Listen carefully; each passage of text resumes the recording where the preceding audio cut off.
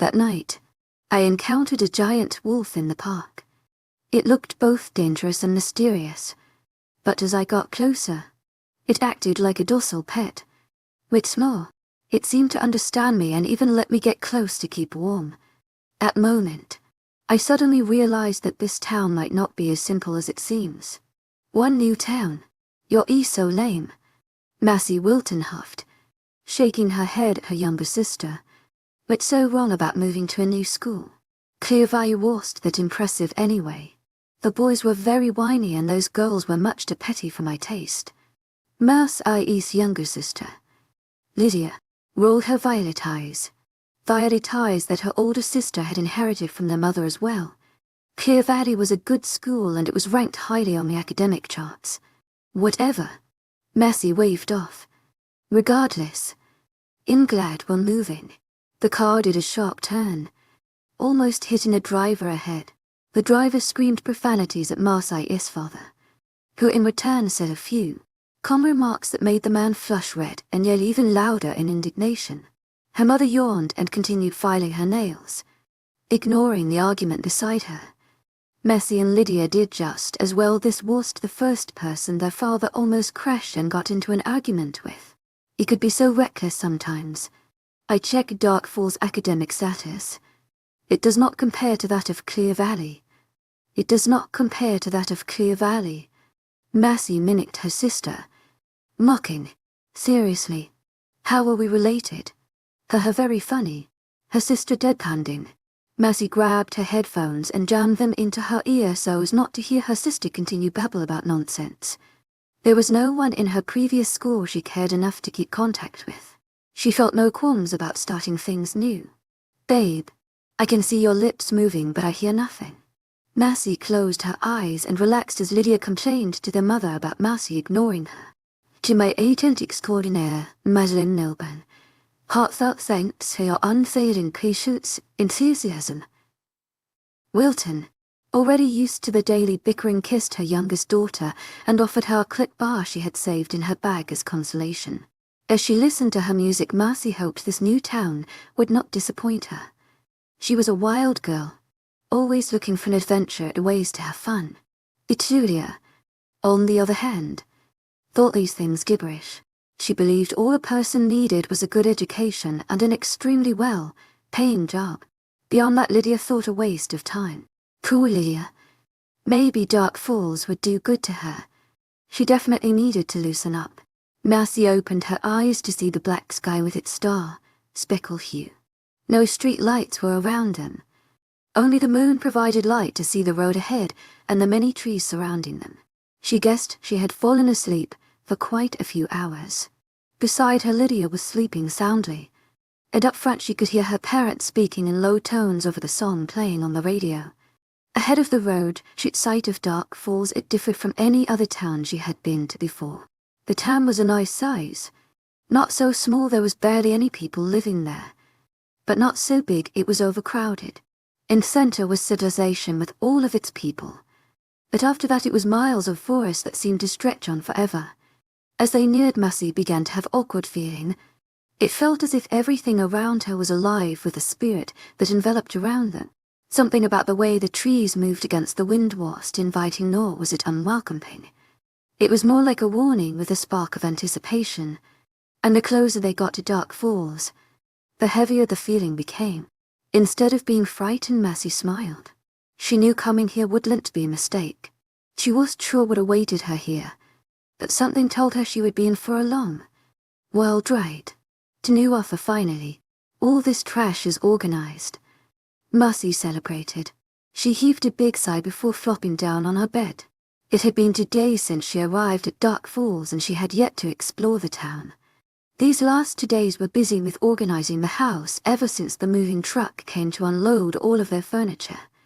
It was pretty tiring, carrying boxes up and down the stairs to her room, and then waiting hours for the cable to be connected.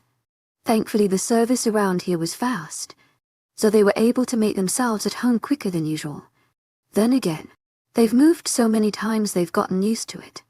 It wasn't as time-consuming anymore, but the drag of doing all of it stayed the same. Massey slid out her purple notebook, her favorite color, and crossed out a jot of move more than 10 times off her bucket list. The list was something she had thought of just a year ago, but already she was determined to do as many things on there as possible. "Hey Immerse, Mom says we're going to the supermarket. Want to come?" Lydia chirped, stepping in to Immerse's room. "Ah, I see you're doing your suicide list again. Over 10 months writing it, and you have yet to think up to ways. If I were you, I would have already come up with over 1.0. Lydia smiled smugly. "Not very hard to believe, seeing as you're a workaholic in the making. And the only reason I haven't come up with more is because, unlike you, I have a life." Massey stuck out her tongue and put a notebook away. "Tell Mom I'll go. Just give me a minute." Massey shrugged on her sweater and was quickly downstairs within seconds. She was glad to be able to leave the house and explore Dark Falls, even if it was for just a bit. The Wilton family hopped on their midnight blue Jeep and drove off into the busy part of Dark Falls. "Dad, are you sure this is where the supermarket is?" asked Lydia. The younger sibling stared out the window, wary of her surroundings. Lydia disliked moving, especially when she got used to the area. Massey could tell her sister yearned for a stationary home. Unlike her, Lydia didn't make friends as quickly, but when she did, she held on to them dearly. Massey was more adaptable, making friends wherever she went. She couldn't remember ever having a best friend, though. Out of all the schools she'd been to, she had only kept contact with one. Yet even that had not lasted long. "𝐻, to tell you the truth, no," was her father's reply. After many minutes of going in circles and turning back, they eventually came to find the supermarket. "Well, you learn from your mistakes. At least now we know where some other stores are." Humorous, whereas his wife muttered an unamused man. The Dark Falls supermarket was big, and Massey found herself split away from her family and instead bothered herself by wondering where the big packs of chocolate were. "To my agent extraordinaire, Madeleine Lilburn, heartfelt thanks for your unfailing patience, enthusiasm. I look for the candy section and find myself in the canned food area." Massey rolled her eyes and turned around, only to smash into a woman that seemed to be in her early 20s. The woman tumbled to the floor, smashing a few cans off the shelf. Immerse's first instincts rushed to grab them, catching two in each palm and another falling pair. The cans sat on top of the ones on her hand. She struggled a bit to make them balance so they wouldn't fall on the woman's head. "Whoa, nice," the woman complimented when she stood. She dusted her knee-length skirt and stared down at Massey. She was one of the tallest girls Massey had seen. This said much, as Massey considered herself above average with her 5'8" height, especially since she was a female, but looking at the figure ahead, Massey felt a tiny bit short. She assumed the woman to be about 6 feet tall. "Thanks.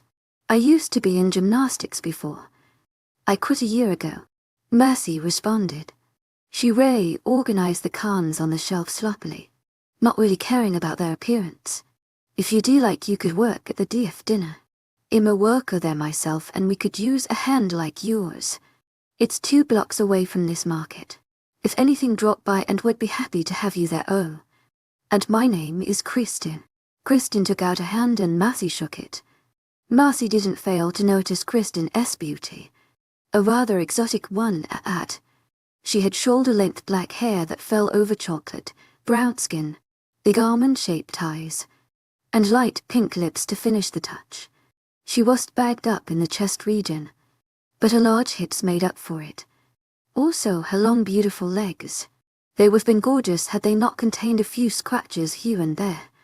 "Name's Massey, and thanks, I'll consider your offer later." Massey continued on her way, not really interested in the girl's proposition. Who needed a job when your parents could earn the money for you? At the edge of the aisle she found Lydia. It almost laughed at her expression.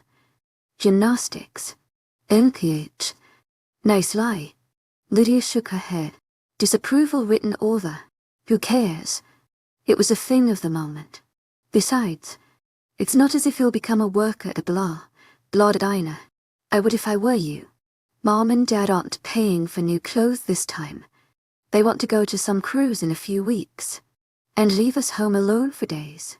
Massey jumped up and down. Yes, how about now? You're under 18, meaning it's illegal to listen, Lydia. Home alone is fun. We stay out for parties and not even have to worry about getting home by 12. Massey snicked. Well, for you it was 10. But no one cares about the law here. And if it eases you, I heard in the news that law thankfully was taken away. Lydia gave Massey a disbelieving look. As Lydia helped her sister find the candy section, which happened to be right next to the canned food area, she smirked. Because in reality there was no law stating that a person under the age of 18 couldn't be home alone. Just shows Massey's brilliance. Oblivious, Massey trudged down the aisle rather fast, searching for her bag of chocolate before her parents announced it was time to leave. She knew her father would force her to leave with his childish ways even if she wasn't ready. Oh, umph. Massey was surprised to find she bumped into yet another person. Only unlike the previous, they did not fall. The objects he held in his arms slipped from his grips, making loud clank noises as they all tumbled to cold tile floor. You're like the 100th person I bumped into today. You should just call this place Falls. To my agent extraordinaire, Madeline Nilben, heartfelt thanks for your unfailing patience, enthusiasm. No dark, because all I see are things falling today. Massey joked. Giggling. The man sighed. And it was then that Massey was able to look up and take into account his intimidating form. Massey wondered he hadn't seen him. This dude was a monster. His golden eyes glared at her in annoyance and his full pink lips formed a tight line as he bent to retrieve the object she had caused to fall. The stranger's bronze skin glowed beneath the store's light. And Massey would totally given him her number had she not known he was angered with her. He was more or less Christina's height.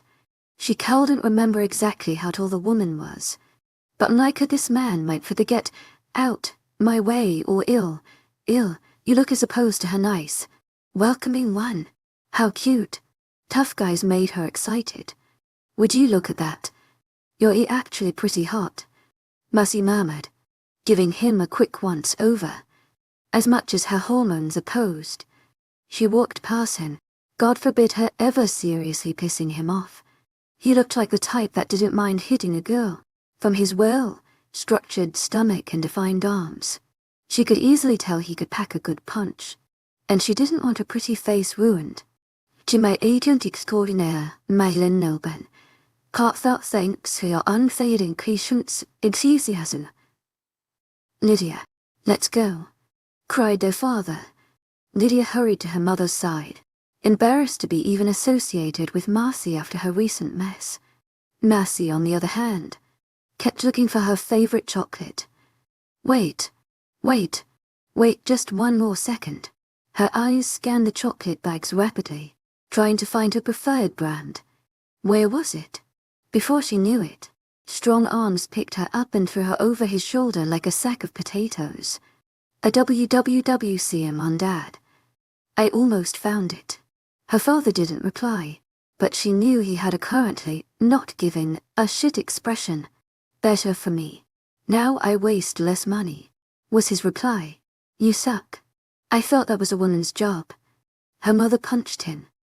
You can be such a kid sometimes, she chided, giving him a pointed look as we finally reached the cashier. Her father laughed sheepishly. I heard it on television at least 5 times last night. It just came out. He justified. After paying the bill, they entered the Jeep and headed home. To my agent extraordinaire, Madeline Nilben, heartfelt thanks for your unfailing patience, enthusiasm.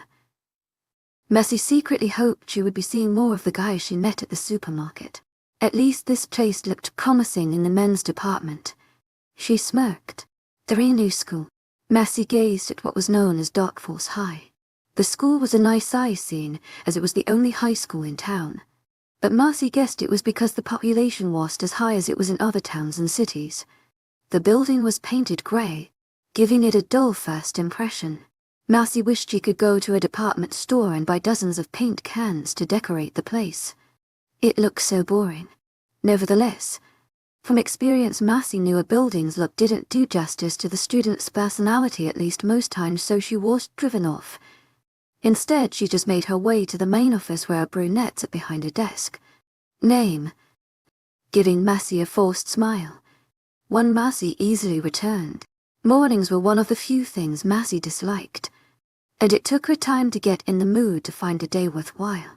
Massey Wilton, here's your schedule. The brunette handed Massey a few papers that had already been on her desk. At that moment the bell rang, letting her know class had already begun. I've also given you the school map to help you find your way around the school. Good luck. With those last few words, the lady's attention went back to her computer, and Massey gladly left the office for class. Oh, the start of a new school. New people. New drama. Just thinking about it got Massey giddy with excitement. There was always that bubble of anticipation when you entered a new school. You wondered if you would have a good status, meet a hot guy, or just be welcomed into all the fun. Massey gazed down at the map before her. Her first period class was math, her favorite subject. Massey looked up just as she bumped into a rather beautiful female. The girl growled, giving Massey the notion that she had angered her. My bad. Massey excused, surprised she had yet again bumped into someone.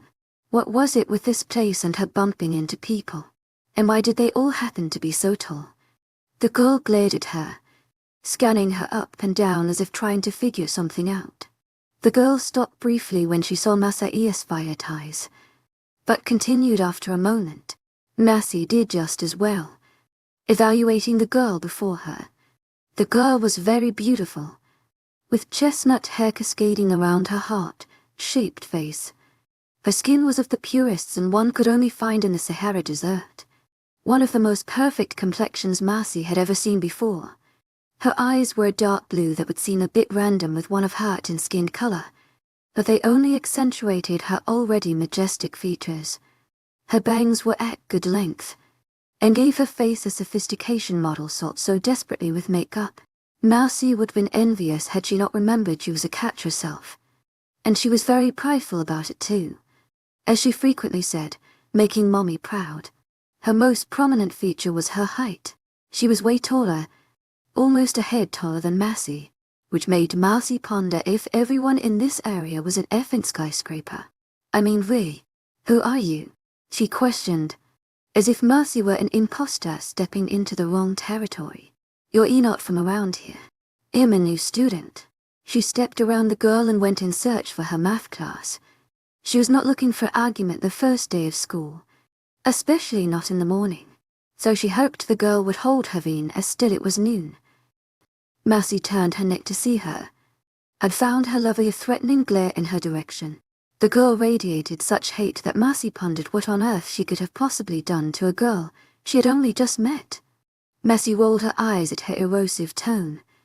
To my 𝐴𝐴𝐳𝐸, heartfelt thanks for your unfailing patience, enthusiasm. Massey went on her own way, and was thankful the stranger did just as well. 𝐿𝐷𝐿𝐷𝐷𝐷. The first thing Massey noticed when she exited math class was a group of 5 boys speaking heatedly at the corner of the hallway. They were rather easy to spot, especially since they were all very tall, and from what she could glimpse above average features. Oh baby, those are the cult boys. All the girls in school want to be with them, whispered Emma, one of the few girls she had met last period. No kidding. How could you not? Massey replied as she checked them out openly. Yum, give me a piece of that. She bit her lip and smiled wickedly at Emma. What are their names? You see those two with the green shirts? That's Jaden and Jordan Smith. They're both twins. You'll be able to tell them apart after a while, but for now just know that Jordan wears an earring. The twins had shaggy brown hair over coffee brown eyes. One of the most adorable creatures she had ever seen. Her body yearned to jump on top of them and get a piggy-back ride, if that were even possible. Another difference Massey was able to notice is how laid back Jaden was, the one without the earring. His back was laying on a locker to give him support, while the others stood straight and tall. Next is James Fulton, 𝐿𝐷𝐿𝐸 wearing stripes. Massey easily recognized him. His hair was styled to a short mohawk. 𝐿𝐷𝐿𝐸 a genius, but a push overcompared the others. Might be why 𝐿𝐲𝐲 is the only one in the group who's dating. His girlfriend Kristin doesn't go here though. I heard she dropped out. Kristin. Why does the name sound familiar? Massey pushed away the thought and urged Emma to continue. The one with black shoes is Noah Sparks. A sweetheart. But don't be fooled. He's a huge ladies' man, which of course leads him to be the most sociable of the group. Noah's most obvious feature was how buff he was. He had to have worked out daily for those pecs. He was the shortest of the group, which even then was more than her height. And last but not least is Sebastian Pierce, the most wanted boy of our school. It's sad Keisha put a stamp on his forehead saying taken, even though he technically isn't. Countless girls like him and would probably make a move if he didn't have such a bad attitude. Massey squinted at the figure a bit before recognition dawned on her. It was him, the boy of the supermarket who had been angered with her for dropping his food supplies. I know him, Massey confided. She paused kind of. I saw him at the supermarket the other day. See him on. Let's go, she murmured, pulling on her arm. We wouldn't want Lutnut to see us staring and think we're FNS or something. Mercy laughed, shaking her head thoughtlessly. Why not? I wouldn't care. As if hearing her words. Sebastian S. had snapped at her direction, and the moment he did, so did that of the rest of the boys. Massey gave Emma a sideways glance. Besides, I think they know we were staring at them already. The new friend see 'em on. Let's go, Emma murmured, pulling on her arm. We wouldn't want them to see us staring and think we're FNS or something. Massey laughed, shaking her head thoughtlessly. Why not? I could care less. As if hearing her words, Sebastian's head snapped at her direction, and the moment he did, so did that of the rest of the boys. Massey gave Emma a sideways glance. Besides, I think they know we're staring at them already. Crap. What do we do now? She panicked, her voice rising to a higher octave. Massey shook her head at her reactive behavior. Just wave and look pretty, Massey answered, giving them a nice smile, a cute wave. Emma earnestly followed after her. However, her smile was lined with worry. And that's when Massey felt it. The aura that surrounded these people. Sure, they were good-looking. And obviously people had a liking to them. But there was that strange feeling when you were close to them. Noah the buff one waved back, whereas the others just stared at them with a calculating gaze. Massey instantly noticed they weren't paying attention to Emma, but at her. Was her hair messed up? Was her zipper open? She was just about to ask them when Emma Hushey pulled her away and took her to who knows that all Massey knew was that the hole was not familiar. Oh gosh. How embarrassing. They probably think we're obsessed. Emma groaned, biting her lip so hard Massey winced, expecting blood to squirt from them at any given moment. Relax, honey. We didn't murder anyone. What are you so worried about? You look like you're about to have a heart attack. Massey combed her fingers through her hair to fix any unstable strands, that is, if there were any. Nothing. Nothing. It's just. That was the most communication I've ever had with that group in my entire life. Her brown eyes were wide as she toyed with the paper in her hand endlessly. To my 𝐊𝐢𝐳𝐷𝐞𝐝 𝐊𝐢𝐳𝐷𝐞𝐿. Heartfelt thanks for your unfailing patience, enthusiasm. Massey eyed her cynically. Yeah, she admitted. I mean, they're not mean or anything. Something about them, though. Emma shivered. I get what you mean. Something about them's a bit odd, but I like it. Massey's eyes shined with wonder. It's exactly what I came here for. The first thing I'm gonna do is figure them out. See what they're hiding. Emma giggled, giving Massey an amused smile. Your mind is a little too active. Sure, there's something odd about them, but that doesn't mean they're hiding something from the world. It just comes with their package.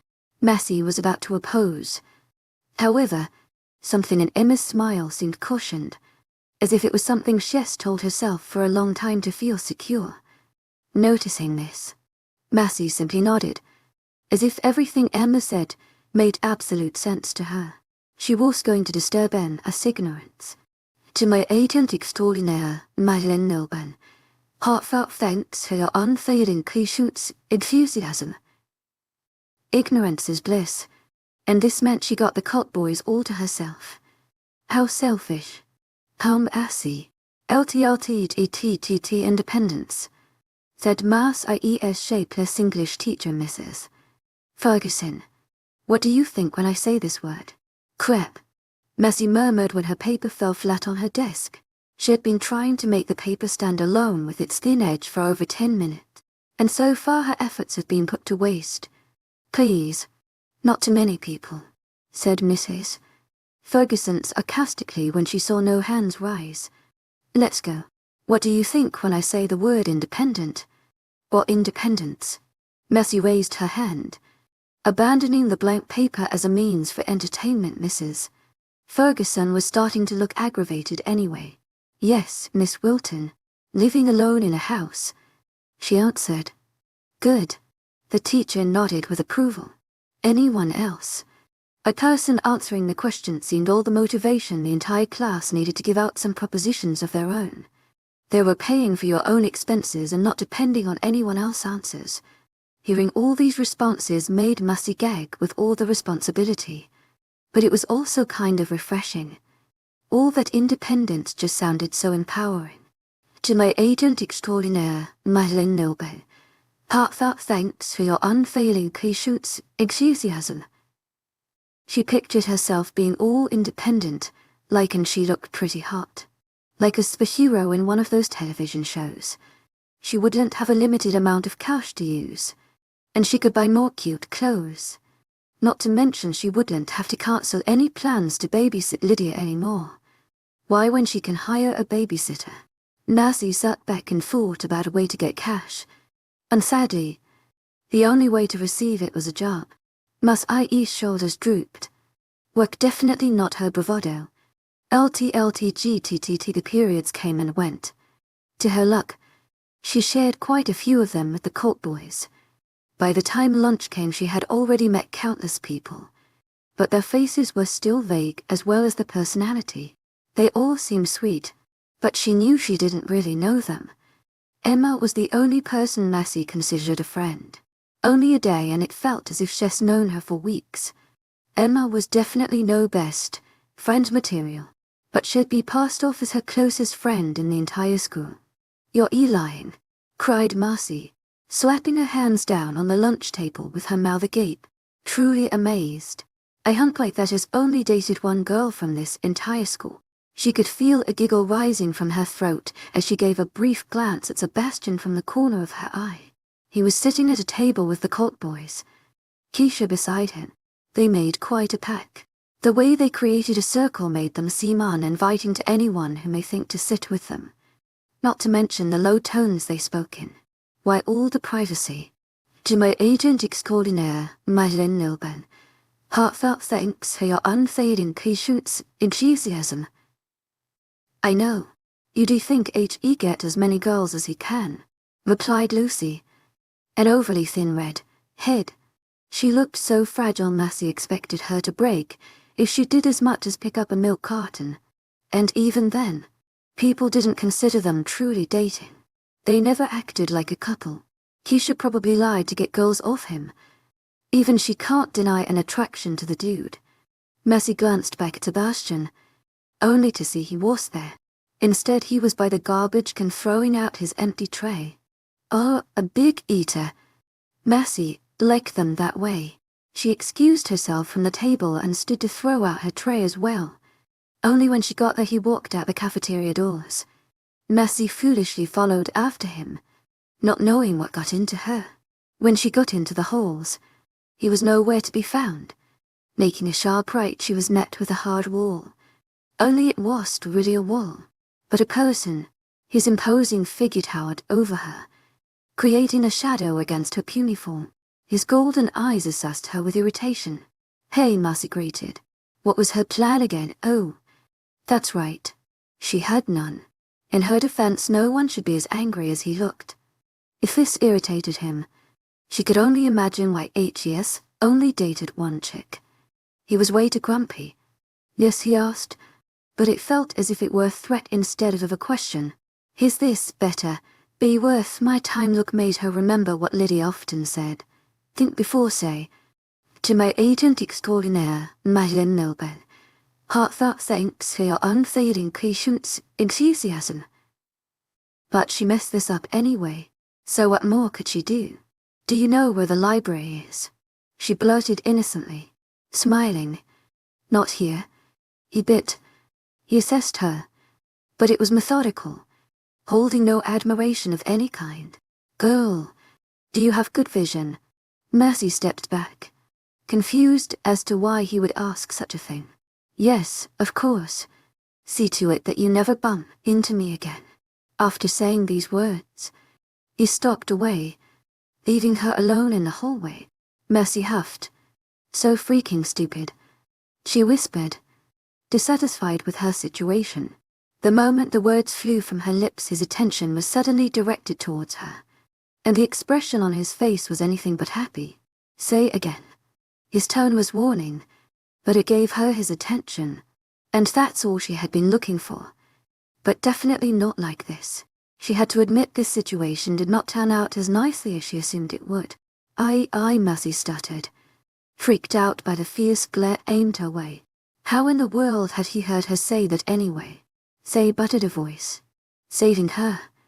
We're ready. We can go now. Sebastian disregarded her in exchange for acknowledging his friend.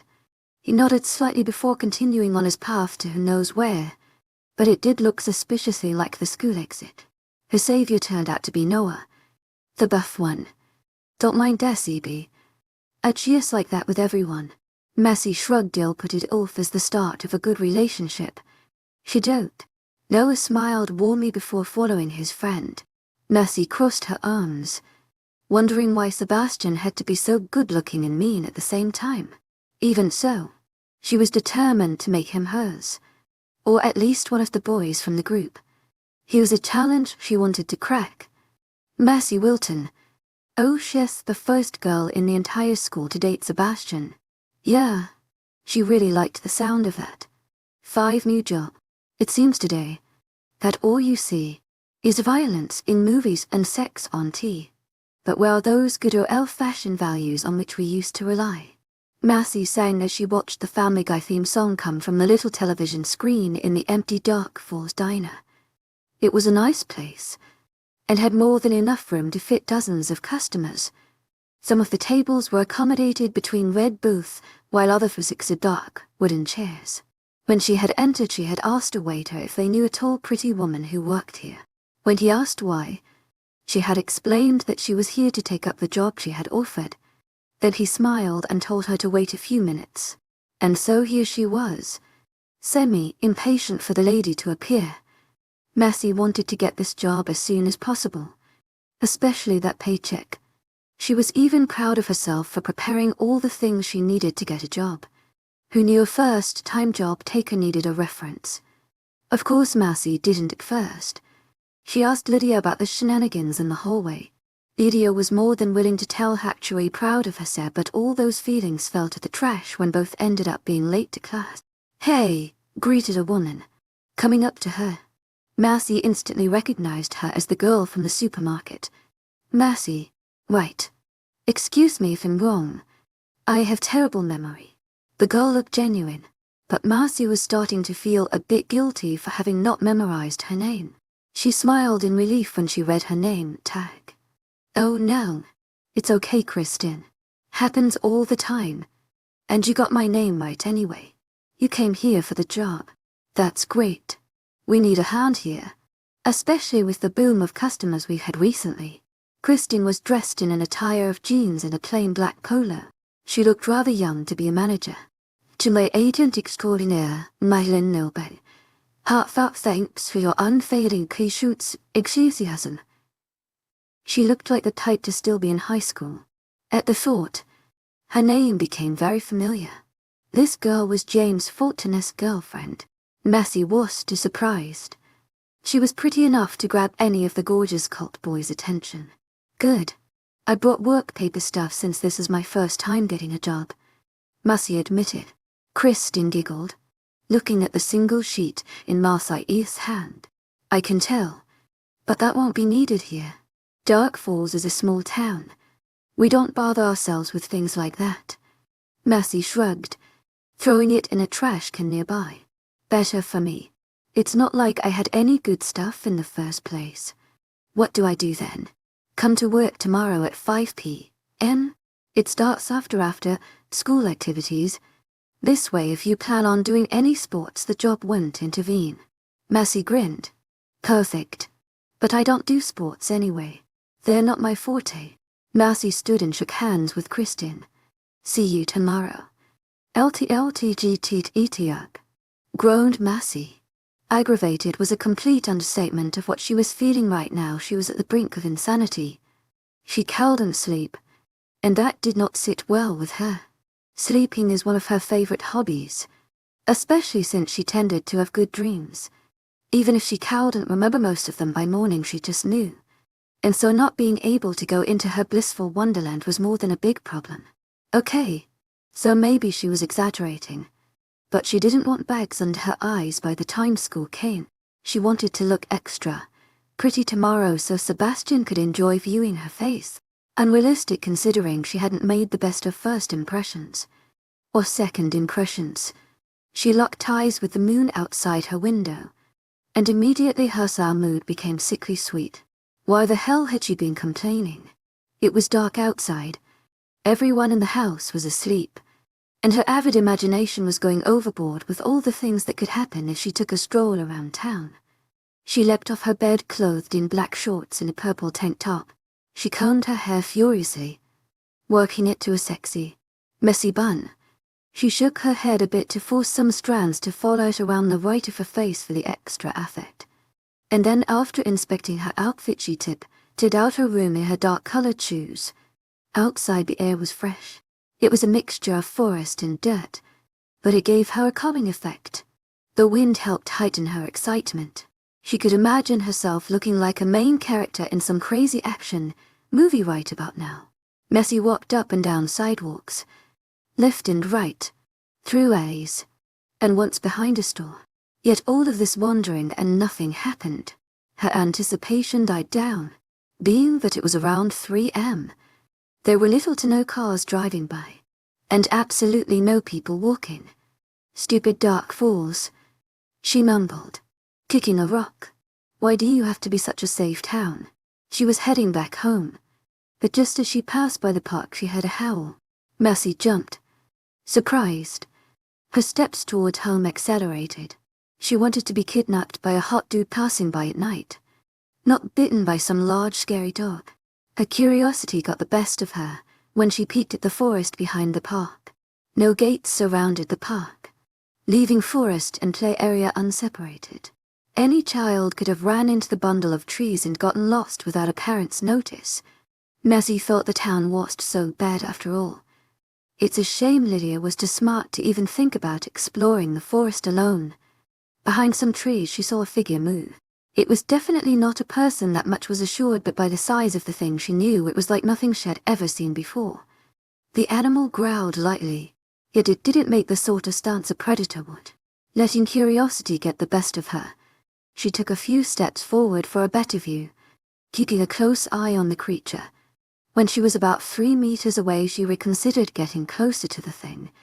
It was much larger than she anticipated. He stood on 4 strong legs with sharp edges at the end of each nail. Its body was thickly coated with cinnamon layers of hair whose length only shortened when it reached its face. Its teeth, to say the least, were the type of teeth a monster would wish to have. They were large, pointy, and not to mention quite intimidating. This was by all odds a wolf. If it weren't for the easy look it gave her, she would have thought he was about to eat her. "Who let the dogs out?" 𝐿𝐸 murmured, biting her lip at her corrupted sense of humor. The dog barked in response and she squeaked, falling to the floor. She tried to calm the speed of her heartbeat. Honestly, what was she thinking? This thing could kill her at any second. The wolf made a weird noise that she would have distinguished as laughter, until she remembered it was an animal, not a human. No running away, 𝐿𝐸. No one likes a pansy. Suddenly, there was an intense wind that knocked out her scrunchie. "You know, Mercy started, letting her bold side getting the best of her. If you could blow that hard-eyed 𝐿𝐷 take my house down. She hurried to tie her hair again, seeing as her locks prevented her from viewing the wolf. But by the time she was done and the wind had slowed, the wolf was a mere foot away. Her eyes widened like saucers as she fought the urge to scream. Taking note of her fear, the wolf rolled over the park floor. It looked so almost unnatural due to its hugeness. Normally puppies and average dogs would do that sort of thing. Seeing this, Mercy fell at ease. Clearly what the animal wanted all along. She caressed its fur to show she was comfortable now. The wolf stared. "Your boy." The animal barked in response. She took it as a yes. The wolf came even closer. So close she could feel the warmth radiating off him in waves. Feeling the heat made her realize how cold she was. "No, you feel warm. Get closer." The wolf might as well have been lost. He seemed to understand what Mercy was saying, but not how to do it. Oblivious, Mercy simply got closer to him and laid her face at the side of his body. She breathed in his scent. "You smell like the forest. You in there all the time." The wolf didn't answer like it did before. He simply stood still, letting her be. Mercy didn't think about how awkward and strange the situation was. Instead, she was thinking how smart this animal was, and that even her cat sadly ran away, as Lydia had explained a Monday morning 2 years ago, was no as this big bear standing beside her. Dark Falls isn't so bad after all. Satisfied enough with her temperature, she stood on her real height, towering over the wolf. Mercy teased. The wolf didn't seem wounded by her comment, but she wouldn't have either. He reached higher than her waist, which said much considering her height. By synonym, she waved, throwing in a random name she got from his fur color. Again, the wolf didn't answer. It went back to his previous spot in the woods and watched her leave. 6 avoidance. How do you solve this math equation? No one raised their hands. Mercy personally believed Mr. Seaman was one of the strangest teachers in the entire Dark Falls arena. What type of teacher asks you how to answer a problem when it's a new subject? This baffled her, and she wondered if he did this purposely or was just stupid. "Mercy, what is the answer?" he asked once he saw that no one was going to raise their hands. The only person with his hand up was Jordan, the feistier twin, and Mr. Seaman had enough experience to know Jordan wouldn't supply him with the answer he was looking for. "I didn't raise my hand," she complained. "I don't care." Easily giving up, she said the first answer that popped into her head. "To my agent 𝐿𝐷𝐼𝐻, Madeline Nilban. Heartfelt thanks for your unfailing patience, enthusiasm."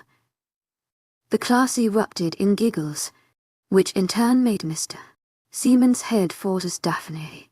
New girl got jokes, praised Jordan, who sat beside her.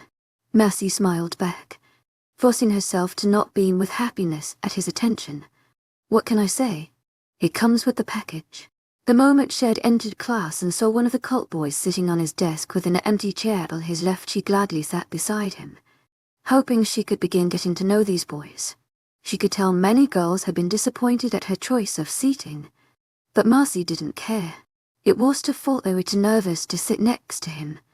"That's a package you'd like to see." He winked at her, giving her a devilish grin. "I don't think you could handle it," she teased. To her dismay, the bell rang immediately after, interrupting the flow of their conversation. Even so, Jordan continued with their obvious flirting. "Try me," he challenged. From the corner of her eye, Mercy could see girls stalling as a way to find an excuse to walk beside Jordan.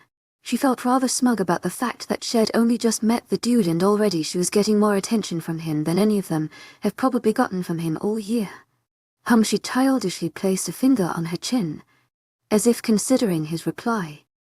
His brown eyes bright. "Jordan," called a voice from the door. The classroom was near empty now except for the 2 exceptionally desperate girls. One was tying her shoe for the 5th time while the other fixed her hair. Mercy immediately noted it was Jordan's twin brother. 2 identical good-looking boys in one room. Mercy sighed happily. She never thought she'd live the day. Strangely, Getting Jordan's attention was all Jade, and needed to walk off and have his brother quickly follow after him. Talk about twin telepathy. She guessed it did exist after all. But Marcy didn't pay attention to their random departure. Instead, she gazed pityingly at the dejected girls. Even if their plan to wait for Jordan had worked. What then? Just stalk him to his next classroom. It was the ideal way to catch his guy's attention, or his affections to say the least. In the hallway, Marcy was greeted with endless, humongous smile. It was so large it put the Cheshire Cat to shame. Guess what? 𝐊𝐢𝐳𝐳 𝐂𝐤𝐳 Heartfelt thanks for your unfailing patience, enthusiasm. Mercy asked, wondering what was going through that crazy head of hers. I was going to my locker when I saw Noah, you know. But for one of them all, then he looked back and gave me a head nod. She gushed, and if it were even possible, her smile became wider. Wow, this girl should honestly consider applying the Guinness Book of World Records for biggest smile. Mercy hadn't seen one of those since. Well, 𝐊𝐳𝐳 Heartfelt thanks for your unfailing patience, enthusiasm. Now you're lying, Mercy exclaimed, slapping Anna's shoulder. Cross my heart and hope to die, her friend responded joyfully, jumping up and down the hallway. Mercy decided to disregard the stares they were getting. She thought seeing Emma's excitement was rather funny. Besides, she enjoyed seeing her friend happy. Out of the corner of her eye, Mercy spotted them not too far away, heading in their direction. Of course they were immersed among themselves, but it would only be a matter of time before her friend's loud squeaks of happiness would catch their attention. I guess Noah is your favorite one now, said Mercy, smiling knowingly at her friend. Maybe, but I really like, oh look, they're here. Don't you want to wait and see if they'll give you a nod to? Emma's sincerity kept Mercy from laughing, so instead she answered the question genuinely. The period coming up, I have class with Sebastian. I think a class with him makes up for any type of head nod. When she walked inside the social studies classroom, Mercy realized the error she had made. She should have waited until Sebastian entered the room first before she did. That way she'd know where he sat to sit next to him. She knew it was a death call sitting beside that monster. Yet she cowed and suppressed the ambition of being near that group. Especially him, for whatever reason. Mercy bid her luck and sat on the middle desk. Around her, girls were furiously brushing their hair and adding their last touches of makeup. Darn, whatever happened to notion that these girls were afraid of him? Mercy sighed. Looks like she had more competition than she thought. Sebastian's entrance to the classroom got all the girls quickly to a seat where they would feign disinterest yet try to look cute at the same time. You could pretty much say all the girls in the classroom pretended to not notice Sebastian, but from their twitching bodies she could just tell they were anxious. All except the two girls who sat behind her next to each other. She had forgotten their names, but she definitely remembered her yesterday. They talked non-stop about the bronze-skinned Apollo. Oh my God, started the one directly behind her. He sat on his desk. I know. And look, hes drumming his fingers on the wood, replied the second one. Mercy peeked back to see them, blankly staring at his finger movements. Oh my God, he bit his lip. She added, thrilled. Mercy pouted. Sebastian ended up seating for desks away from her. She didn't dwell over it though. With chicks like these she would never have to look up and wonder the heck Sebastian was doing. They covered his every move. Oh my God, he took out his pencil. Lun, I always knew he was one to put his pencils in his front pockets. Never in the back ones. Oh my God, he put his hands under his chin. Oh my God, Mercy cried sickly.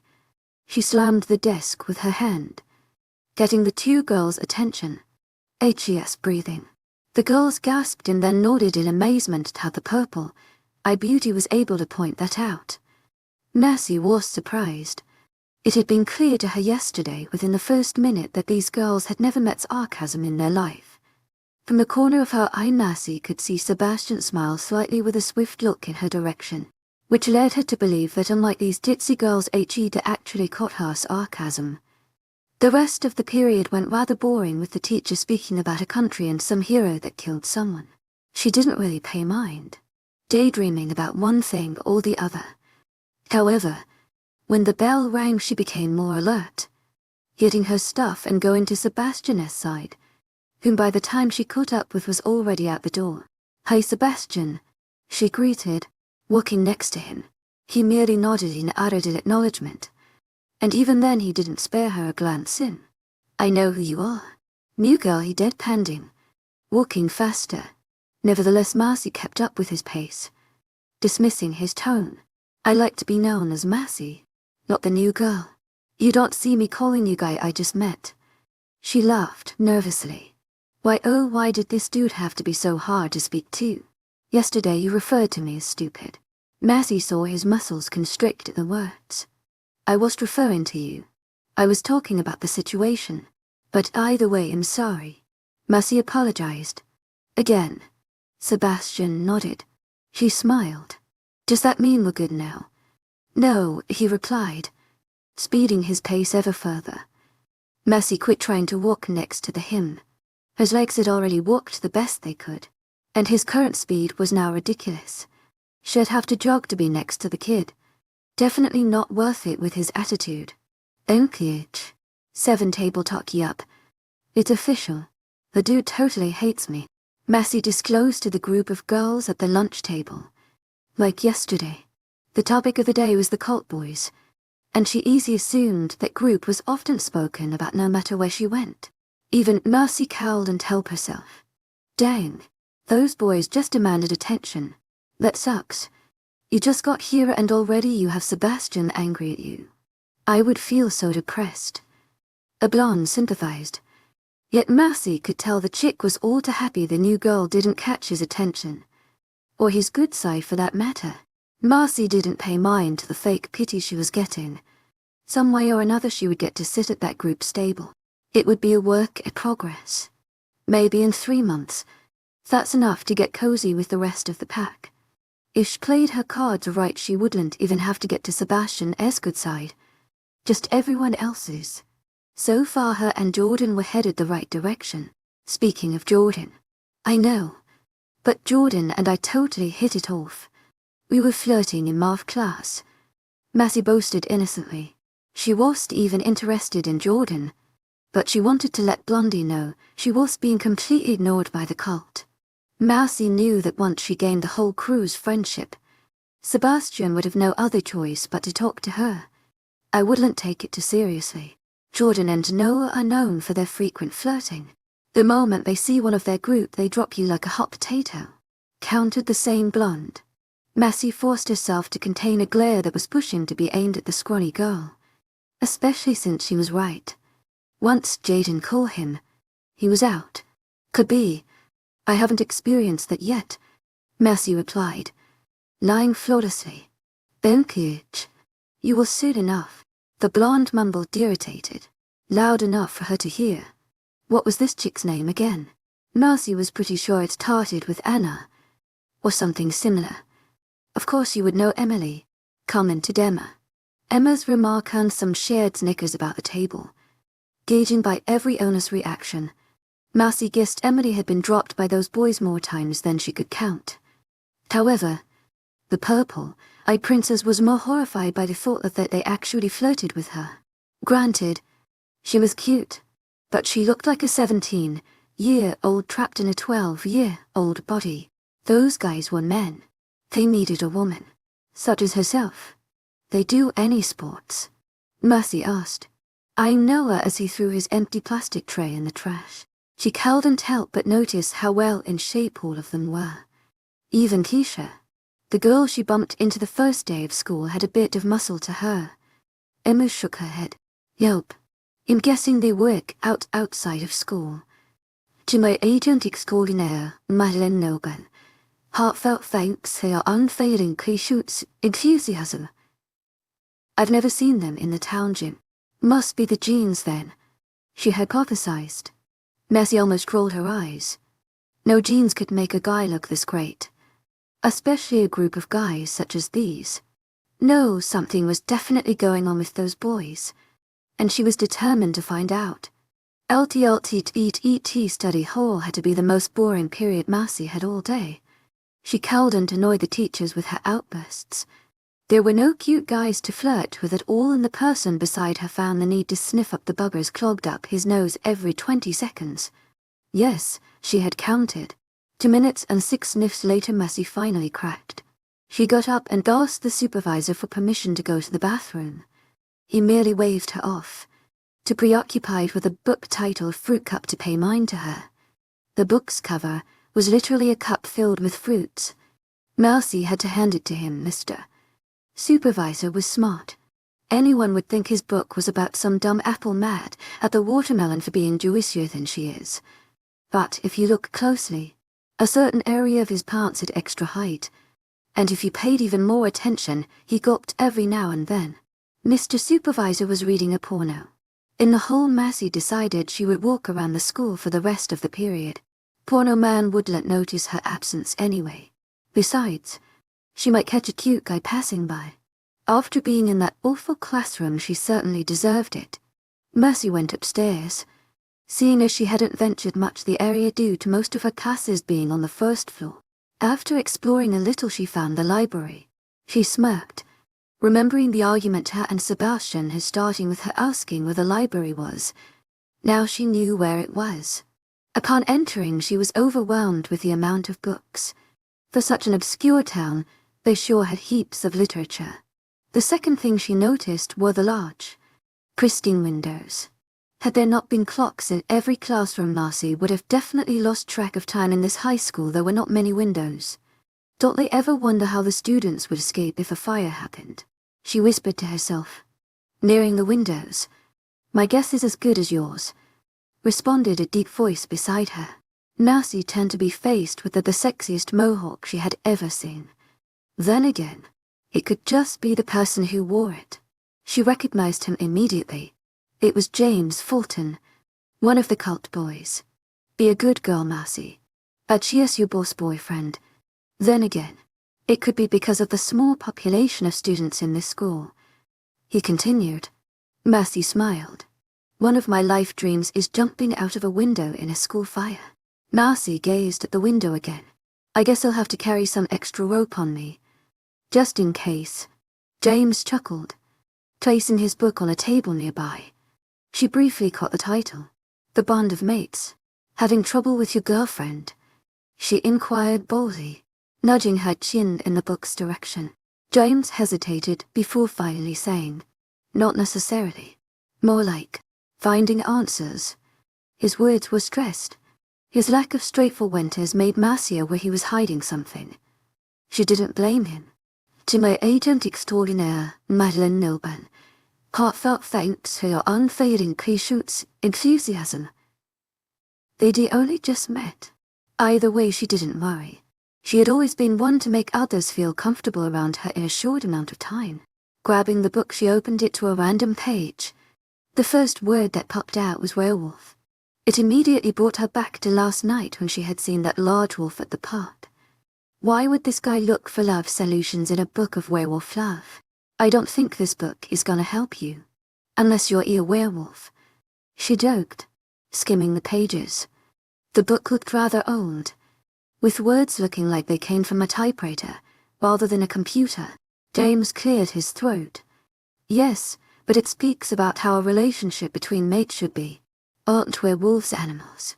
For them it's just sex and making babies, right? Yes, no.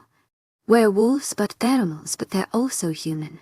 Their spouse ends to be their mate, basically someone they're really compatible to. The feelings they have with the mate are said to be highly unique and exclusive.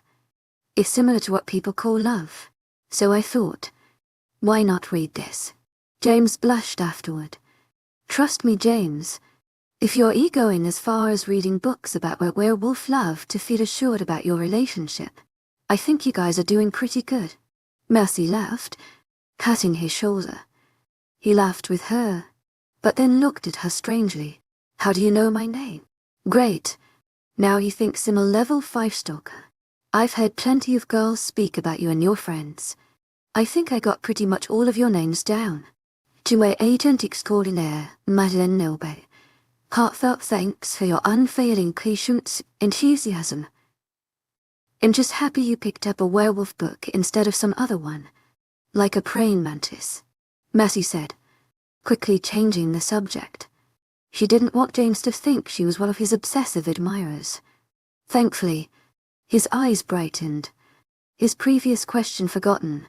Oh, you know how the female eats her partner after mating? Sometimes during. Thank you, Lydia.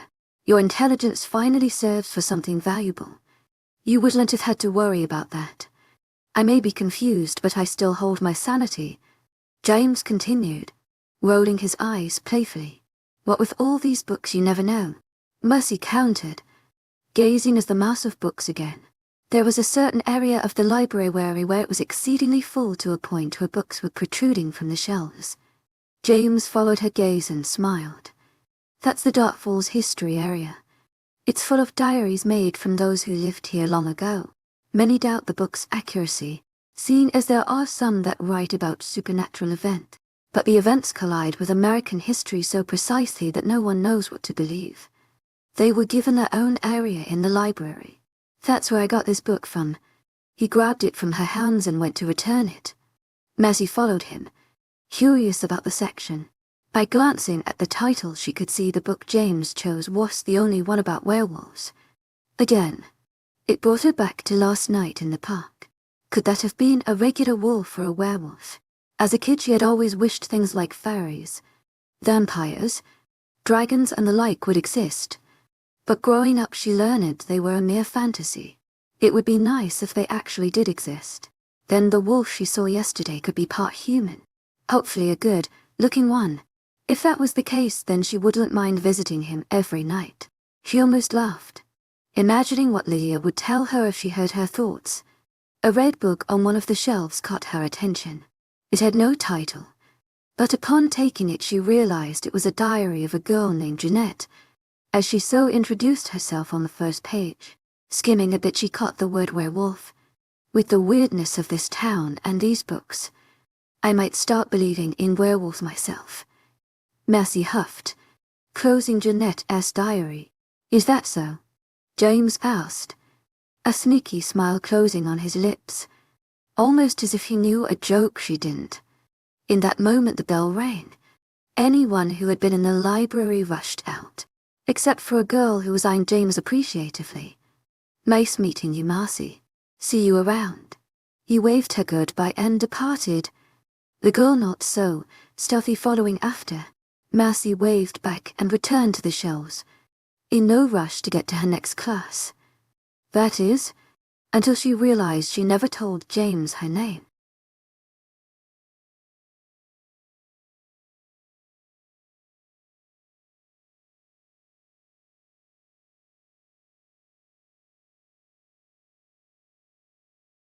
I was exhausted from working at the diner, while those girls were green with envy over my job. But inappropriate staring, what do you think? Questioned Kristen, referring to the female staff uniform. It reminded Marcy of the type of outfit Cinderella wore when she cleaned her step-mother's house. Only it was all burgundy, clean, and smelled like laundry detergent. Not to mention modest. The top part covered all of her chest and made her boobs look almost non-existent. The dress went past her knees and it was not tight in the least. So much for showing off her curves to any cute guy that came in. In's my opinion. Marcy tried to think of the right words to say. Kristen winced. I know they're rather plain. You can blame the men who took part in the making of this place. Marcy checked herself out in the mirror again. Why wouldn't she have bigger hips like Kristen? You could tell she had curves in her uniform. At least she was glad she wore flats to school today. It went perfect with the dress. Then again, she mostly wore flats because in her last school good-looking guys tended to be shorter than her. She truly hit the jackpot when she found the cult boys to be much taller than the average person. Are you sure you don't want to train me in some stuff? I've never been a waitress before. I think you'll do pretty good, Kristen reassured, exiting the staff room. Mercy followed after, but when she saw the immense amount of customers that met her outside, she was almost blown away. Most of them of which were girls, and because of the amount of girls, guys started to enter as well. Phew, talk about good business, Mercy mumbled. She wondered how good the food must be if this many customers came here on a school day. They'll start taking orders on the right side, and you can take orders on the left. Kristen ordered, giving her a notepad and pen. Write them down here along with the table number so as not to get confused. Then take them to the cook. She pointed to an area opposite the front door of the diner where chefs cooked. Good luck. Kristen pat her shoulder and went on her way, taking things in stride. Massey went to the nearest table and began her job. Hi, I'm Massey. May I take your order? The girls knew exactly what they wanted, meaning she didn't have to do much waiting. She gave it to the chef and restarted the process. It was a bit harder when she had to return the orders to the customers, but this was when Kristen's advice came into place. The chef's cooked food came with the order note next to it, so she knew which table to give it to. As Mercy continued to take orders, she pondered why exactly there were so many girls. One thing she knew for sure was, when there were a bunch of girls, there was a hot guy, and she was dying to know who it was. Her prayers were answered when Jaden stepped into the diner. What surprised her the most, however, was when he entered the staff room. He worked here, and the day keeps getting better. With new-found enthusiasm, she returned orders to the customers, giving a genuine smile this time. Turns out Jaden was a chef. Could the boy get any cuter?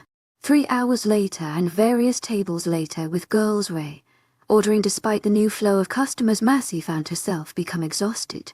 From the corner of her eye she could see Kristen work with the same energy she had when she first started.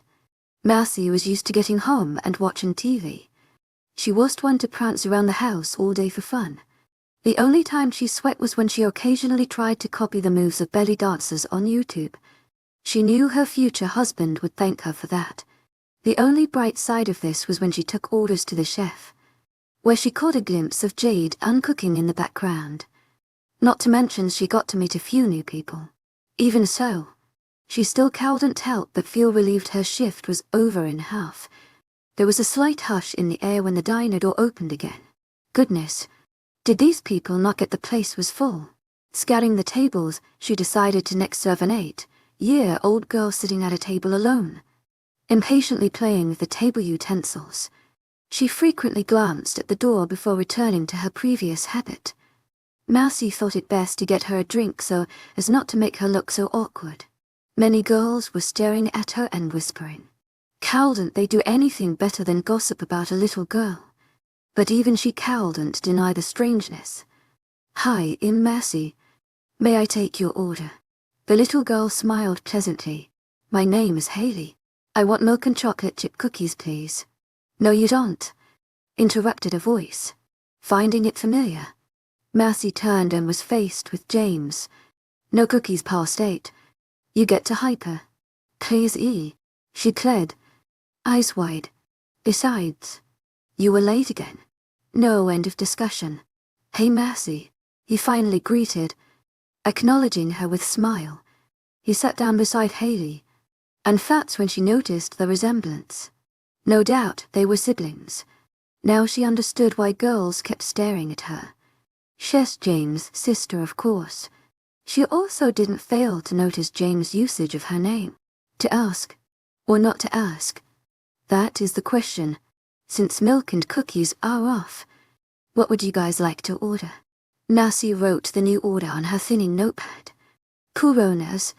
They probably had to buy a new set every weekend. Coming right up. Before giving it to the chefs, Massey wrote down another table's order so as not to walk so often.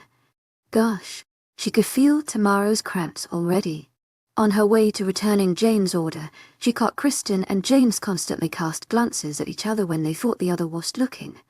Sometimes they looked at the same time, and she had to stop herself from laughing because their embarrassed expressions were too funny. Could they be more obvious? James definitely had nothing to worry about earlier. Order has arrived. She placed down their order, and before leaving winked at Haley, who once she looked at the little message written on her napkin beamed at happiness. Despite James' reluctance to give his young sister cookies, Massey decided she would hide some cookies underneath a couple of napkins on Haley's plate. She had written cookies to warn her. To my agent extraordinaire, Madeline Nilban, Confronting her unfailing 𝐊𝐤𝐧𝐠 enthusiasm. It was probably useless, seeing as her brother was more preoccupied in staring at his girlfriend and paying attention to her. Marcy could tell Haley knew this as well, for she was openly eating a cookie and Jane's eyes didn't fail to follow Kristen. Marcy dragged her feet to the next table. Would this ever end? Hi, Marcy. May I take your order? There were so many girls here she failed to realize she actually knew the people in the table already. It was the girls from her lunch table, which to her dislike had Emily included as well. Oh, hey guys. You work here? Emily asked, distaste jumping at every syllable. I couldn't say no when Kristen asked me. It's fun here. Got to meet some new people. But let me tell you it's exhausting. Marcy groaned, wiping sweat off her forehead with the back of her hand. Well, Kristen asked you. Emma asked. A lot of people apply to work here but it's very hard to get in. You're so lucky, expressed Lucy. The table was in awe, but the envy that lied underneath was evident. Whatever, just get us a number 5 and some ginger ale, ordered Emily, feigning disinterest. You get an F acting sweetheart. Marcy took more orders and continued her routine. Thankfully, one of the staff members flipped the open sign to closed and began to usher customers who finished eating out. Kristen happened to finish her side quickly and was on Marcy's to help her finish up. Of course the purple-eyed girl knew better, and that truly Kristen wanted to be closer to her man. Marcy had to work a bit past her shift waiting for customers to leave. But once they were finally gone aside from James, Haley and the other workers, she rushed to the nearest booth, closed her eyes, and laid down to rest. You might want to stand up. I don't think you would like food falling on your face. Marcy peeked to find Jaden's figure above her, a washcloth at hand. Apparently he was wiping the tables clean. His voice was lifeless, but it was sad, completely different from Jordan's vibrant tone. Sure. His eyes followed her as she stood from the booth, and to Marcy's confusion lowered. No, not to her chest, but to a woman's most private area. Weirdest thing was, it wasn't with any sexual intent. She rubbed her arms, feeling slightly uncomfortable. The bells rang at the opening of the door, swaying her attention. In walked Sebastian's intimidating figure. He greeted Kristen and James with a nod, but when his eyes fell on her he raised an eyebrow, as if to say, what the hell are you doing here? Hey Sebastian. Not gonna say hi? Marcy greeted jokingly. Sebastian remained emotionless, and instead of answering her continued into a room she wasn't familiarized with. Okay, you can do that too, she called after him, waving him off. She was too exhausted to even attempt making conversation with that ice of a man. When her attention returned to Jaden, she was surprised to find him still staring. What was wrong with the kid? Didn't he know it was rude to stare at a woman's private? With her finger, Marcy lifted his chin. Would you like to tell me what's so amazing about my what? His still face broke into a smile. If I told you, you wouldn't believe me. At this Marcy smirked. Try me. Jaden chuckled, his smile widening. Blessed. He has a nice smile. I would, but the others would kill me. Marcy scrunched her eyebrows, not understanding. Before she could ask for an explanation, Kristen called her. Hey Mouse, you can go change now. Feeling too tired, she put her conversation with Jaden at the back of her head. All she wanted was a warm shower and sleep. 9 eaves dropping. Marcy sighed with content when she landed on her bed, freshly showered and in her favorite sleeping attire consisting of booty shorts and a white tank. The gentle breeze that entered through her window was comforting, and did all the more in helping her sleep. She was so happy with the day's events. So far she had succeeded in making friends with the cult boys, and getting a job at the diner, which she earlier found out was very hard to get into. Thinking of it, she wondered why Kristen had asked her to apply for the job while many others had offered to work there. Not just that, but Kristen and her were the only waitresses there. How in the world had she managed all those customers by herself? And why didn't she offer more help? To my agent extraordinaire, Madeline Milburn, heartfelt thanks for your unfailing patience, enthusiasm. She would never outright ask her that. She felt rather privileged to be the only girl in school who managed to snag the job, and she'd like to keep it that way. To my agent extraordinaire, Madeline Milburn, heartfelt thanks for your unfailing patience, enthusiasm.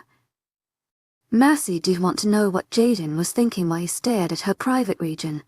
If I told you, you wouldn't believe me. The others would kill me.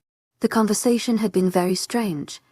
She briefly wondered if she should ask him about it tomorrow, but instantly dismissed it, as curious as she was to find out. Her and Jaden simply weren't close enough to get a confession out of him. He, along with the other boys, had to get comfortable around her first. Gazing at the moon, her thoughts went to last night, and the humongous wolf shed scene, Cinnamon, as she had so fondly named him. Would he be out there tonight? She wanted to go visit him, and if she was completely truthful with herself, she even admitted to ponder about James' words in the library. Could those mythical creatures really exist? One way to find out. She attempted to sit up on her bed, but found herself plopped down afterward. Today had really taken a toll on her. She hoped she'd get used to the excessive work soon and be as fluent as Kristen in her job. Slowly, she felt herself drifting into sleep. With open arms she welcomed it. 𝐿𝐷𝐿𝐷𝐸𝐷𝐸. To my agent extraordinaire, Madeline Milburn, heartfelt thanks for your unfailing patience, enthusiasm. Massey shot up from her bed, her heart thumping rapidly against her chest from the sudden awake. Her eyes slowly began to focus on the figure standing at the edge of her bed. Lydia. She was smiling pleasantly, but Massey knew better from the devilish gleam in her violet eyes. Breakfast is ready, and school starts in 30 minutes. She finished, giving a satisfied smirk. Had it not been for the soreness yesterday's work brought upon her, she would have jumped on her sister the moment she had even seen her. Clearly she had woken her up now on purpose, making it impossible to get to school on time. Why didn't you wake me earlier? Brett, Massey hissed, lifting the covers from her phone. She fought herself from crawling back to the warmer goodness. Dark Falls was definitely chillier than what she was used to. I kind of just... Lydia replied, shrugging innocently as she exited out of her room. Forgot my ass. Massey grumbled, finally getting off her mattress. She winced at the pain her weight brought to her thighs, but school was much too enjoyable to worry about things like this. She quickly stretched before grabbing her towel and putting on her slippers. The cold tile floor did nothing but encourage her to jump back into the comforts of her warm bed. After trudging to the bathroom, she almost felt like dying on the spot when she heard the shower running. She knocked loudly on the door. Yes, rang the muffled voice of her mother. Rather than dying, she'd prefer shooting herself on the head. Her father was quick when showering. Her mother, on the other hand. Hurry up, Mom. I'm late to school. Massey cried, and after the words left her lips she wondered why her mother hadn't bothered to wake her up either. It'll take just a minute. In rinsing, Massey slammed her head against the door in frustration, and after waiting a few seconds she knocked again. Oh my goodness. Ma'am, this is so frustrating. I've been waiting over 27 hours. She groaned. She was tired. To my agent extraordinaire, Madeline Milburn, heartfelt thanks for your unfailing patience, enthusiasm. And woke up late for school. Yet her mother decided this was the best time to last Tion's showering. The silence that ensued after made Massey sigh in relief. You're such a drama queen. Her mother laughed, opening the bathroom door. I lasted nearly 5 seconds. Planting a kiss on her forehead, Massey smiled. She loved it when her mother kissed her there. It felt so loving. Finally, she rushed into the bathroom and quickly began to take the clothes off her figure, only then realizing she should have taken them off in her room. Now she had to carry all the stuff back. Could this morning get any better? 𝐿𝐷𝐿𝐷𝐸𝐷𝐸 mozzarella sticks or chicken nuggets. Massey cursed. Why hadn't the school cafe serve a little of both? She grudgingly picked the mozzarella before slowly sliding her tray to the lunch lady and paying up her food. Her legs stung with every step she took, reminding her of yesterday's hard workout. Goodness, she really hadn't been in shape. Last time she exercised was too long ago to remember, and last year when she took the mile run she got a solid 20 minutes. Needless to say, she was the last one. "Wow, you look beat," expressed Emma, giving her a once-over. "I'm not one for exercise. Yesterday took a toll on me," Marcy admitted, taking a seat next to her friend. "Was the diner too much for you?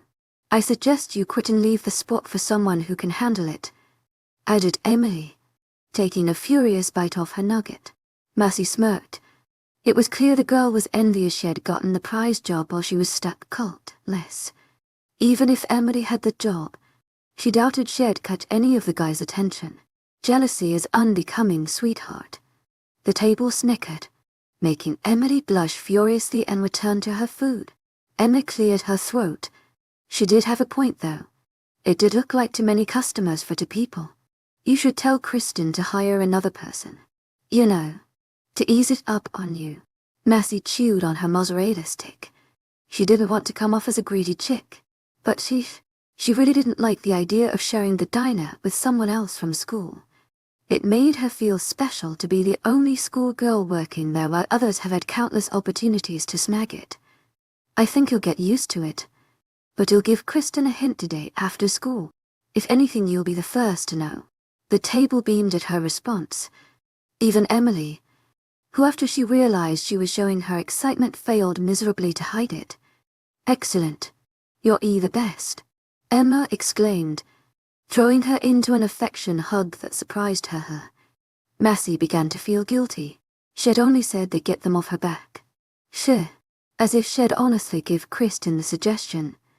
But staring at them now, she came to realize they only wanted to be a part of the cult just as much as she did. Maybe she would tell Kristen for their sakes. Besides, she didn't consider them competition when it came to getting Sebastian. At least, she hoped so. 𝐿𝐷𝐿TGTTTMA, please go to the bathroom. As expected, her study hall teacher nearly waved her off, too busy reading his porno book to care where his students went, which served her just as well, because it made it all the easier to leave this place and wander wherever she wanted. She'd make it a daily thing, and perhaps in one of her class escapades she'd see one of the cult boys wandering the hallways, preferably Sebastian. It seemed her wish to see Sebastian was answered, because just as she was about to rise the staircase she caught a glimpse of his figure. To her distaste he walked alone, but with beautiful Keisha.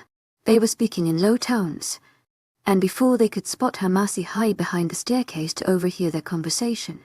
Her head peeked so slightly to give you. "We've spoken of this before. You should already know my answer." Keisha sighed as her gaze fell to the floor. "Disappointed in just thinking about what's best for you and everyone else." Sebastian lifted her chin with his finger, forcing her to meet his eyes. Marcy recalled seeing men do that in romance movies. Ed almost threw the pencil in her back pocket right at them to stop their moment. "Let me worry about that." Marcy's breath caught when she leaned in to kiss him, but before her lips could touch his he held her shoulders firm and gave her a pointed look. "No, Keisha." Keisha was clearly wounded. "You're only hurting yourself," she snapped. Sebastian shook his head, disagreeing. "I'm not."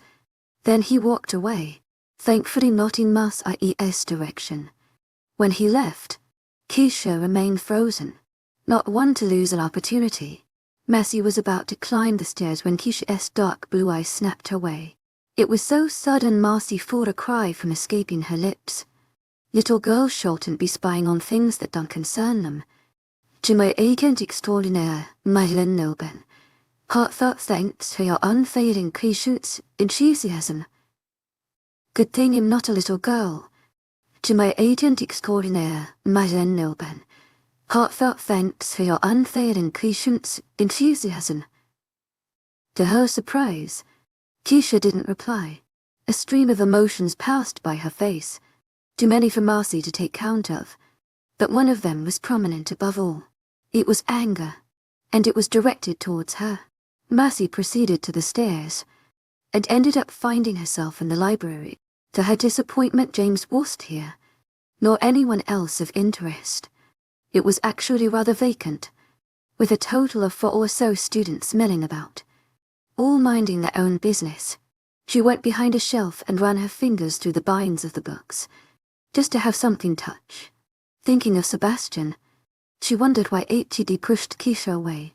The girl was beautiful, no doubt about it, and although it made her glad to know he was taken with her looks, it also worried her.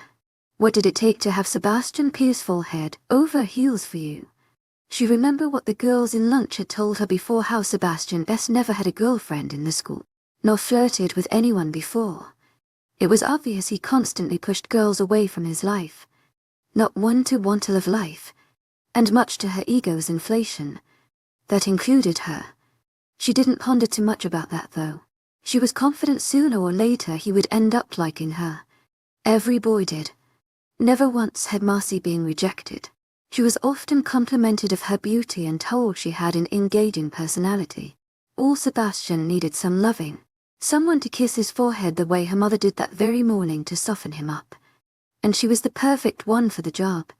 Sighing, she directed her attention to the library itself, remembering what James had told her about the Dark Falls area. After reaching the area full of Dark Falls history, she caught sight of the diary shed picked up the last time she was here with James. Janetta's diary. Its faded red coloring did nothing to help it blend in with the other novels. Dear Diary, a month living in this town and I feel it gets weirder by the hour, and sometime by the second. 2 boys in school, Kyle and Eric, seem to be following me. No, trust me, it's not my imagination. Granted, they're positively gorgeous, but it's scary. They're scary. I get the feeling they want something from me. I know for a fact because they've never paid this much attention to any other student in school until I came around. All the girls hate me, yet they try hard to befriend me, hoping they'll get a sprinkle of my so-called luck. Behind my back they spread rumors saying the only reason I get their attention is because I give them my bed. It's clear the rumors reached adult ears as well. The lady next door gave me a book on infant care. Oh, you can only imagine the embarrassment I felt when I took the book upon her insistence. I'm not sure what I should do. Confront them. Pretend I don't notice. It's been going on for 2 weeks. I don't think I can handle this anymore, scared as I am. I think I'll go up to them after school tomorrow. Wish me luck. My first conversation with the 2 hottest guys in school. Ugh, there's Mom calling. She must be angry. She has a habit of calling me Jeanette when she's angry, even though she clearly knows I detest it. It sounds so old-fashioned. To me it does. 𝐊𝐲𝐷 𝐸 Heartfelt thanks for your unfailing patience and enthusiasm. See you tomorrow, if that even makes sense. June 10 vague advice. If Marcy thought yesterday had been difficult serving all these customers, it must have been 10 times worse today, because extra customers plus today's saw in a sequel My Body is Screaming. Meanwhile, Kristen was well off, serving at an amazing pace with a pleasant smile constantly on her face. How did the woman handle it? The back and forth walking, carrying heavy loads of food to customers, balancing for or more glasses of liquids on a tray while power walking. The chick was born to be a waitress. Why had she felt lucky to work here again? Ding. Oh, that's why.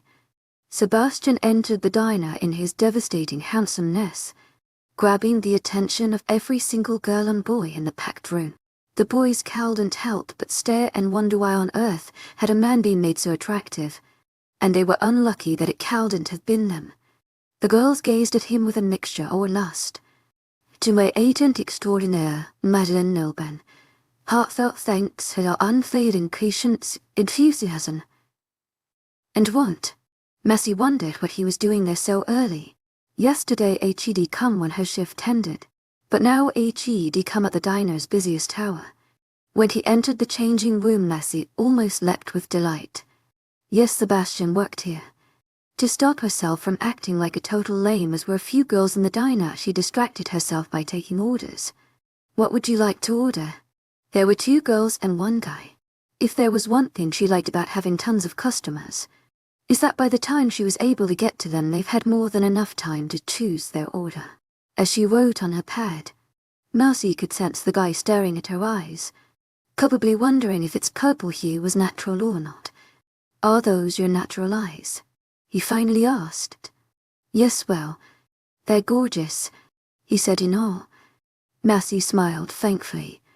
When she continued to the next table, she heard the girl beside him say, They're fake, Brian. No one has purple eyes, idiot. Smacking him on the arm. To my agent extraordinaire, Madeleine Noban. Heartfelt thanks for your unfading patience, enthusiasm. What if they're fake? They're the most real-looking contacts I've ever seen. Marcy ignored the girl's comment. That was the usual feedback she received when she truthfully told them they were hers. Or how dumbfounded they were when they look at it up close and see no indication of contacts. As abnormal as they were, Marcy absolutely loved them. There was no one outside of her family whom she had ever seen with purple eyes. A few moments later, Sebastian walked out with a male version of the uniform, which didn't fail at outlining his good figure. Gosh, why couldn't her uniform complement her shape? She looked so flat. Like her. He began to take orders from customers, and she didn't miss how he purposely went to tables with the least amount of girls situated. Marcy wondered why Sebastian was so anti-female. He didn't hate them, but he made an effort to avoid them as much as possible. Sebastian's contribution helped levitate some of the pain she received from serving all those customers. The trays were crazy heavy, and she didn't have strong muscles per se. As time passed, she noticed his increasing annoyance towards the girl customers. Even Marcy had to admit, if she were in his position, she would have been peeved too. They would take a long time to pick an order, although she could see them peek at his face from the corner of the large menu. Sebastian wasn't oblivious. He noticed too. She could tell by the slight twitch in his left eyelid. To her disappointment, Sebastian and her didn't have much communication, though she should have expected that, seeing as she was working. But still, couldn't he have at least turned his eye in her direction for a moment or two? Maybe then she could have something to work with and hope he thought she was cute, even in that uncomplanta in uniform. But of course Sebastian just had to mind his own business and pay no mind to her. So she gave up the accidental slight bumps when she passed by him in the crowded diner, or the occasional looks in his direction. The boy just didn't give any sign of interest whatsoever. How depressing. Marcy was beautiful and she knew it. Drive at him and his stupid indifference. But at least no girl had his attention, and that soothed her momentarily. With these thoughts in mind, you could only imagine her surprise when she felt a large, strong hand grasp her forearm that she was about to pick the 2 trays of food Jay had prepared. Her pleasant smile beautifully hid the shock she felt inside. Sebastian had acknowledged her presence. Finally, his golden eyes made contact with hers before he released his warm hold. I was hoping we could make a compromise. Stepping fully in front of her, it was in this position where she realized how truly large Sebastian was. She felt petite. Ugh, could the man be any more tempting? She had a thing for big men. Sure. I thought it'd be best if you took orders from customers and gave them to Jaden as you usually do. But you'll have the responsibility of carrying the trays to the customers and taking them back. 𝐿𝐼𝐻's eyes shone at the offer. No more would she have to carry those heavy trays. Her arms would finally have the rest they deserve. That would be perfect. She noticed Sebastian's shoulders relax, and it was then she analyzed he was only doing this because it avoided any chit-chat with the ladies. The moment he carried their trays over, he could be on his merry way. Marcy didn't care. Regardless, he was unconsciously helping her out too. Sebastian picked the trays beside her with ease and began carrying them to its designated table, taking this as her cue to begin her part of the agreement. She began taking orders, starting at a table full of familiar friends. Hey, what you guys ordering? Leave. We're not ready, said Immerse. So, amazing presents. Marcy rolled her eyes, while Emma giggled. Ignore her, Mars. It's just we want Sebastian to take our order, she clarified, eyeing the man with clear interest.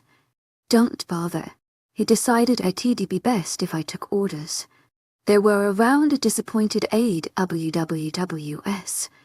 in which this time Massey laughed. On the bright side, he'll bring and take your food, she added. Lucy's pout stayed intact. Still, I was planning on asking him what he thought I should choose. Emma nodded. Me too. By the way, did you ask Kristen about getting extra workers here? Her eyes with new-found enthusiasm. No, not yet, Massey answered truthfully. I'm going to ask her after work. So tomorrow by lunch you'll know. The girls smiled in response. Even Emily. Thanks, Mass. To my agent extraordinaire, 𝐿𝐤, heartfelt thanks for your unfailing patience, enthusiasm. Any who will have the same as yesterday, number 5 and ginger ale. Massey nodded. Coming your way. After taking another table's order, she sent them Jaden's way, feeling 10 times more relieved after Sebastian's offer. Hopefully he would stick to this for the rest of her working career. Just as she was about to ask a couple what they wanted, petite arms wrapped around her waist, making her squeak in surprise. A smile adorned her lips when she realized it was Haley, James' adorable little sister. Hey, sweetheart. Massey greeted, returning her hug. Haley gave her a wide smile. Can you sit with me? My brother's not here yet, and I don't want to sit alone. Looking around the crowded diner, Massey felt a pang of sympathy for the girl.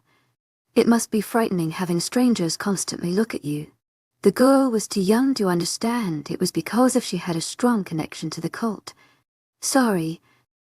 As much as I'd love to sit with you, I have to work. Haley's face instantly dropped. Seeing this, Massey quickly added, but you can be my special helper. To my agent extraordinaire, 𝐿𝐤, heartfelt thanks for your unfailing patience, enthusiasm. She chirped. To my agent extraordinaire, 𝐿𝐤, heartfelt thanks for your unfailing patience, enthusiasm. This will be your job. You'll walk with me from table to table helping me take orders. Once we have the table's order, you take them over there and give them to Jaden. Massey pointed to the area where Jaden and his group of chefs worked. Sounds good. Haley nodded reverently, taking all the information in. Massey laughed at her determined expression. In the end, Haley ended up being quite useful, because Massey didn't have to waste time carrying orders to Jaden. She could get to customers rapidly. Haley was having fun skipping around the diner whenever she went to Jaden, especially once Massey promised her cookies. A good hour passed, and Massey admired how diligently Haley continued with her job. The girl had been skipping non-stop and she had yet to lose her breath or break a sweat, which served her just as well, because her muscles got more rest than she anticipated.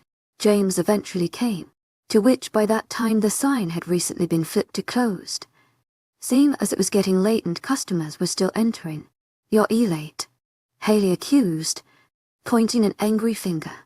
Massey snickered at the girl's expression, into which James blushed red. To my agent extraordinaire, 𝐿𝐤, heartfelt thanks for your unfailing patience, enthusiasm. Sorry, Haley. A situation held me back from coming earlier. Haley crossed her arms. Well, you'll just have to sit alone now. James raised a brow. And why is that? Haley slipped an arm around Massey's waist. Because I'm working. Massey needs me to send the papers to Jaden, she clarified, her previous determined expression returning. James laughed as Massey had earlier. It truly was a comical face. James looked up at Massey with a smile, arms raised in defense. Then I won't stop you ladies from doing what you got to do. He retreated to a booth nearby, whereas yesterday him and Kristen began to sneak looks at each other. Massey sighed. By Mass. See you in school tomorrow, said Emma, coming up to her to give her a farewell hug. And don't forget to ask Kristen about adding more workers, she added in a whisper. Massey shook her head at the girl's insistence. Don't worry. I got you, she assured. After hugging the rest of the girls aside from Emily, she quickly returned to her job now that there were fewer customers to get to. Eventually the diner was empty, and after giving Hayley a cookie without Jane's knowledge, of course, Massey laid on one of the booths for a minor rest. She began thinking of how she would present the idea of more workers to Kristen.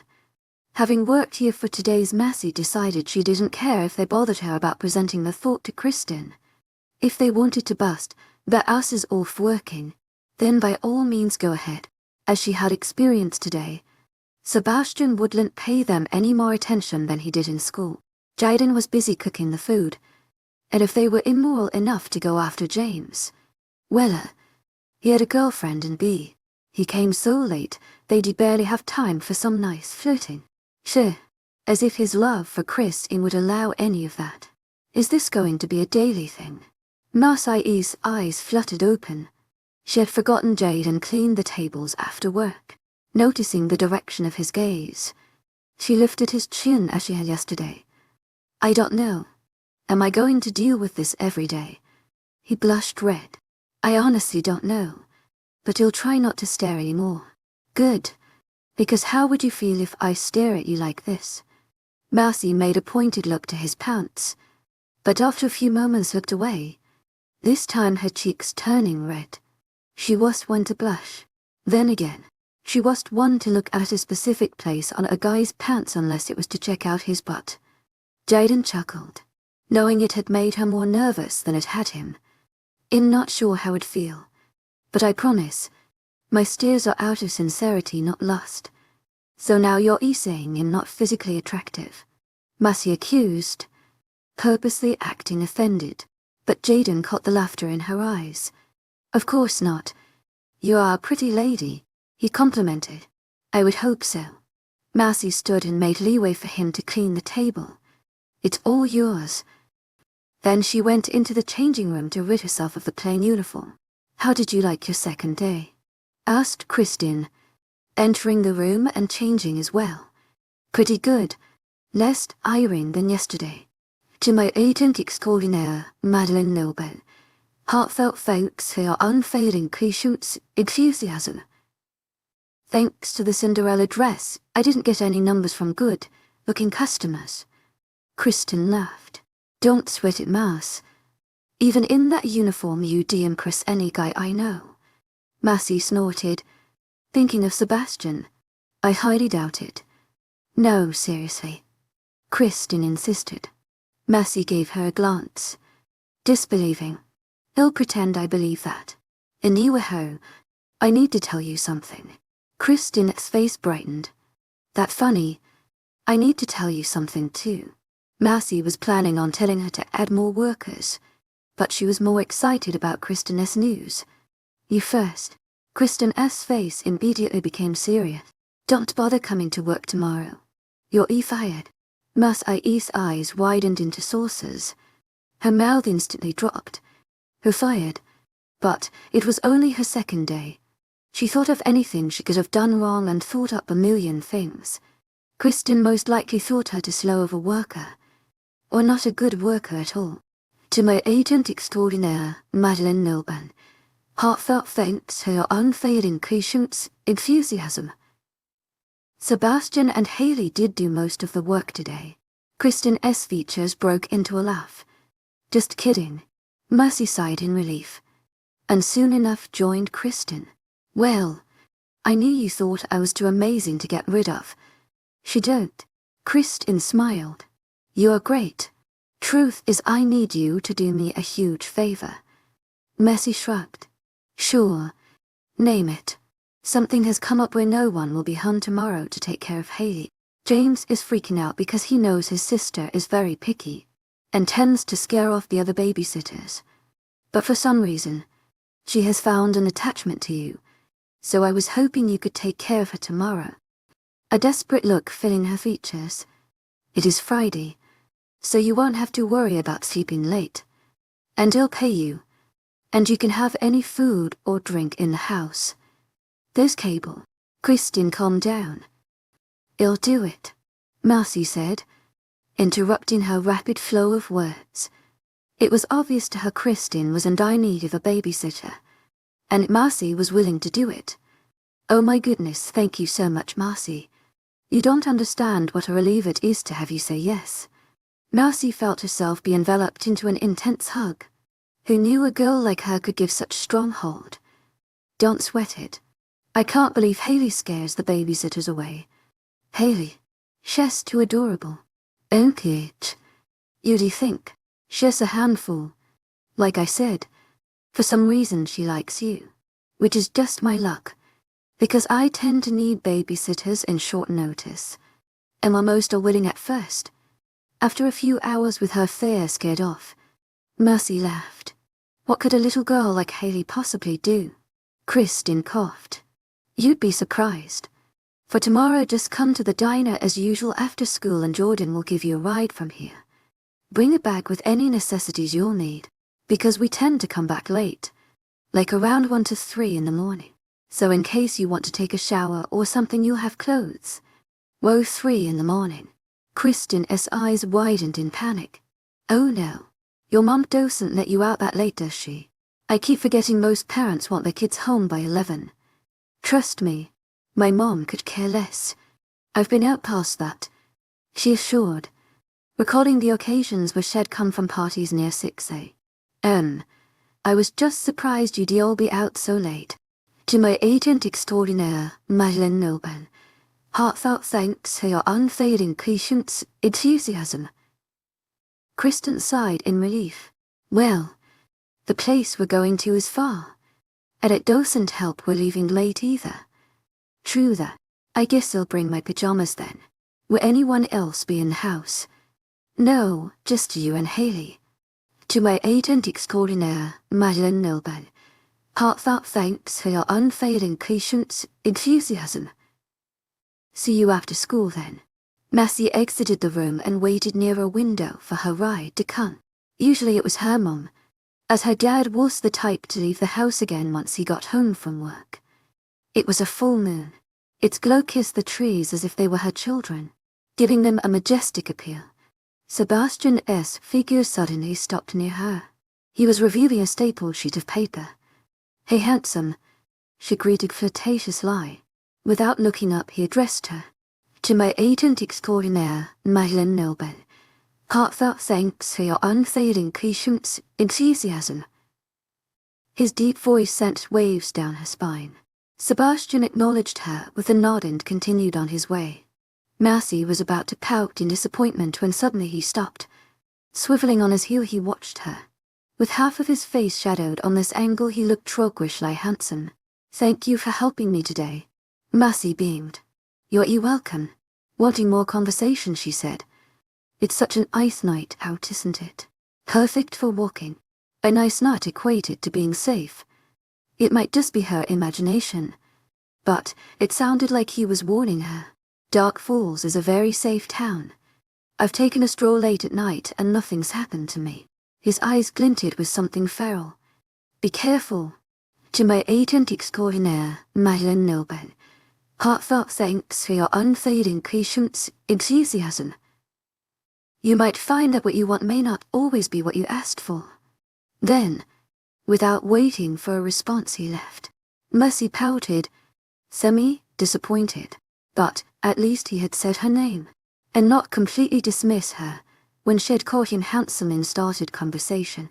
That meant he didn't mind talking to her. Right. She wondered what he meant by saying those things. It was so vague she didn't know what to make of it. Either way, she began to think that as days passed she was having more strings that connected her to the cult.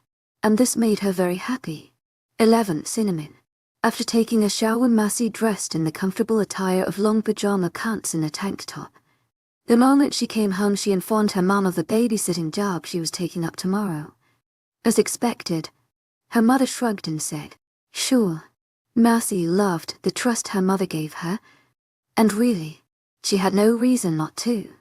She was 18 and still a virgin, which based on certain schools she's been to is a humongous feat. She's never taken drugs, and although she had a little love for alcohol, she never got so drunk she made a fool of herself. Most of the bad reports she received were from school, and none because she was failing. Only the usual overly talkative and disruptive behavior. but Marcy always convinced her mom it was their way of saying she actively participated. After putting on some comfortable shoes, Marcy silently descended the stairs and snuck out through the back door near the kitchen. Once outside, she smiled, giddy with excitement. She was planning on going to the park again in hopes of seeing Cinnamon. As before, the streets were eerily quiet and solitary, completely different from any previous town she'd been to, where there were always cars driving regardless of it being the middle of the night. When she reached the park, she immediately saw his large figure, laying at the very edge of the park, only a few steps from the forest. Upon seeing her near, Cinnamon stood tall and powerful on his forehinds, his amber eyes watching. "Miss me?" Laying beside him, he stared at her. "None. I thought as much." When he remained standing, Marcy pat his side. "Sit down. You're blocking the view of the moon." The wolf silently complied and snuggled near her form, bringing a comforting warmth. Marcy smiled. "Guess what? I got a job at the famous Dark Falls Diner. Every girl in school is impressed, and crazy jealousy, as all the hot guys in school work there, including my crush." The wolf barked, as if asking who. "Sebastian. You have to see him, 𝐶𝐼𝐸 𝐷𝐿𝐷 thanks for your unfailing enthusiasm. And big. Just my type." The wolf made the same comical noise he had last time she had come and busted her ass on the ground, which sounded suspiciously akin to laughter. Marcy cupped her hands around his snout, forcing him to face her. Her eyes narrowed. "That's not funny." Cinnamon bared his teeth, releasing her hold. Giving up, she opted to examine his canines. "These are some big poppers," she murmured, skimming her index finger past the top row. She could only imagine the damage his teeth could do. The thought of Cinnamon being part human crossed her mind as her fingers finished inspecting. She's been spending time with a wild animal who has had countless opportunities to harm her, and yet here she was, alive and well with no bites, scratches or scars. Her eyes locked with his as the idea ran through her head, and to be quite honest, she didn't think it was too unrealistic. Cinnamon put his head on her chest. She caressed his fur, feeling the thick, dry texture. "Someone needs to use conditioner." He gave an annoyed growl. She only laughed. "I have bad news, for you anyway. I won't be coming tomorrow. I'm gonna babysit Haley." After not getting a satisfactory reaction from him, Marcy huffed. "Oh, so now you're gonna pretend you don't care. Everyone misses me if they don't get a taste of me daily. It's no coincidence I'm the only girl Haley finds favorable. I'm a naturally lovable person." Cinnamon yawned and blinked at her, as if to say, "Really? Trust me, you'll definitely shed a tear at my absence." Feeling it was getting too late, Marcy stood and wiped the dirt off her pajama pants. "I need to get my beauty sleep before I see Sebastian tomorrow." "Bye, Cinnamon." She gave him a farewell kiss and turned to leave, but not before hearing a surprised yelp. Marcy turned, a sly smile slowly forming. "Oh, my Cinnamon, don't tell me that was your first kiss." The wolf barked. "Disagree." Marcy snorted. "Worst liar ever."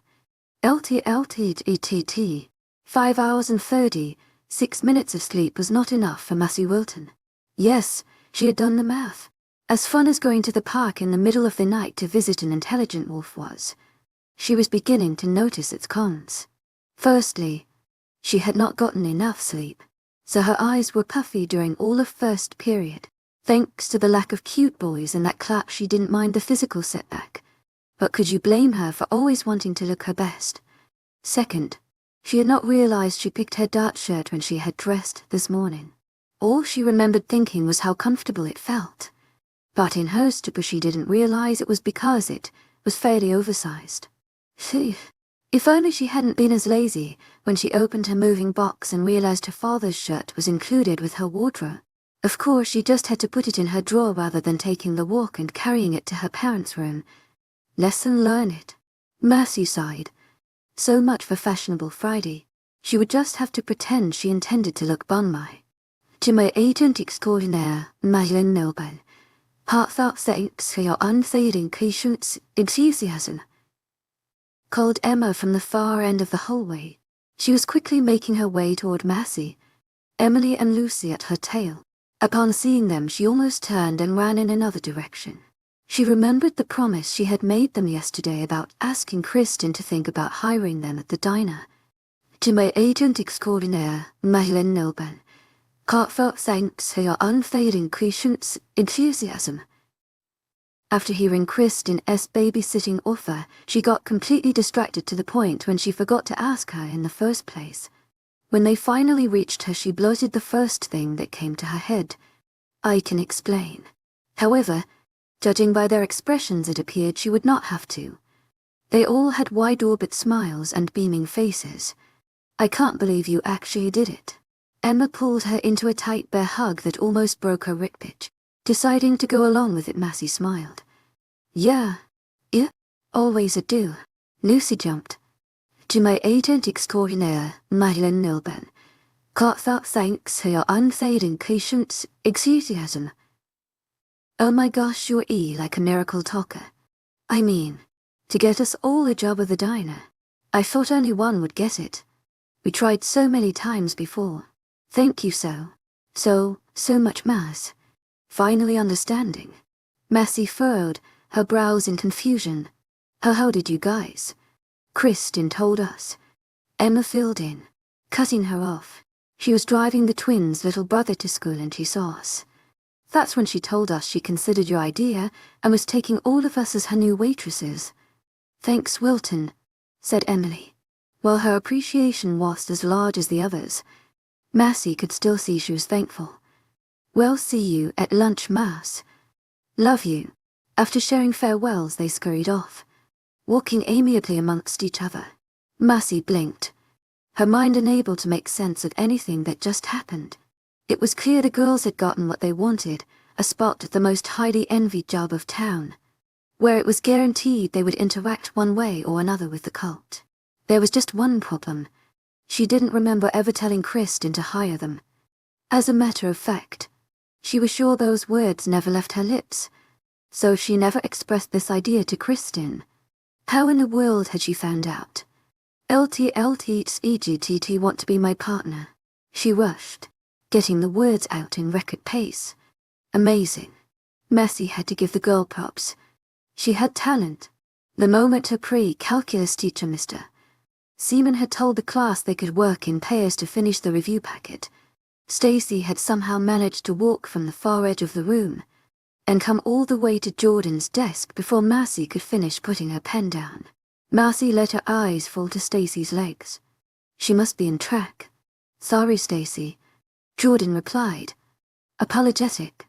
Massey asked me first. Massey stopped and I had, from escaping her lips. Evidently, Jordan had no plans in working with this girl, and if she was being honest with herself, she felt pretty happy about it. Stacy's entire demeanor fell. Oh well, that's fine. Taking note of her disappointment, Jordan grabbed her hand and turned on the charm. With a face like yours, I doubt you'd finish any work. Count yourself lucky, or else I'd blame you for missing homework. Giving her a wink, he let go of her hand. Stacy blushed furiously as she babbled something that sounded suspiciously like "so right and wouldn't want that." When she finally left, Jordan turned his attention to Massey, nearing the desks together. Would you like to remind me what I oughtna? Massey questioned, laughing. Jordan chuckled along with her. Sorry, but I've been partners with her before and it was the most awkward 20 minutes of my life. All she had done was stare at me. She didn't even try talking to me. I swear, it was like being with a blinking statue. Sounds awkward. Most guys interested in me try to talk to me, but since you're on a whole other physical level, girls must get nervous to talk to you. Jordan raised a brow. Other level? You didn't impress any guy I know. Massey huffed when she realized it was exactly what Kristen told her yesterday. Unlike yesterday, she couldn't help but think that if it were true, Sebastian would show the most sign of interest already. On the bright side, she always found a challenge fun, especially since she seldom found those. 𝐊𝐢𝐳𝐷𝐞𝐝 Heartfelt thanks for your unfailing patience, enthusiasm. Now that she thought about it, Sebastian has been the only guy she's ever had to work for. Let's hope so, Massey replied wistfully. Jordan smirked. Who are you aspiring to conquer? Massey smiled. You shall find out soon enough. Jordan smiled back, almost as if he knew. I think I have a pretty good idea on who it is. She narrowed her eyes, unbelieving. 𝐊𝐢𝐧𝐼𝐴𝐺𝐻𝐬, heartfelt thanks for your unfailing patience, enthusiasm. Who is it then? Jordan threw his hands up in defense. In not saying anything. That's because you don't know. She countered. Oh yes, I do know. I just don't want to embarrass you by knowing that I know. But me knowing that you know won't embarrass me. Especially since technically I know that you know that you know his name. Not yes technically because it's not a certain I know that I know since I didn't tell you his name. And when I say his name you'll be embarrassed because you'll definitely know that I know, so you think he who doesn't know will found out by me. They both doubled over laughing, catching Mr. Seaman's attention. Will I have to separate you two? No sir, they said in unison, restraining further laughter. 𝐿𝐷𝐿𝐷𝐷𝐷. You have got to be kidding me. The red stain on her underwear was doing anything but. Thankfully the stain was so recent it didn't damage her pair of jeans. But she was expecting her period for at least another 3 more days. Great. More panties added to her period panty drawer. Ugh, and to think she loved these. It was one of her boy shorts, by far the most comfortable. Shaking her head she added a couple of tampons and pads to her bag. God only knows how heavy her period was on the first day. Grabbing her necessities, Massey rushed to the bathroom to take a shower. Today she was babysitting 𝐊𝐢𝐬 and not even her period could dampen her mood. Especially when she heard the cult just happened to live together deep in the woods in a set of humongous homes. It was obvious her and Sebastian were meant to be together. There's no way destiny would bring all these coincidences at her and not expect her to marry that handsome hunk. Deciding to dress laid back, she grabbed a pair of sweats and a comfortable shirt. Taking a scrunchie, she tied her hair into a high-side ponytail and put on her pink stud earrings to complete the look. She may not look as if she came off the runway, but no one could deny she looked effortlessly beautiful. When she arrived at the Dark Falls diner she was surprised to see Emily, and Lucy already working the tables. Although she knew they had gotten the job, she didn't expect them to start work so soon. A part of her was mad they had already taken over her territory, what she perceived to be anyway, until she remembered she was the one asked to go to the cult's estate to babysit 𝐊𝐢𝐬. 𝐊𝐢𝐬𝐼𝐴𝐺𝐻𝐬, heartfelt thanks for your unfailing patience, enthusiasm. You're here. I knew you wouldn't bail, exclaimed Kristin when she viewed her at her bulging book bag. Her eyes roamed the diner. Jordan should be here any minute, I already called him. Gunny, in home, said Noah, entering the diner. Massey remembered him as the buff one who actually interacted with people in school. Kristin gave him a hug. You at the diner. To what do I owe this miracle? I came to pick up 𝐊𝐢𝐬 as babysitter. The others are still getting ready. You know how unorganized they are. Jordan cowled and didn't make it. Suddenly, his eyes flickered to Massey with interest. And I bet you're 𝐊𝐢𝐬's new babysitter. Massey smiled, impressed. Did my bag give me away? Noah winked. No, I just had a feeling. Kristin bumped his shoulder off the comment. Warning. After you, princess. Opening the diner's door with a charming smile, Kristin rolled her eyes. 𝐊𝐢𝐬𝐼𝐴𝐺𝐻𝐬, heartfelt thanks for your unfailing patience, enthusiasm. My cousin is the biggest flirt. Wow, handsome and charming, Massey replied, feeling flattered. After being ignored by Sebastian, this felt pretty good. She pat his shoulder on her way out. You're on your merry way to impressing any girl I know. Noah chuckled and flashed her a beaming smile that surely made girls drool. That's just what I wanted to hear. 12 the pack, you're kidding. Nope. All seriousness here, affirmed Noah, making a turn. It's just, it doesn't make sense. 𝐊𝐤 is so adorable and sweet. How on earth did she manage to run away and different babysitters? They must have done something. When I was with her yesterday, she was all obedience. I'm sorry. I just can't believe she's that much of a hassle. Noah laughed. You'd be surprised what you're so called sweet and adorable 𝐊𝐤 puts them through. They never say it. But the wild look in their eyes and their rejection of ever babysitting her again makes it obvious they've been put through the shredder. Massey tilted her head thoughtfully. Could all Noah said about 𝐊𝐤 really be true? From what she gathered being with her at the diner, she didn't fit into any description he said thus far. Noah smirked and gave her a challenging glaze. What? I scared you already. Massey huffed, as if, to tell you the truth, all you've accomplished is bring my curiosity to a new level. I want to see the scary 𝐊𝐤 everyone speaks so fondly of. She replied. Noah grinned. Good. 'Cause I'd like you to stick around. Taking his words to heart, Massey's happy mood soared even higher. Could she get any luckier than this? So far she'd managed to get acquainted with all the cult boys in school, and now she was going to their private property. Through all this content, she still wondered why they lived in a separate part of town. More specifically, why a group of people lived away from everyone else. For the time being, Massey ignored the question and focused on the remaining day ahead. 𝐿𝐤𝐬𝐸𝐷. There were a jumble of houses altogether, and somehow they managed to interlock with one another and form a humongous estate. She saw why it was they lived on the solitary part of town. Surely, a building as big as this would frighten anyone, or bring curious stares similar as the one Massey currently wore.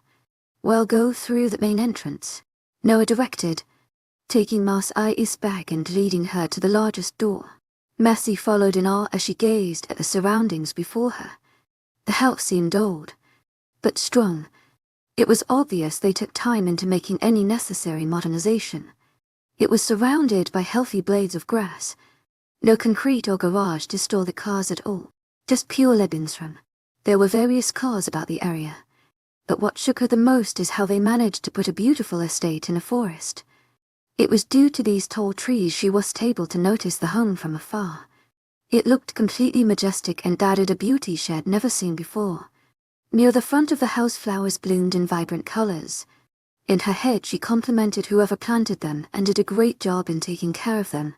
When she entered the home, she was met with loud chatter from the left side of the room, which turned out to be a large living room. The first person she spotted was Sebastian, who at the moment was giving orders to a younger male. As if sensing her, his eyes snapped to her. Massey became mesmerized with his honey-colored eyes who bore into her with an emotion she was not familiarized with. Suddenly, the chatter and everyone around her seemed to freeze, almost as if someone had hit the pause button. A moment later, and they continued talking as they had before. And if it had not been for Massey's complete confidence in her sanity, she would have thought she imagined it. As Noah and her neared the room, their voices became quieter as they gave her attention. She tried to stop the awkwardness from taking over her.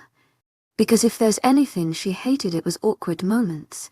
This is Massey, 𝐊𝐤's new babysitter, Noah introduced, pushing her in front of him. It was then she realized she had unconsciously hid behind him. Being around a bunch of people didn't scare Massey, but it was the aspect of adults in the room, adults of the cult, that made her uneasy. What if they didn't like her? Did that mean she would never be allowed to babysit 𝐊𝐤 again? You're here, cried 𝐊𝐤. Happy, she jumped from behind a couch and came running her way to embrace her into a hug. Massey never felt so relieved as she smiled at the small girl whose arms were circling around her hips. Immediately others stood to greet her, smiles on the faces of all as they introduced themselves by name. I was a bit skeptic about a new sitter for 𝐊𝐤, but really better than I anticipated. She loves you already. I'm 𝐊𝐤 and James's mother, by the way, but you can call me Mandy. I'm so excited you agreed to babysit. It's so hard to find any nowadays, especially with a daughter like this one. Mandy gave 𝐊𝐤 a pointed look, and in return 𝐊𝐤 hid her face in the confines of Massey's shirt, giggling. Oh, this is my husband, referring to the man with glasses beside her. The man shook her hand. "Manny, pleased to meet you." As others began to introduce themselves, Massie allowed herself to feel petite for the first time in her life. The house was filled with many men of large stature and women of high, full bodies. Her 5'8" height was only significant with the youngsters, yet judging by the size of them all, she had no doubt eventually they would catch up with their elders. "I get to see the Massie I've heard so much about," commented a woman as she walked towards her with flawless grace. She was lean and toned, with barely any curves to complement her body, yet despite not possessing the ideal image most girls crave, her face made up for it tenfold. Her eyes were liquid gold, and although they held the power to frighten anyone, they possessed a friendly warmth that rather drew one into its depths. Her heart-shaped face had soft, delicate features that would drive any man insane, and with the smile she currently wore, Massie wondered why she didn't hear anyone pouting. Surely, they had to have noticed how beautiful this woman was. If she hadn't been so busy staring at her as she neared, she probably would have felt the jealousy most girls would feel at the sight. By the time the woman reached her, Massie realized that compared to the others of the house, she was taller. "To my agent extraordinaire, 𝐊𝐿𝐿𝐿, heartfelt thanks for your unfailing enthusiasm." She happened to be Marcy's exact height. What surprised Massie the most, however, was when the woman engulfed her in a hug. Being one for surprises, Massie smiled and returned the woman's welcoming affections, and wondered why she bothered worrying about impressing this family, for it seemed she was doing a fantastic job already. "I do hope they said all good things. Otherwise some boys in this room would end up with some bruises," Massie joked, shaking off her foolish fears as she fell into her usual sociable self. The woman's eyes laughed with mirth.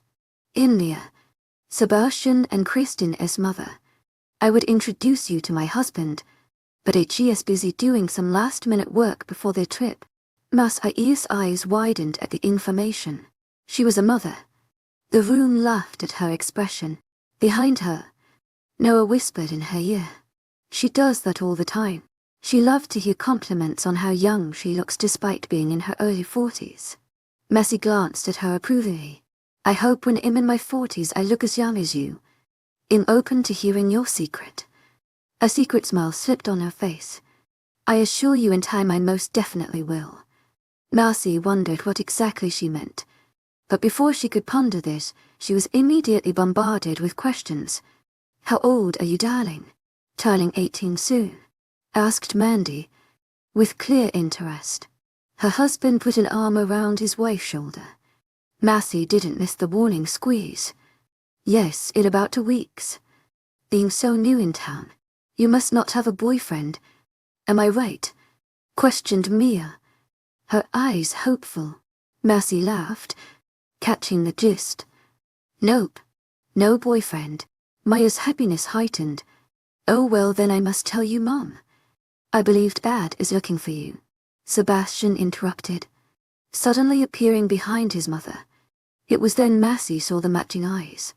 He towered above his mother as he gazed at her, with meaningful eyes while hers filled with mischief.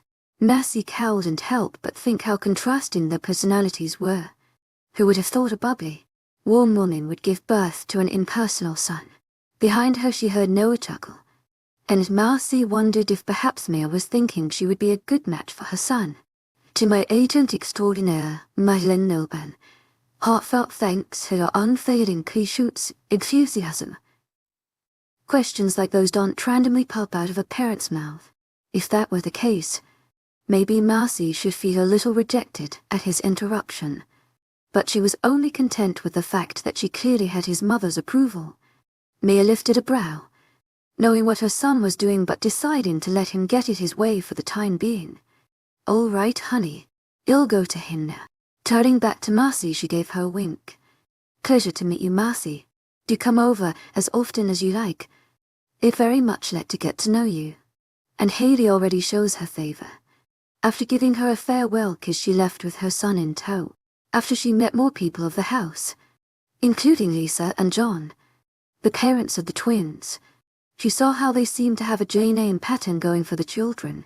That is, until she met the youngest son, Micah, who regardless of being younger was actually a bit taller than her. Are you sure you're A15? Massey asked again, standing beside him. It's what it says in my birth certificate. Wanna see? Clearly proud, he defied the usual 15-year-old standards. I believe you.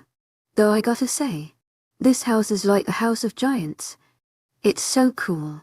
Being a 𝐊𝐢𝐬𝐬 used to being the tall girl in most places. His eyes perked up at hearing her last name. Wilton. Are you related to Lydia? Massey nodded at his naming her sister.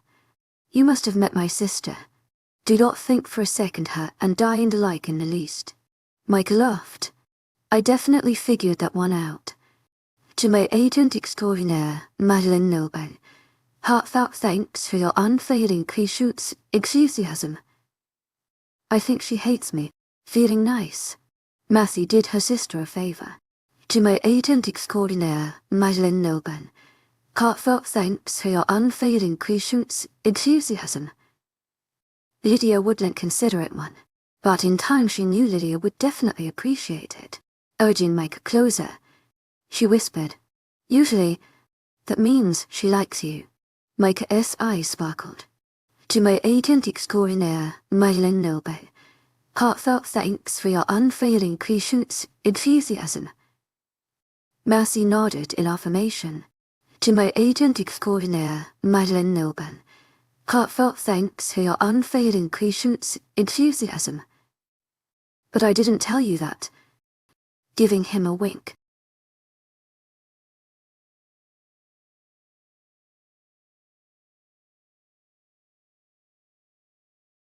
Babysitting 𝐿𝐸. I am so serious right now.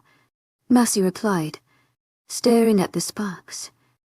Noah and his father could best be described by the like father like son ideology. As a matter of fact, they abused it. If Noah ever wondered how he would look in the future, he need only look at his dad, because it was clear all his genes came from him. His father was thick and buff, the type of guys you would expect to bend steel with the edge of his pinky. Michael, as he was called, could totally pass for a boxer. What do you think, Noah? Should we consider the acting career? Questioned his father, but Massey could see the hilarity in his eyes. Massey joined them in their laughter. You hear them. Even their laughter has the same obnoxiousness. Pointed out Samantha Nantano's mother, which made Massey laugh even harder as she realized it was true. Samantha, unlike her husband and son, had a no-nonsense attitude. Massey marveled at how well she and Michael proved the whole opposites attract. Her keen eyes reminded Massey that she was Sebastian's aunt. The reason why Kristen had called Noah her cousin earlier at the diner. She wondered if everyone in the household was related, which would explain why they all lived together. Time to go. The voice was deep and clear. Massey turned to see whose voice could be full of such authority. When she saw him, there was no need for introductions. Just by looking at him she already knew who he was. His tall stance and proud shoulders were unmistakable. It was Sebastian's father, and he was every bit as handsome and extraordinary as she expected him to be. A handsome father and a beautiful mother. It's no wonder Sebastian is so gorgeous. You heard Papa's orders. Let's go, said Jordan, leading a large group of boys at the front door. Massey wondered where they had all come from. Surely she had not seen any of them when she entered the house. How many other people live here who I didn't meet? Apparently many, for it seemed adult. Teens and children alike appeared out of different corners of the house and went outside. Massey asked herself 3 things. 1. How the heck did they fit in the house? 2. How did they all hear Papasaurus' command? And 3. Was Saurus really his name? It sounded like a dinosaur. To my agent extraordinaire, Madeline Noble. Heartfelt thanks for your unfailing enthusiasm. Papasaurus seemed to feel her gaze on him and turned his attention to her. In a matter of few steps his long legs managed to cover a considerable distance. Hello, Massey. My wife has informed me of you. He took out his hand and Massey gladly shook it. As expected, it was strong and firm. My name is Samuel, but the young ones have a habit of calling me Papasaurus. You may call me either. Pleased to meet you. Massey smiled widely in return. She couldn't help but notice how much his son inherited father.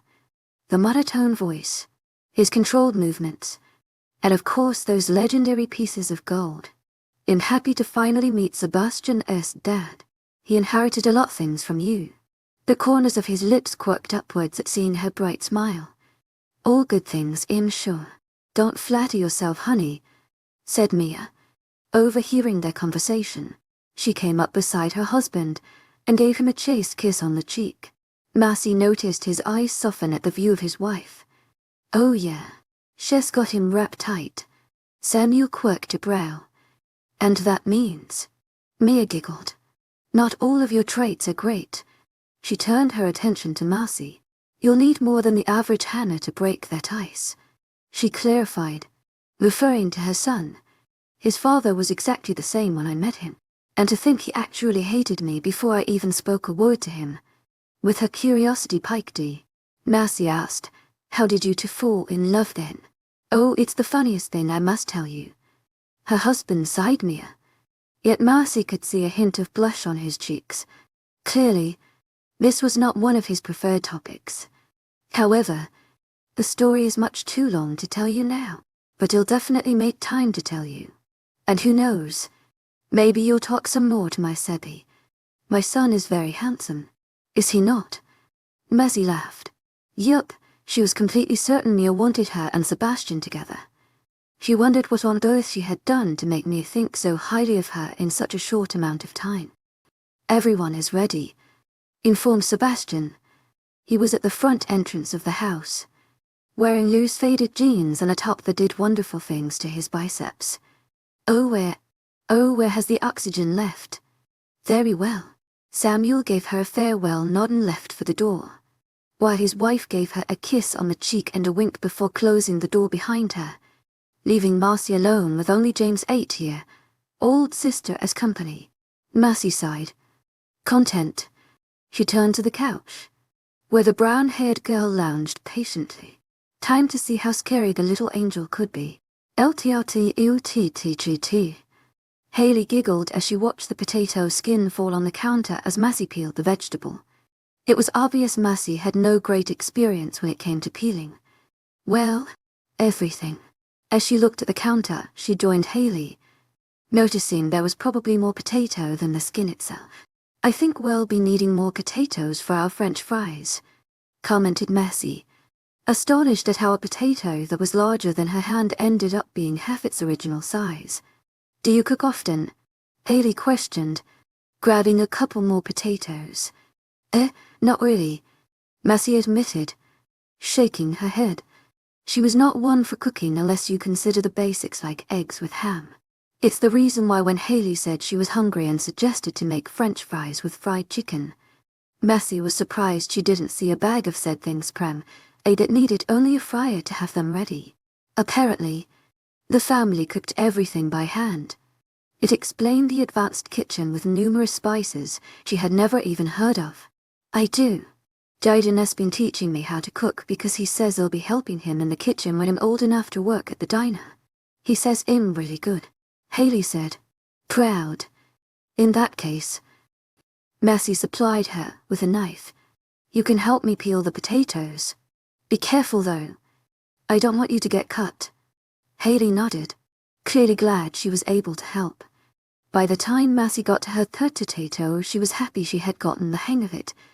However, at seeing Haley's work, her steam plummeted. Not only did the girl peel perfectly, but she did it faster too. Could anyone see how sad this was? Grabbing her fourth, Massey tried to match Haley's speed. This isn't so bad. To my agent extraordinaire, Madeleine Nilban, heartfelt thanks for your unfailing patience, enthusiasm. Massey hurried to the sink to run water on her cut. Thankfully the cut was small, but as she got a closer look she noticed it was deeper than she gave it credit for. Great. Do you have any bandages? I don't want to have French fries with blood on the side. Haley stuck her tongue as if to say yuck, but nodded a yes, putting down her half. Peeled potato. She ran to some other part of the house and at an unearthly speed of hers and returned with kit full of bandages that made 𝐷𝐸's shoulders drop. The bandages were huge. As a matter of fact, she was sure they were even considered bandages because they were the type of things you would see people at the hospital use after someone got half their stomach stabbed by a knife. Pushing the kit away, Mercy said, "I'll just use an napkin and apply pressure to it. Those baby girls are way too big for the cut I have. You'll have to finish peeling the potatoes without me. To my agent extraordinaire, Madeleine Nobel. Heartfelt thanks for your unfailing patience, enthusiasm." Haley jumped right into the job. Mercy wondered why she was always so willing to do work. It was an admirable quality, especially since she had a tendency to stay away from it unless it benefited her somehow. "Why do you guys have these big things?" Mercy inquired, referring to the bandages. "It looks like it's made for some serious injury." As she inspecting the kit more thoroughly, she took into account the ointments and other medical supplies not usually found in first aid kits. The boys like to fight really rough, so they often get big cuts. My mom always keeps the kit ready to tend to their wounds. Sometimes she lets me help her. Mercy blinked, bewildered. They fight. Why do they hate each other or something? Haley shrugged, unperturbed. Not really. They mostly do it to train, and to see who's stronger. Okay, typical males. No matter where 𝐼𝐸 moved to, and trust me, 𝐼𝐸 moved to like 30 different places, the guys are always competing to show who's better. To my agent extraordinaire, Madeleine Nobel. Heartfelt thanks for your unfailing patience, enthusiasm. Never to the point of injuries like these, but since your family looks stronger and bigger than the norm, I guess it makes sense. Done, Haley chirped. Mercy rose and sure enough the girl was done peeling all the potatoes. "I'll turn the fryer on." Mercy plugged the electrical fryer and turned the heat to a reasonable temperature. "Okay, throw em in." Haley looked at the fryer. "I think we should wait until the oil heats up." Feeling rather stupid, Mercy agreed. Very true. Haley took the rutschkin she had placed at the corner of the counter to thaw as they focused on the fries. She expertly began to cut the chicken into pieces, separating the legs from the wings and so forth. Mercy had to hand it to the girl. She looked like a total pro. Jaden definitely was not lying when he told her she was good. Mercy paid attention to how the girl cut the chicken, deciding she would memorize that and try to do it at home. Truth was, she felt a bit embarrassed an 8-year-old girl could do things that she at 17 could not do. Growing up in a house of cooking women, Sebastian probably wanted a girl who could cook too. She'd have to definitely improve on that once Haley got to the seasoning. However, Mercy was completely lost. What the heck was all of that? The only thing she could recognize was garlic and salt. The rest were an assortment of spices that left Mercy deciding she would probably look up something online when she attempted this at home. "You'll fry the chicken first. If we do the fries first, they'll be cold by the time the chicken is ready." Mercy gave her the go, a head wave. After dousing them with flour and neatly placing the chicken in the fryer, Haley grabbed 𝐷𝐸's hand and inspected the cut. What Mercy didn't expect. "To my agent extraordinaire, Madeleine Nobel. Heartfelt thanks for your unfailing patience, enthusiasm." Was her face of astonishment. "To my agent extraordinaire, Madeleine Nobel. Heartfelt thanks for your unfailing patience, enthusiasm." Is it infected or something? Ugh, I knew I should have put some alcohol. Mercy grumbled, grabbing the bottle from the kittened cotton swab. Haley shook her head. "No, it's not that. Why isn't it healed yet?" Mercy neared the alcohol-fused swab to her cut, only to pig out and move it away. "What do you mean?" "It stopped bleeding." Swallowing her fear, she took a deep breath and quickly rubbed the inflicted area, but not without releasing a squeak. "When I get hurt, usually the cut is gone in a few minutes. That's because you're young. As people get older, things get harder to heal. So I've heard." Tom Haley replied, pensive. "You better go check on that fried chicken. I expect only the best from the great chef Haley Fulton." Mercy prompted, giving her a wink. Hayley stood straighter and gave her a big smile. Right on. 𝐿𝐷𝐿TGTTT. The food ended up tasting better than any fast food place she had ever ordered from. The girl had talent. It was no wonder Jaden was taking her under his wing. After eating, the girls entertained themselves watching movies. They first watched a romantic movie Hayley said the adults saw, but she hadn't had the opportunity to see because it was her bedtime. However, when the movie got to suggestive parts where Narcy knew it was going to lead to something an 8-year-old should definitely not see, she played the bored role and suggested a PG-rated movie. Poor Hayley. If only she knew they purposely played it after her bedtime. To my agent 𝐿𝐷𝐿 𝐬𝐻𝐿. Heartfelt thanks for your unfailing enthusiasm. They each took turns taking showers. Hayley dressed in her wolf-themed footed pajamas, and Marcy changed into the conservative two-piece she usually saved for the cold winter. And she was at strangers' house. She couldn't walk around in short shorts and barely showing tank tops that would probably give the adults the idea she was some hoochie mama. Not a good impression. Even if they weren't here, one couldn't be too careless. Follow me. I have my own room. Hayley began leading her through an array of halls and then downstairs, where the air had more chill. Most people share rooms. To my agent 𝐿𝐷𝐿. Heartfelt thanks for your unfailing enthusiasm. It would make sense. 1,000,000 people left the house earlier.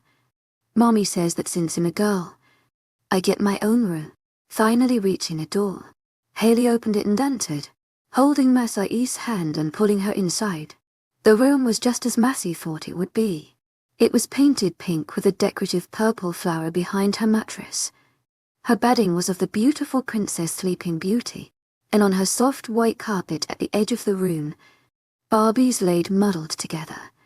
Some were without clothes, while others wore stylish clothes. You can see her boobs. Oh, what happened with the 2 cherries? Massey gazed at the dolls, disconcerted. Had they always looked like that? Now that she thought of it, it was her who had added the obvious woman traits with a marker on her Barbie's chest after seeing her mom come out the shower without a towel. I left it in my room, she had said, shrinebbing from behind her. She remembered being 5 when that happened. Do you need to sleep with the light on? Hayley asked. Marcy giggled and ushered the young one to the bed. No, I never needed one. Even when I was younger. For some reason the dark never scared me. After Hayley was situated, Marcy slipped in beside her. Good night, Marcy. Hayley gave her a strong hug, bringing a smile on Marcy's face. Just as she had expected, Hayley was every bit as sweet throughout the entire day. Good night, honey. Sweet dreams.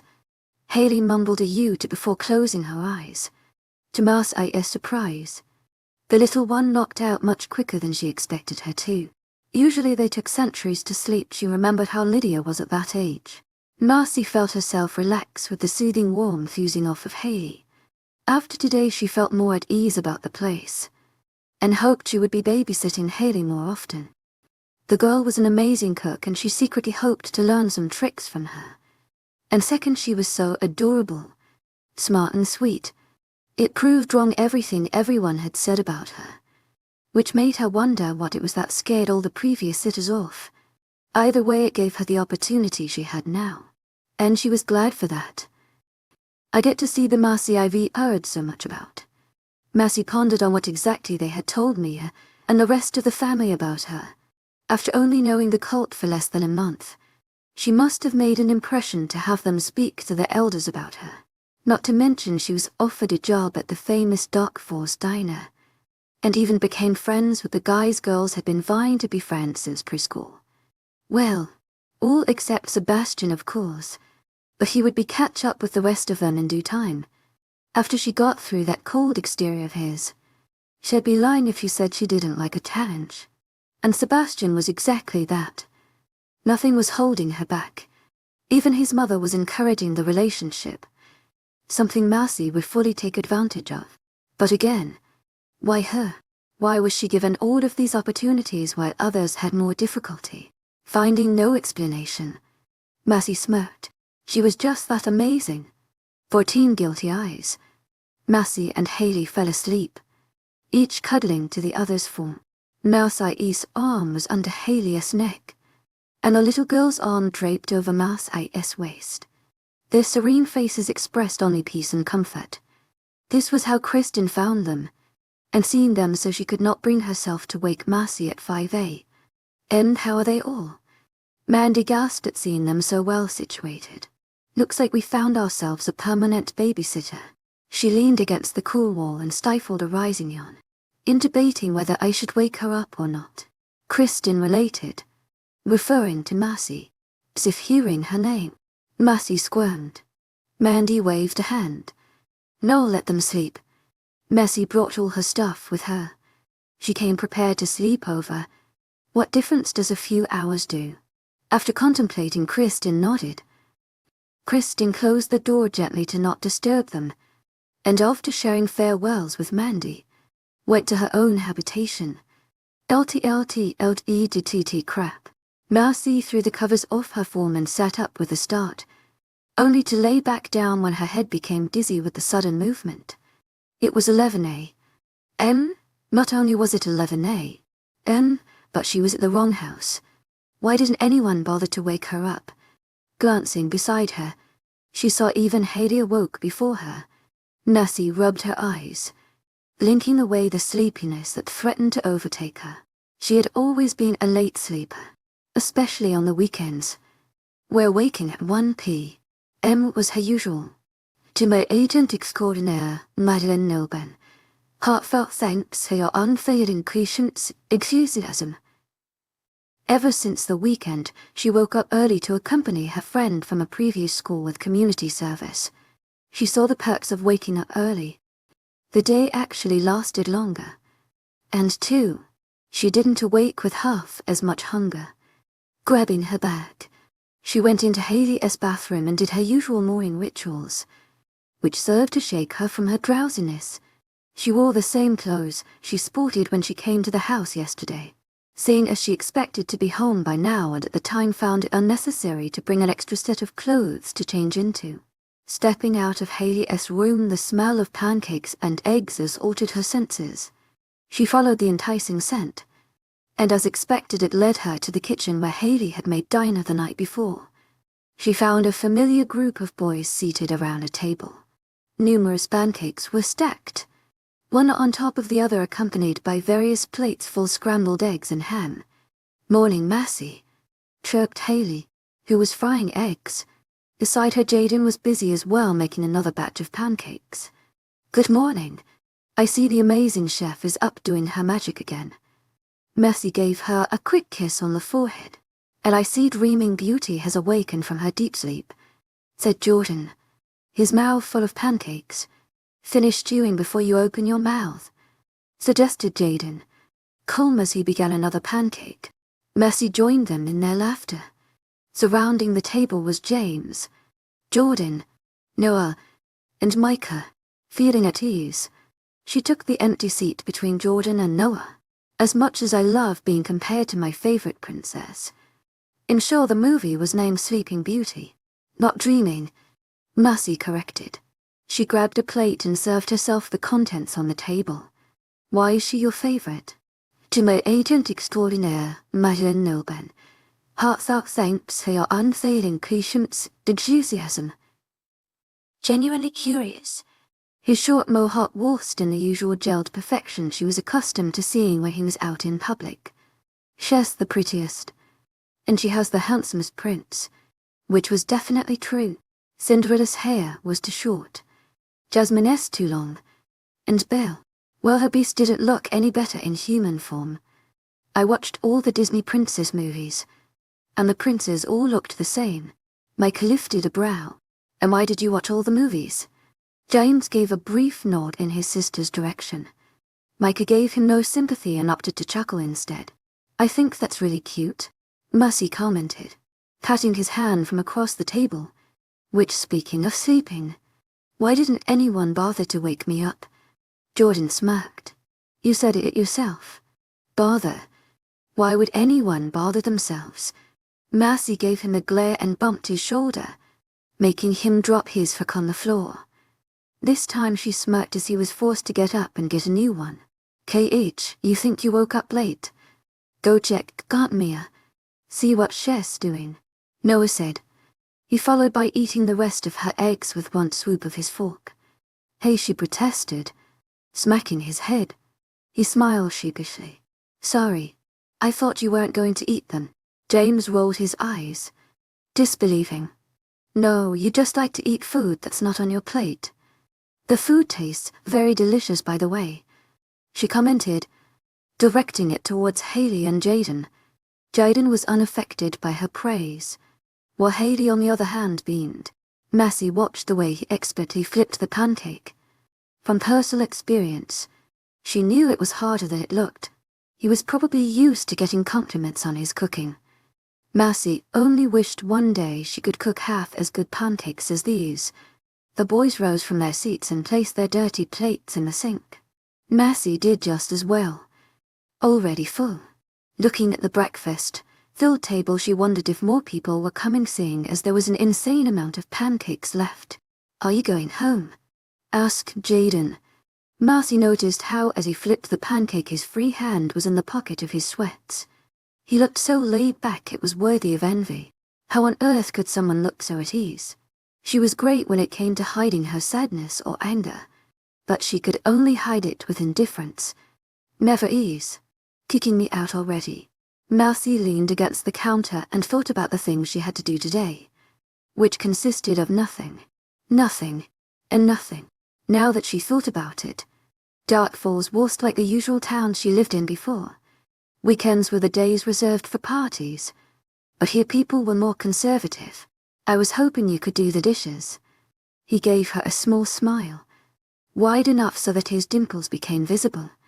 Mercy melted in his cuteness and found herself quickly saying, "No problem."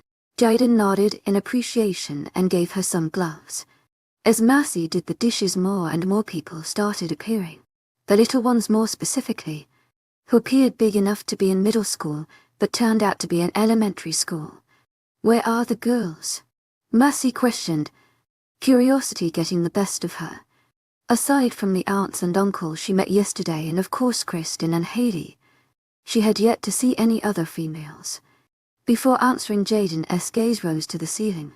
Pensive. When his eyes faced her, he had a smirk on his lips. Around, Kristen entered the busy kitchen and rolled her eyes at Jaden. Having overheard the conversation, too lazy to even answer a question, she shook her head, bemused. Jaden shrugged, not knowing what to say. Or maybe, like Kristen said, he was too lazy to say anything at all. She directed her attention to Mercy. "Me and the other girls already ate. We're outside practicing. Sadly, this is a male-dominated house. You're free to take as many of these bums as you want. I'm sick of them. Your love is so endearing." Jaden edged, turning off the stove. After placing the last batch of his pancakes on the table, which as a result of the round of boys was currently near empty, he came beside Mercy and helped her finish pile of dishes, threatening to look something akin to the Twin Towers. After their destruction, "You're too generous, Kristen. If I were to seriously take you up on that offer, I'm afraid to take most of them. Let's see. Jaden for cooking, James for studies, Noah for laughter, Jordan for fun, and Sebastian for a husband. Oh yes, sounds like a good deal to me," she responded, sincere. "By the way, sorry for not waking you up after we came back. You and Haley were sleeping so peacefully I didn't want to bother." Kristen grabbed a towel and began wrying the rinsed plates. "Don't worry about it. Even if you had awakened me, I can assure you I would have remained in bed. Sleeping is one of best hobbies." Mercy gave her a wink and they both happily continued washing the dishes. 𝐿𝐷𝐼𝐻𝐿𝐷𝐿𝐷. Mercy smiled. She had never seen anyone this handsome in her life. He looked so perfect, even when he was doing house chores. Tiny beads of sweat formed on his forehead, and on the contours of his abs. Because of course he had to take his shirt off. And she was not complaining. His strong arms flexed as he pushed the machine forward. displaying his muscles to their full glory. Most girls went for pretty boys, but somehow those boys with beautiful faces never fazed her. She liked handsome boys, with features that would scream them. Those who had a few days' worth of stubble and didn't come to school with a look that said, "I just spent 3 days doing my hair." She liked those manly men. That way she could look all the more feminine and beautiful. Sebastian fit into all of that and more. "Close your mouth, baby case, we don't want any flies to get in. We are in a highly dense forest," advised Jordan, coming up behind her and snapping her jaws closed. Messi blushed, which was a feat seeing as she rarely ever did so. "But this was so embarrassing. If I had any doubt on who you liked before. Now I'm certain my hunch was right on the spot. To make matters more embarrassing." Noah laughed from a distance. His laugh loud and totally obnoxious, just as his mother said it was. Messi narrowed her eyes. "How did you hear that?" Messi had to admit. If it were not her, she would be laughing too. Noah gave her a wide smile. "I got these super ears. Can't hide anything from me." His eyebrows wiggled as he made kissing noises. "Come on, little missin', infatuated with Sebastian. The car's ready." Messi stared out the window, mortified. Never in her life had she been so grateful to a lawnmower for being so loud. She was sure Sebastian had not heard a peep out any of this conversation. Being a gentleman, Jordan grabbed Messi's bag and led her out the door, laughter escaping his lips. "Relaxing." Messi giggled as well. "What's a girl to do? You take 15 hours to get your car from wherever you parked it." And Kumi was left bored to stare out a window. Guilty as charged. Jordan threw the bag in the back seat and sat himself next to Noah in the front. Messi allowed herself to give Sebastian one last glance before she hopped in the back, never to see him in that perfect state of attire for who knows how long. To her surprise, Sebastian met her wondering eyes with a pair of his own. One thing you should know about Marcy is her amazing eyesight. Every doctor said so. And perhaps it was because she rarely ever spent time watching television, surfing the net, or reading a book. This is the reason she didn't miss the little smirk that appeared on his ruby lips. Feeling another blush rise, she quickly hid herself in the car, well aware that Sebastian had heard every word of the conversation. 15 kissed twice. Messi and Sebastian sitting in a tree. 𝐾𝐼𝐮𝐬. First comes love, then comes Jordan. Messi smacked his head with her manicured right hand. Having returned home Saturday from the 𝐾𝐿's estate with more time than she cared to spare, she decided to distract herself with activities she usually went to the salon to do, one of them being her nails. Secretly, she did them because she imagined herself and Sebastian holding hands in the near future. Why not get ready for the role of the gorgeous girlfriend now? Jordan snickered at her annoyance, and replied with something he knew would get her even more worked up. "I hope you know Sebastian is aware of your 𝐊𝐲𝐻𝐬 yesterday. And it's not because Noah opened his mouth to the entire family during dinner." Messi's eyes widened like saucers. "No way. In front of everyone." Messi covered her face with her hands. Mortified Doug. Noah and his big mouth. Now the entire family probably thought she was crazy for Sebastian, which now that she thought about it was not far from the truth. But still, Jordan pat her shoulder for comfort. "Don't worry. Everyone thought it was adorable. Especially Mia. She was really happy. Needless to say, she really likes you." Messi found it in herself to give a slight smile despite everything. Nevertheless, she doubted she could ever step a foot into that house anytime soon. She hoped they were the type of people that forgot things easily. What did Sebastian say? Feeling curious of his response. She had already known Sebastian heard every bit of her window encounter by the slight smirk he wore just before she entered the car. But she wondered what he said after hearing Noah's proclamation. "I know." Messi rolled her eyes. A typical Sebastian response. How did I not assume he would say something with 2 words? Jordan gave her a kiss on the cheek. "That, my friend, is a good luck kiss. You'll need it if you'll be going after him." He joked, shaking his head as if to said she was doing Mission Impossible. Messi sighed. She knew Sebastian was a tough catch, but she didn't care. No matter what guy stood in her way, she always won in the end. Next time you give me a kiss, do it in front of my friends. I want them to be way jealous. Her eyes gleamed as she thought of Emily's look when she saw one of the cult boys kiss her. Gladly. I almost thought you were going to say Sebastian to make him jealous. Mercy nodded a negative. That would be way too obvious. And I can't make Sebastian jealous if he doesn't like me yet. All I'd be doing is making myself unavailable. Besides, you can't make a guy jealous with one of his family members. That's just wrong. I'm not related to Sebastian. Only Noah is his cousin. Jordan propped his feet over her thighs and leaned back on his chair, smiling with content in his comfortable position. Despite it being calculus, Mr. Seaman had to depart from school unexpectedly, leaving them with a substitute teacher and no classwork. It was the perfect day to have a free period, seeing as it was Monday. Why do you guys all live at a house together? Are your families close friends or something? They all seemed tightly knit when I went. Mercy remembered how they all spoke to each other with strong familiarity. Despite them all being related, they appeared like a family to her. Something like that. It's complicated. She noticed how he pursed his lips, as if he couldn't find the right words to express their situation. Okay. Mercy shrugged the matter away, not wanting him to be in discomfort. The relationship she was beginning to have with the cult was deepening, but there was no need to rush it.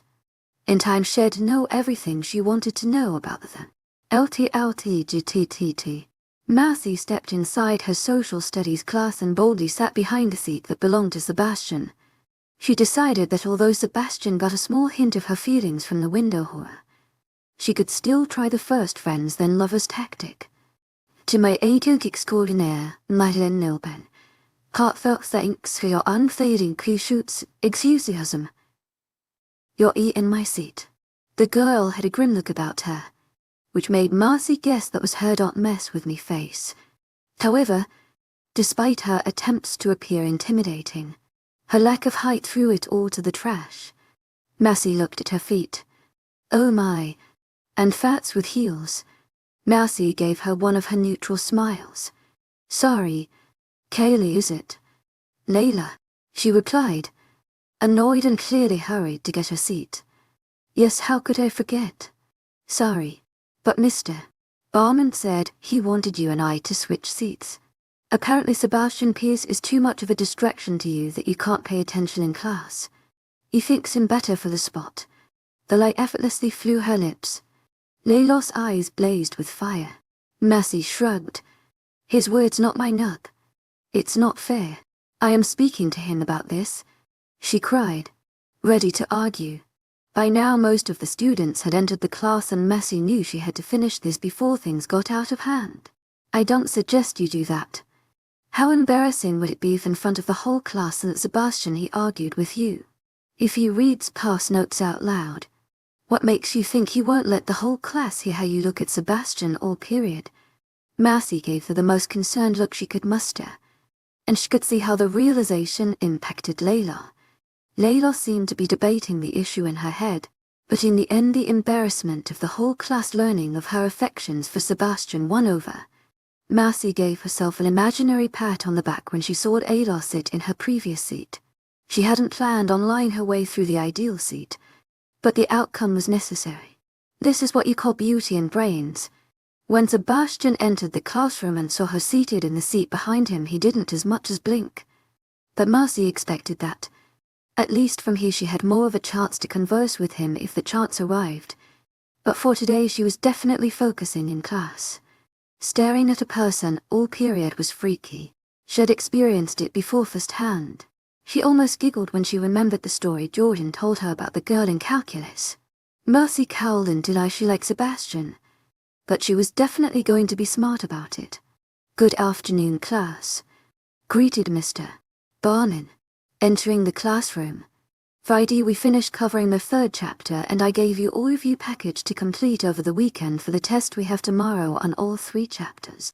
You have this period to ask me any questions you didn't understand or to finish it.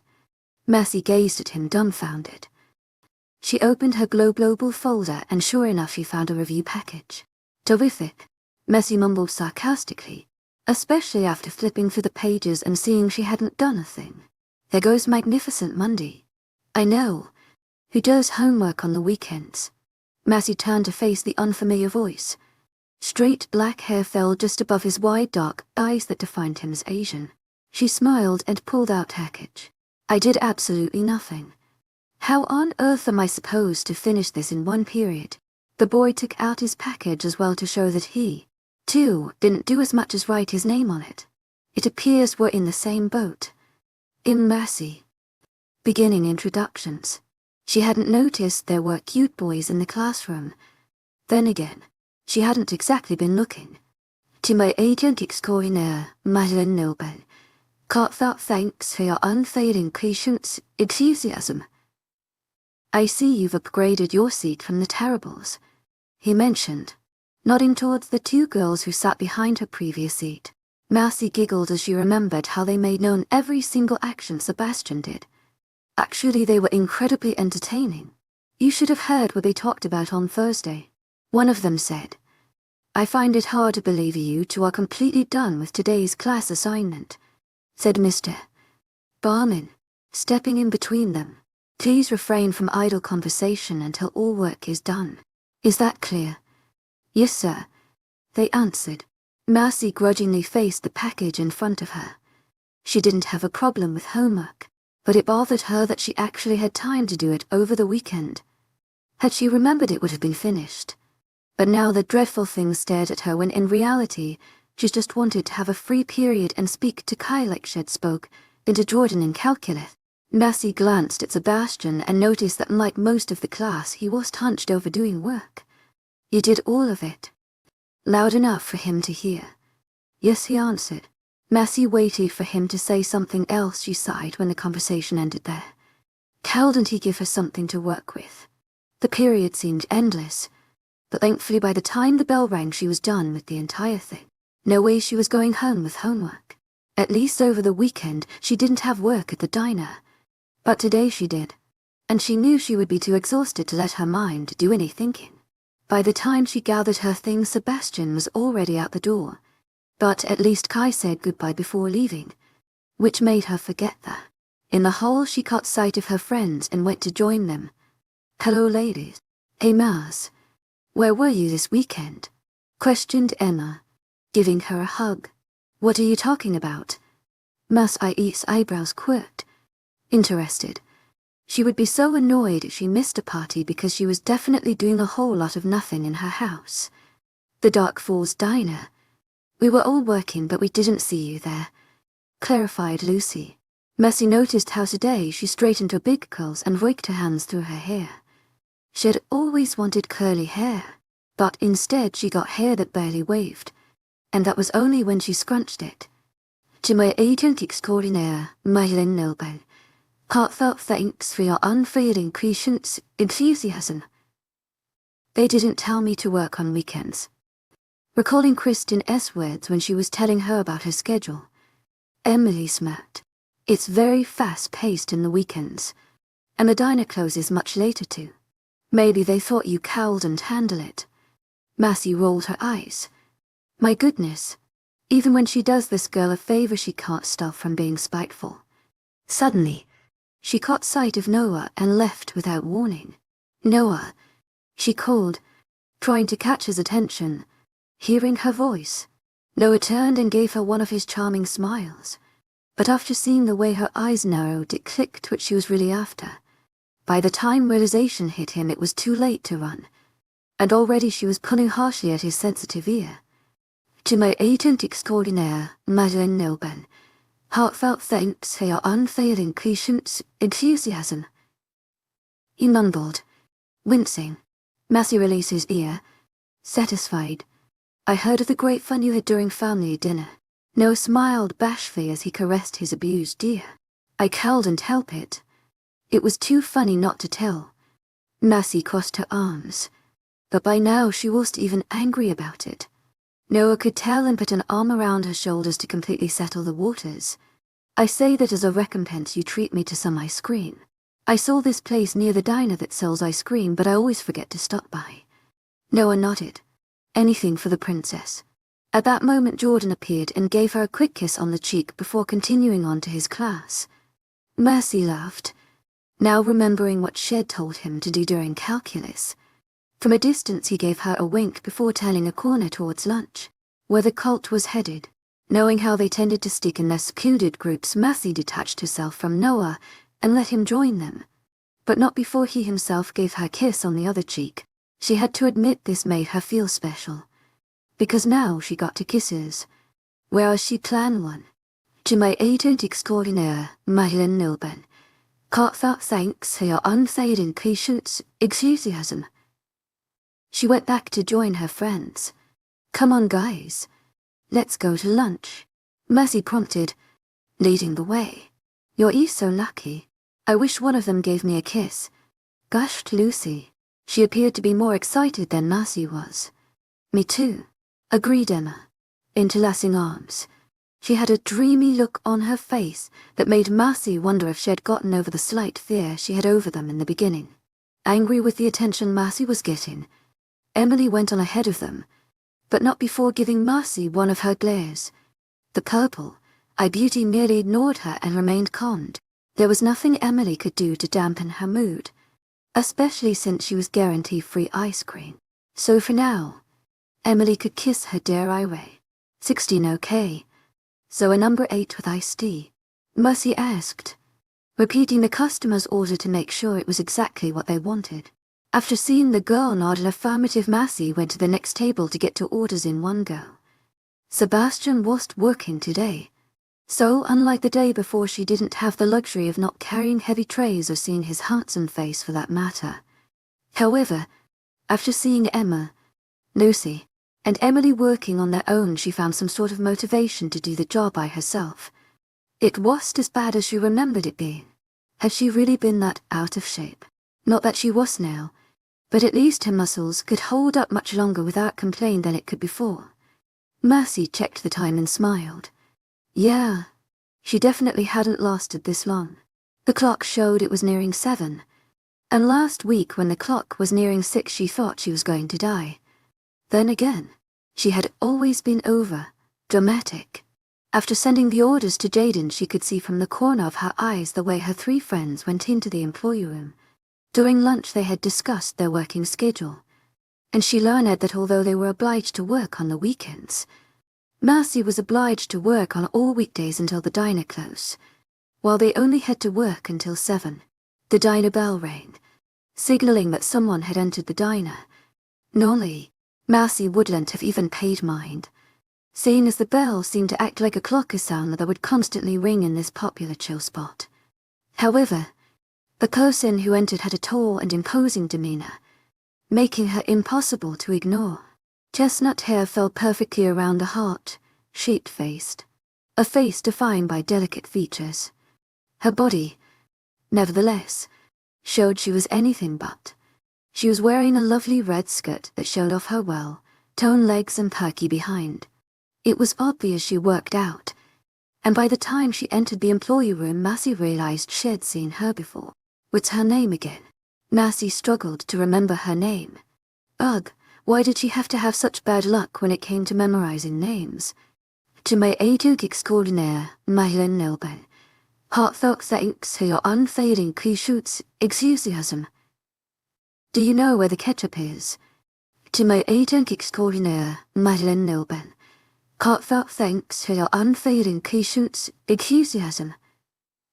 Mercy whisper, shouted, finally recalling the girl's name. The customer stared at her, confused. Mercy cleared her throat and pointed to the right. The ketchup is that way. You'll find it at the edge of the table near the napkins. Following her finger, the customer went on her merry way. Mercy blinked. 𝐶𝐸𝐴𝐷𝐞𝐝 Heartfelt thanks for your unfailing 𝐊𝐢𝐧𝐰 enthusiasm. 𝐶𝐸𝐴𝐷𝐞𝐝 Heartfelt thanks for your unfailing 𝐊𝐢𝐧𝐰 enthusiasm. How on earth could she have forgotten her name, aside from the fact that she was a total BYOTCH on Mass IS first day of school? She also happened to be Sebastian's best girlfriend. To my agent 𝐿𝐥𝐻𝐬 𝐊𝐢𝐬 𝐊𝐢𝐬𝐬𝐿𝐥𝐻𝐬. Having heard all the gossiping about how they never kissed, Massey was confident there had to be some fault in the relationship. As far as she knew, if they never kissed, then they never went out. Keisha came out the room wearing a uniform identical to the one Massey wore, and to Immerse 𝐿𝐥𝐻𝐬 her curves were actually evident with the lace and flattering dress. Massey sighed. She would just have to deal with the fact that although she had a nice body, she was lacking a bit in the hips area. After taking a customer's order, she felt foolish for even thinking that. She wasn't used to seeing girls as competition. Usually the pretty ones already had boyfriends, so the boy she wanted was easily hers to take. She remembered how last week during study hall she caught her and Sebastian having a private conversation when she was on her way to the library. Keisha almost kissed him, as her memory so recalled, but Sebastian stopped her before things could get any further. Massey would be lying to herself if she said she wasn't curious to know where exactly their relationship stood, but at least she was content to know it was clearly nothing serious, because if it had been Sebastian, as mother wouldn't have openly encouraged a relationship between her and her son. Massey felt a subtle smash against her shoulder, and when she looked up, her eyes clashed with deep blue orbs that gazed at her with a clear look of dislike. Keisha went to an area completely opposite to hers and started taking orders. Massey rolled her eyes. Great. It was just her luck that Ms. Bitchy worked in the same place as her. She should have expected it, seeing as the cult practically owned the diner and worked whenever they want to. Aside from Jaden and Kristen, the others worked sporadically. Did they even have a true schedule? Thankfully Haley chose that time to enter the diner as well, brightening her mood. The affection was not one-sided, for when Haley caught sight of her she ran to Massey with a huge smile on her face and engulfed her in a tight hug. "Hey, hail," Massey greeted, patting her head. "Can I be your special helper again?" Haley's warm brown eyes looked up at her, pleading. "Of course, baby girl. Let's get right to it." Haley beamed and energetically began her previous job. Massey only smiled. I wondered why Haley always wanted to help. It seemed the little �K𝐞𝐬 didn't stand still for too long without going nuts. The rest of the night went smoothly, and by the time her shift ended her feet hurt. One of the things she failed to notice about waitresses is that they hardly ever sat down. There was always an order to take or a table to clear off. It was tiring, but she had to admit she loved the feeling of a successful workday. Not to mention she was excited to get her first paycheck sometime this week. First thing she'd do is treat herself to a well-deserved shopping day. Or should she go to a spa? Massey heard him before she saw him. Jaden began cleaning the table off the booth she was currently laying on, and she eyed his every move, daring him to move his eyes to a place he liked to frequently visit. As always, his face lacked emotion, but she could tell he was aware of her watching by the way a slow smile began to take shape. "You are staring at me," he pointed out, collecting the leftover residue of food dropped by customers. "I am," Massey confirmed, closing her eyes now that Jaden was done with the booth.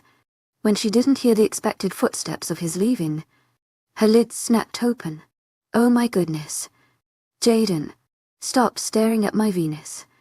Almost immediately an obnoxious laughter mixed with an almost as obnoxious laughter filled the diner. Massey sat up and was not surprised to see the two fools she liked to call her friends. When the heck had they gotten in here? Figures Noah and Jordan would come help when all the customers had retired to their homes and the only thing left to do was clean the tables along with a few leftover dishes. Massey was just thankful Haley left with James a few minutes ago, lest she hear her abrupt outburst. "Sorry," Jaden apologized, leveling his eyes with hers. Massey crossed her arms and gazed at him suspiciously. She believed him when he said he was thinking sexually, but she was going to go crazy if she didn't find out why he kept staring at her unit.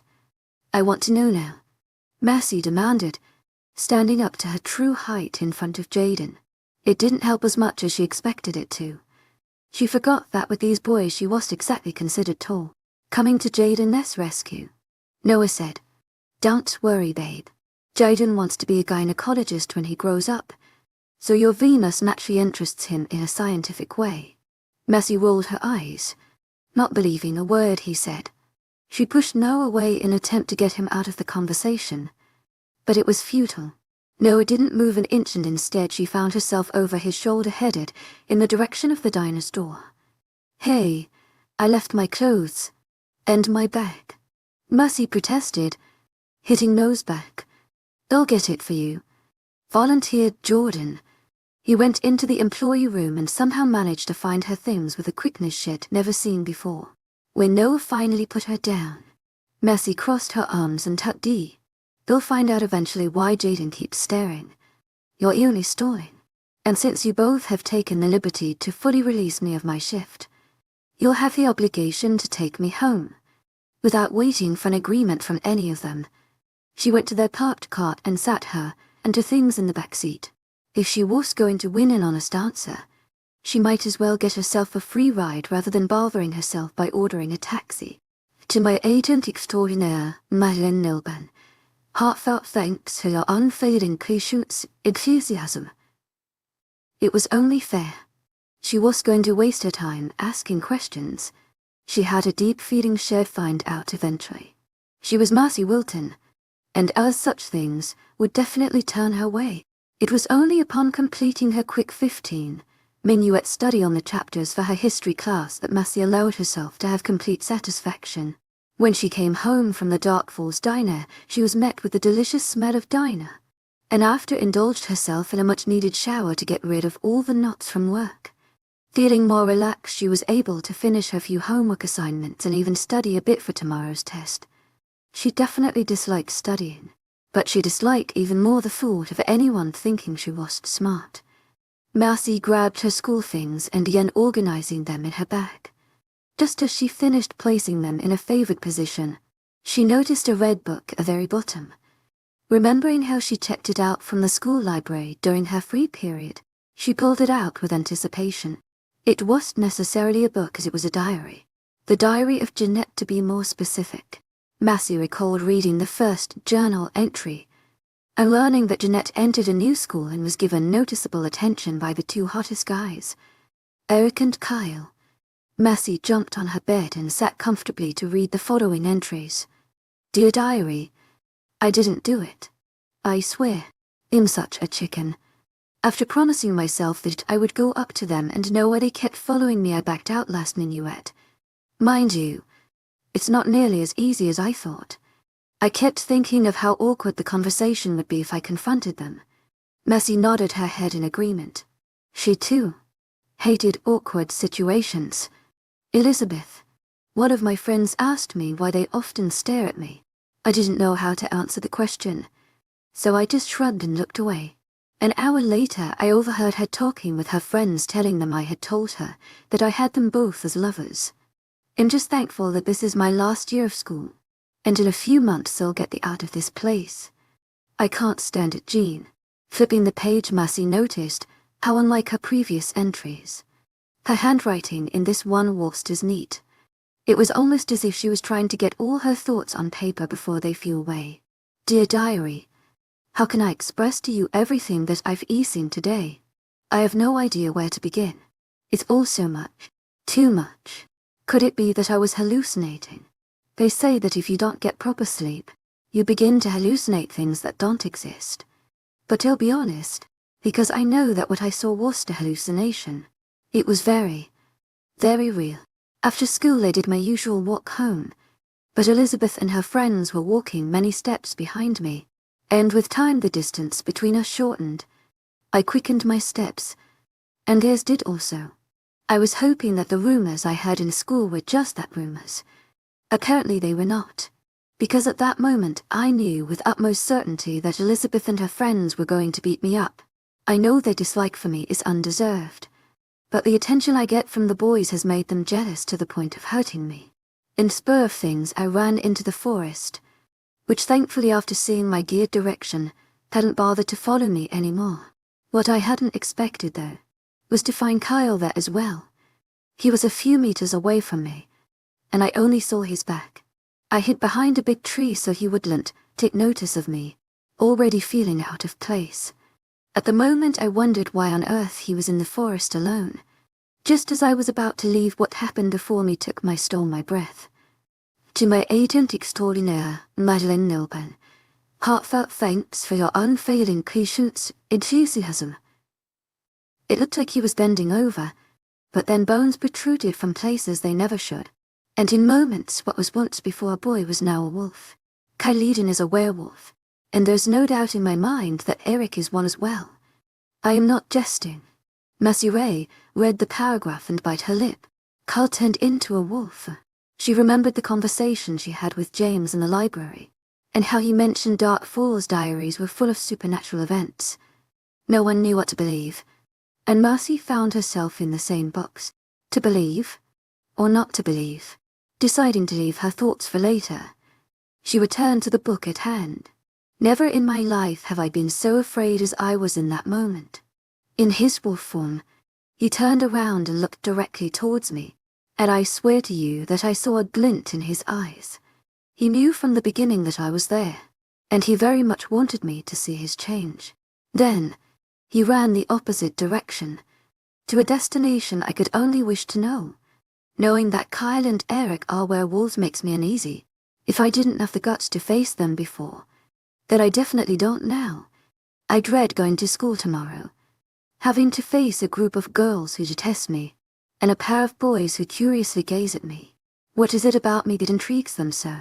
A question with an answer you'll never know. Wish me luck.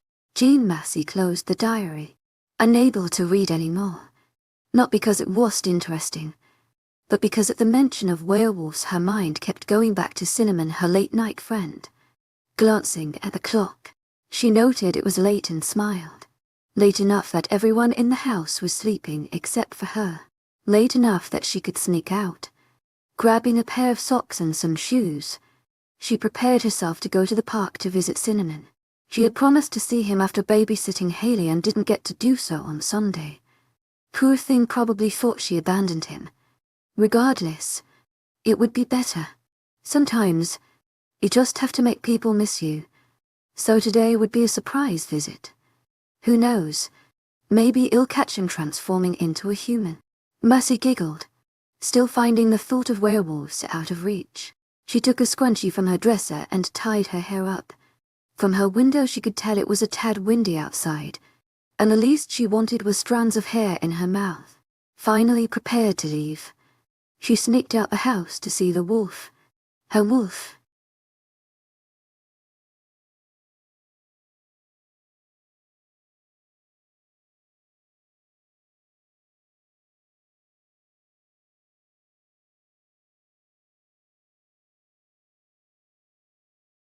I walk into the forest, trying to solve a mystery whether the wolves here were actually werewolves. 17.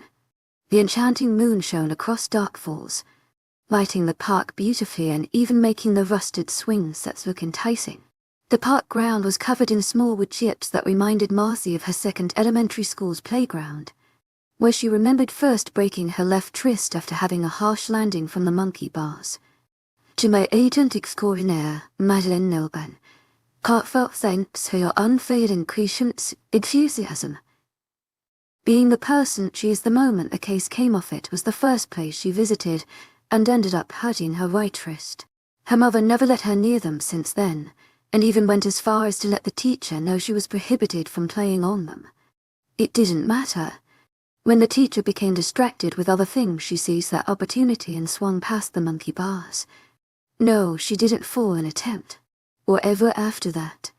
Third time's the charm, right? Further to the back and partly covered by the shadows of large trees was Cinnamon. If she hadn't knowingly been searching for him, she doubted anyone could tell he was a wolf. His coloring would make him look like a log at passing glance. Over the weekend, she had forgotten how large he really was. Currently he was laying down, his face away from the moon. But the second her feet touched the park ground, he stood on his paws and waited for her to get nearer. Did you miss me? Hugging his neck, his face fell on her shoulder, and his nose toward her, and Gussie gave her a swift, quick lick. Massey smiled as she felt his familiar warmth radiate through her fingers. Hugging Cinnamon was better than any stuffed animal she owned. 𝐿𝐷𝐞𝐝𝐬𝐲𝐿𝐬 𝐂𝐿𝐷𝐞𝐝 unfading 𝐀𝐥𝐻𝐃𝐬 enthusiasm. It would be better if he actually brushed his hair. Messi laid on the grass near him, away from the light in case any wandering eyes caught her out of her estate. She doubted that would ever happen though. People in Dark Falls seemed to have placed themselves at a curfew. After 10 at night there was not a soul to be seen outside of their homes. As the cold grass cushioned beneath her, Cinnamon fell into the usual position by placing his head on her chest, while the rest of his body laid away from her vertically.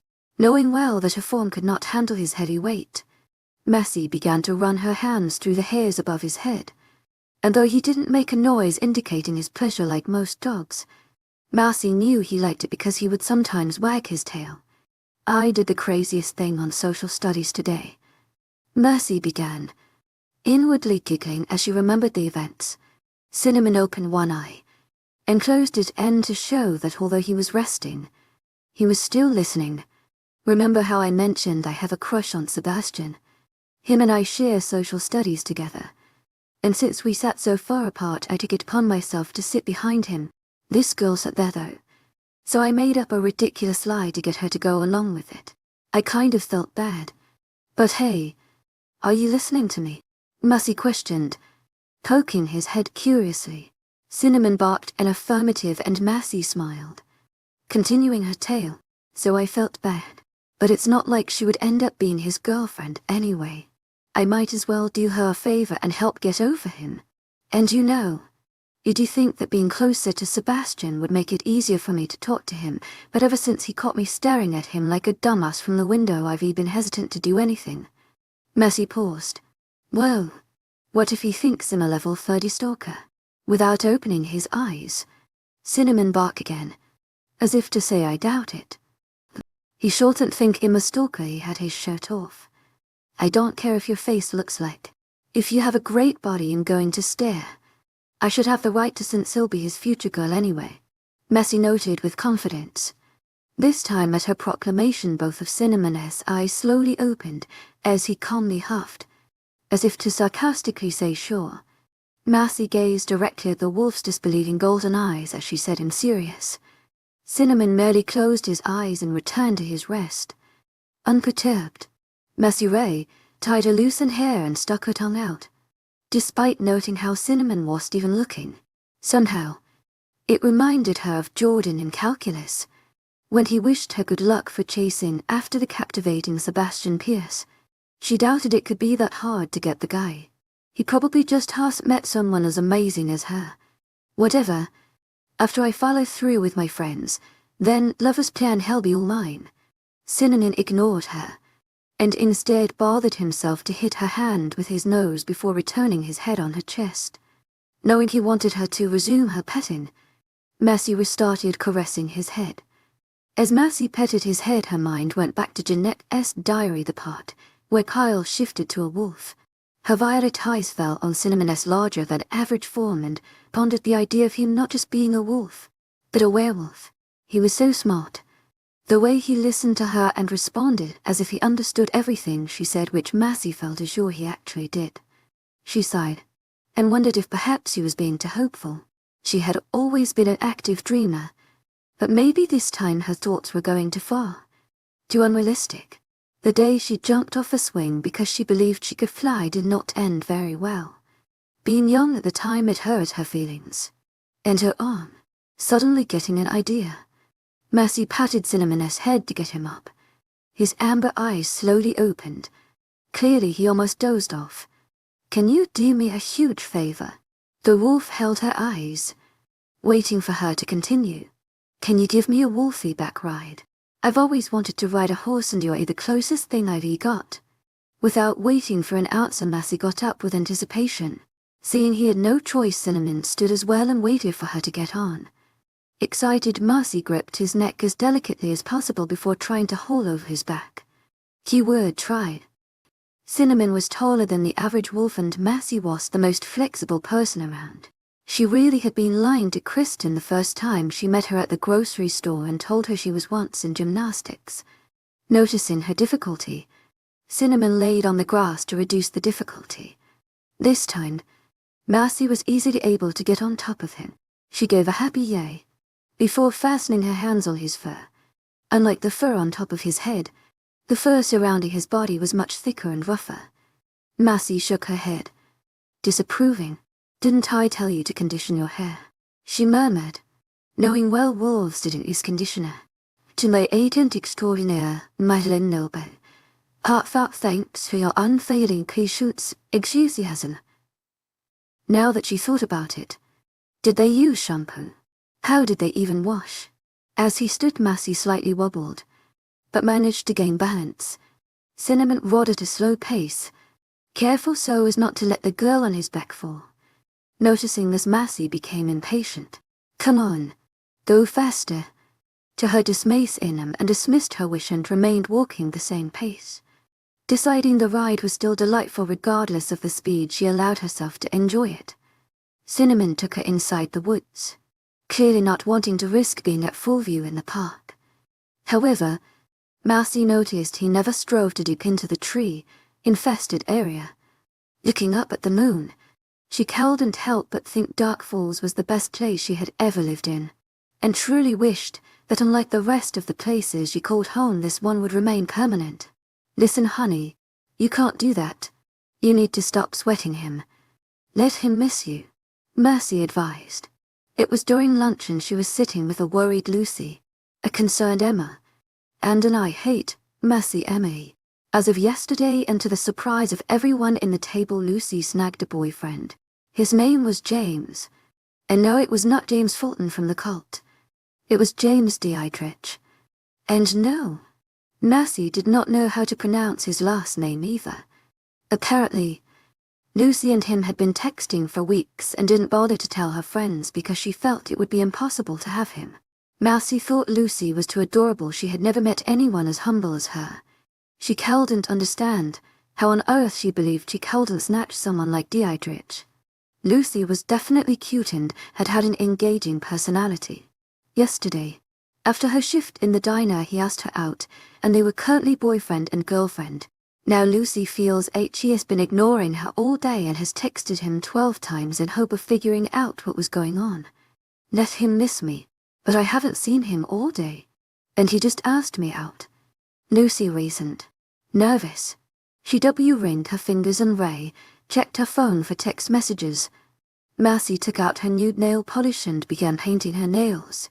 She wanted to try it out, thinking it might go well with Sebastian's copper skin tone. "You know, in case they held hands today." Marcy giggled at hearts, but became serious again when she glanced again at Lucy's face.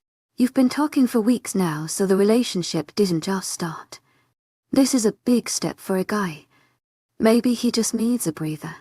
If you're too anxious, you might scare him off. I've definitely seen it before." Lucy bit her lip as her eyes wandered the cafeteria around them, as if 𝐸𝐸 would magically pop out of thin air. "What if he never texts me? 𝐸𝐸 avoided me all day in the hall." Lucy's eyes fell on the table. Heartbroken. "Guys, what if this is his way of saying I want to break up? I think you should break up with him before he breaks up with you," Emily contributed. Marcy rolled her eyes. Figures Emily would be the most negative out of the group. Emma shook her head, disagreeing with Emily's word. "No, do not break up with him. 𝐸𝐸's a nice guy. I don't think 𝐻D do that to you. And besides, I'd rather the guy break up with me than the other way around. When it comes to relationships, it's always better to be the victim. That way you can make them regret," Marcy added. Lucy gazed at her, uncertain. She sighed and returned to playing with her fingers. Marcy stared at them, slightly mesmerized. They were so thin and tiny. Every time she bent them, Marcy would slightly wince, expecting for them to break. She didn't think Lucy should be so worried about her and James. It was just a little stunt compared to what she's seen. Then again, perhaps Marcy had always been overly confident in every relationship she's been in. She had no reason not to be. Guys liked confidence in a girl, and she happened to have lots of it. Oftentimes some girls called her conceited. Conceited. Confident. They both started with the same letter. And if she was both of them, she didn't care. She preferred that over worrying herself sick like Lucy. If you've been talking for weeks out, he decided to ask you out on a whim. Wait until tomorrow night. That way he had time to breathe. If by Thursday he hasn't called, then I will personally find him in the hall. Bring you to him. And you will tell him to stop being such a baby and act like a man. What are we? In 8th grade. We are seniors. This is not the time to play hide and seek.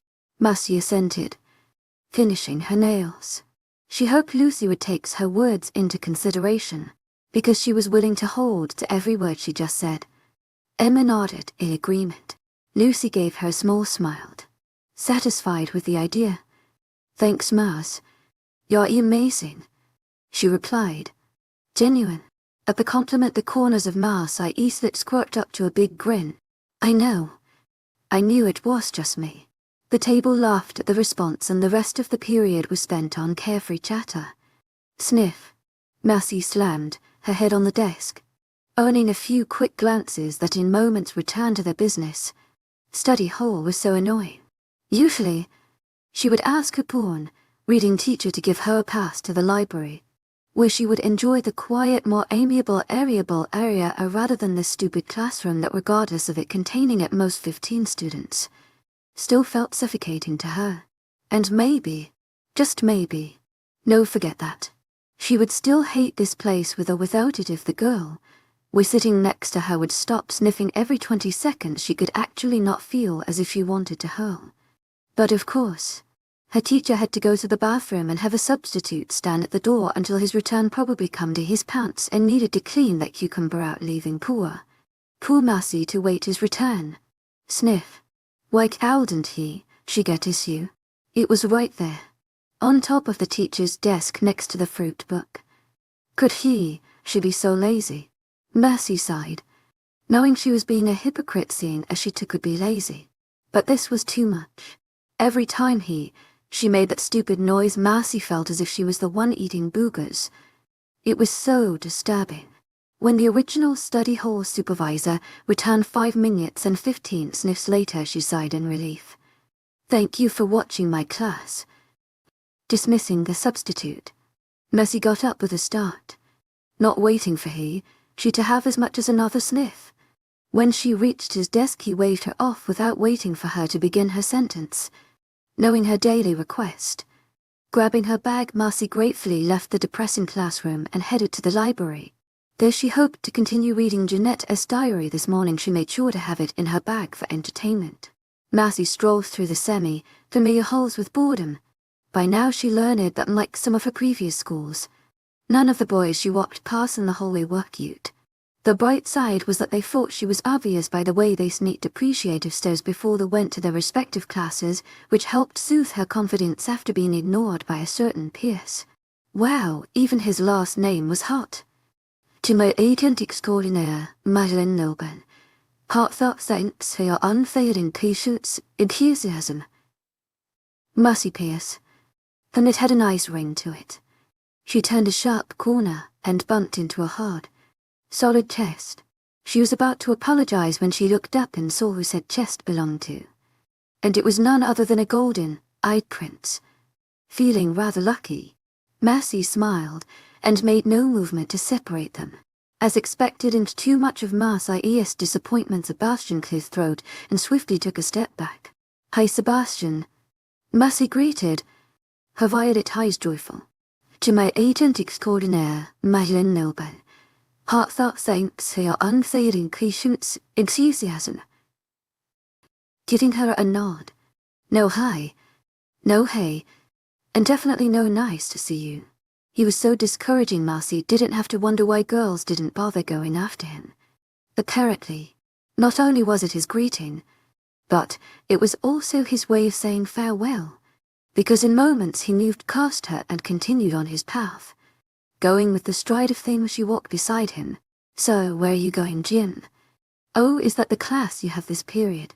She questioned, attempting to make conversation now. Sebastian's face never once turned to her as he spoke. He only stared ahead of him. It reminded her of a shark, those whose bone structures prohibited them from turning. Do you always answer in one? Before she could finish the sentence, she unceremoniously lost her balance. She hadn't noticed that as they were speaking, Sebastian accelerated his speed and she unconsciously tried to match his.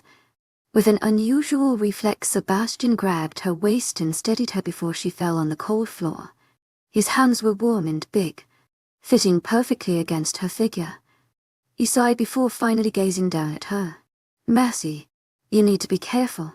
His stare left her breathless and made her body tingle. Seeing that she was now well to her feet, Sebastian continued on his way to gym, never once bothering to glance back at a purple-eyed female. After watching him walk away, Marcy turned around and went to her original destination, the library, a smile on her face. For some reason, every time a guy touched her waist, she got all jittery and her voice sometimes rose to a higher pitch.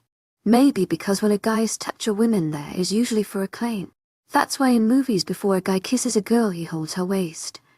When Marcy entered the library, she couldn't help but hope the next time he grabbed her waist it would be to lean in and give her a kiss. If not, she could always accidentally fall into his lips. At the image, Marcy laughed, knowing Sebastian would probably be pissed. The librarian hushed, giving her a pointed look. Marcy mouthed a sorry before sitting comfortably in a small one-man couch. Taking out Jeanette's diary, she stared at the red cover and opened it. She was hesitant to believe in werewolves. But maybe, just maybe, Jeanette could convince her. "Dear Diary, I'm sorry I haven't written in a week. Ever since witnessing Kyle's transformation, things happened so quickly I've hardly had any time to think, much less write. All of this is so overwhelming, but it's best to start from the beginning. After seeing what I saw in the forest, the next day in school he came up to me and asked if I could keep the secret. Figures he would ask after I knew his secret rather than before. I agreed, but in all honesty, even if I did want to blab my mouth, who would I talk to? All the girls in school hate me. He then followed by inviting me to his house after school. I said no, of course. Just because I know his secret doesn't mean we're automatically best friends. It is fault all the girls hate me, making me a total loner. By the time school ended, however, it seemed I was forced into going to his house after all. The girls were following me again, only this time they weren't being as discreet and were much larger in number. Before they were about 3. That day it appeared to be 7. Eric came to my rescue by walking beside me and leading me into the wood.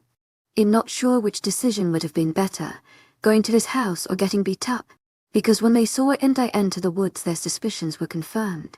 And all of their gossip now had proof. I just wish I understood why they had to go to such extremes for boys. It's so crazy.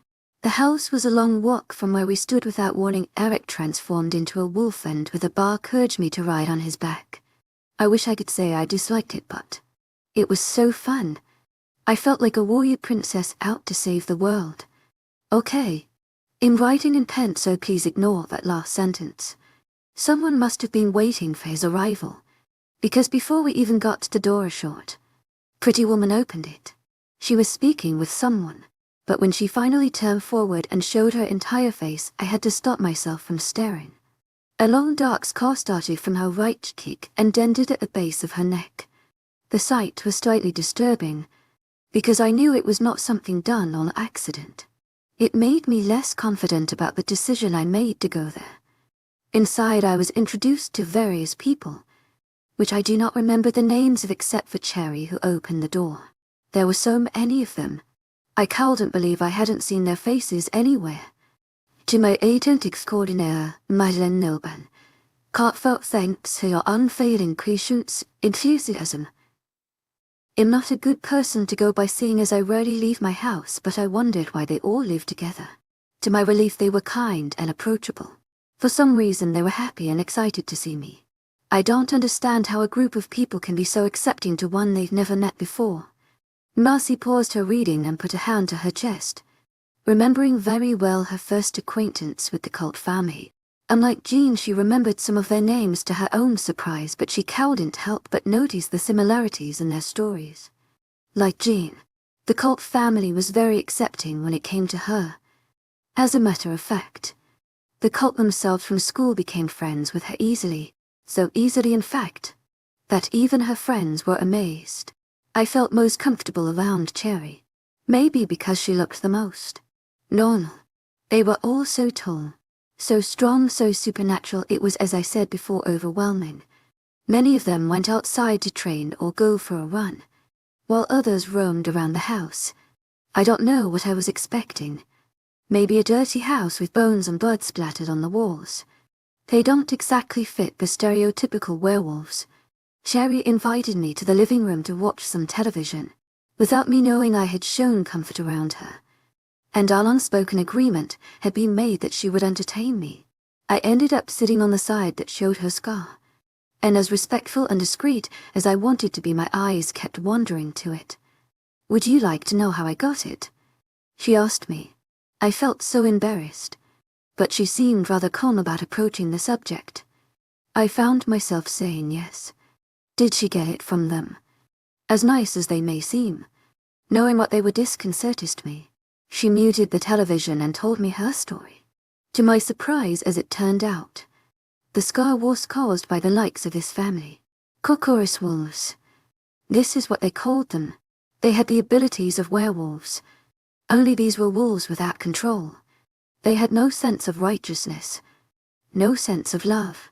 Their only desire was to kill, because they relished the sight blood. Their only sort of distinction is a mark on the base of their necks, indicating their savageness. Cherry had an encounter with them months ago, and if it weren't for this family she wouldn't have been saved in time before it devoured her very being.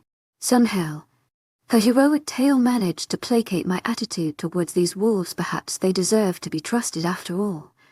The bell rang, bringing Marcy out of her reverie.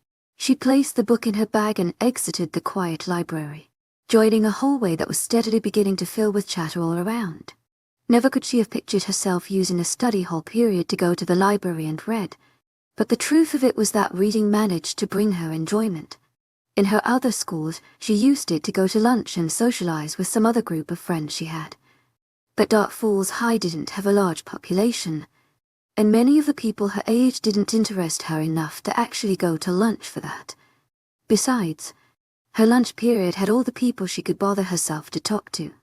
To my agent extraordinaire, 𝐿𝐻𝐿, heartfelt thanks for your unfailing patience, enthusiasm, called a voice, trying to get her attention. Marcy stopped and waited for her sister to catch up. She thought it was weird how Lydia actually wanted to talk to her in school. Usually she was quote-unquote embarrassed to be associated with her, so she pretended they weren't related. She couldn't see why, seeing as she didn't do things that were too out of the ordinary. But Lydia was one to always stay out of drama, and sadly Marcy was very familiarized with drama in every school she's been to. To my agent extraordinaire, 𝐿𝐻𝐿, heartfelt thanks for your unfailing patience, enthusiasm. They might see us together and think we're friends, Marcy warned, laughing. Looking at Lydia's facial expression, her laughter ended on a sour note. Okay, what is it that I don't know that I did that apparently has you annoyed? Lydia narrowed her eyes, staring up at her sister. Unlike her, Lydia didn't get the tall genes and stood in height, being 53. Well, Marcy considered that petite. She couldn't help but imagine her sister near the cult family, and almost laughed at the picture. She would look like an elf. What in the world have you told Micah? Eyes ablaze, Marcy smirked, needing no further explanation for her sister's vexed mood. She remembered telling Micah that if Lydia was mean to him, it meant she liked him. He must have taken it to heart and chased after her sister. AWW, they would totally make a cute couple. Well, 𝐿𝐻𝐿, in my opinion, you should be thankful I told him you like him. Now you have a hot guy chasing you. No, yay. I have a dumb girl making problems with me because apparently I stole her future boyfriend. What's worse, planting a finger on Marcy's chest, is that Micah asked me out in front of her. I don't need this drama, Marcy, this is all your fault. Lydia whirled the ring around her pinky, and Marcy knew this was a sign that she was going to freak out if she hadn't already. Marcy sighed. It reminded her of Jeanette when the boys kept staring at her. Why do girls have to be so catty? If a guy chooses another girl, then it's on to the next one.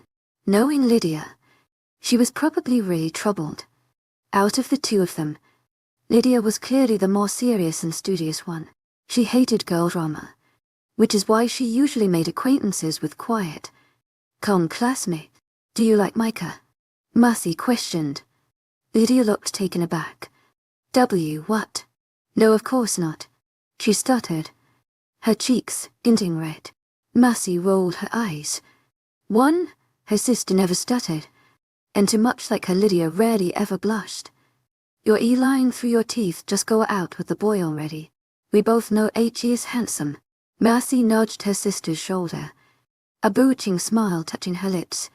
Besides, if the girl ever wants to fight, we both know you once did kung fu. Lydia crossed her arms and gave her sister an impassive expression, unconvinced. Listen, I'm the new girl. That is the only reason why H.E.'s paying attention to me. When you're emu meet, guys tend to give an eye. Give it a few days and he'll be infatuated with another one. That's how it is.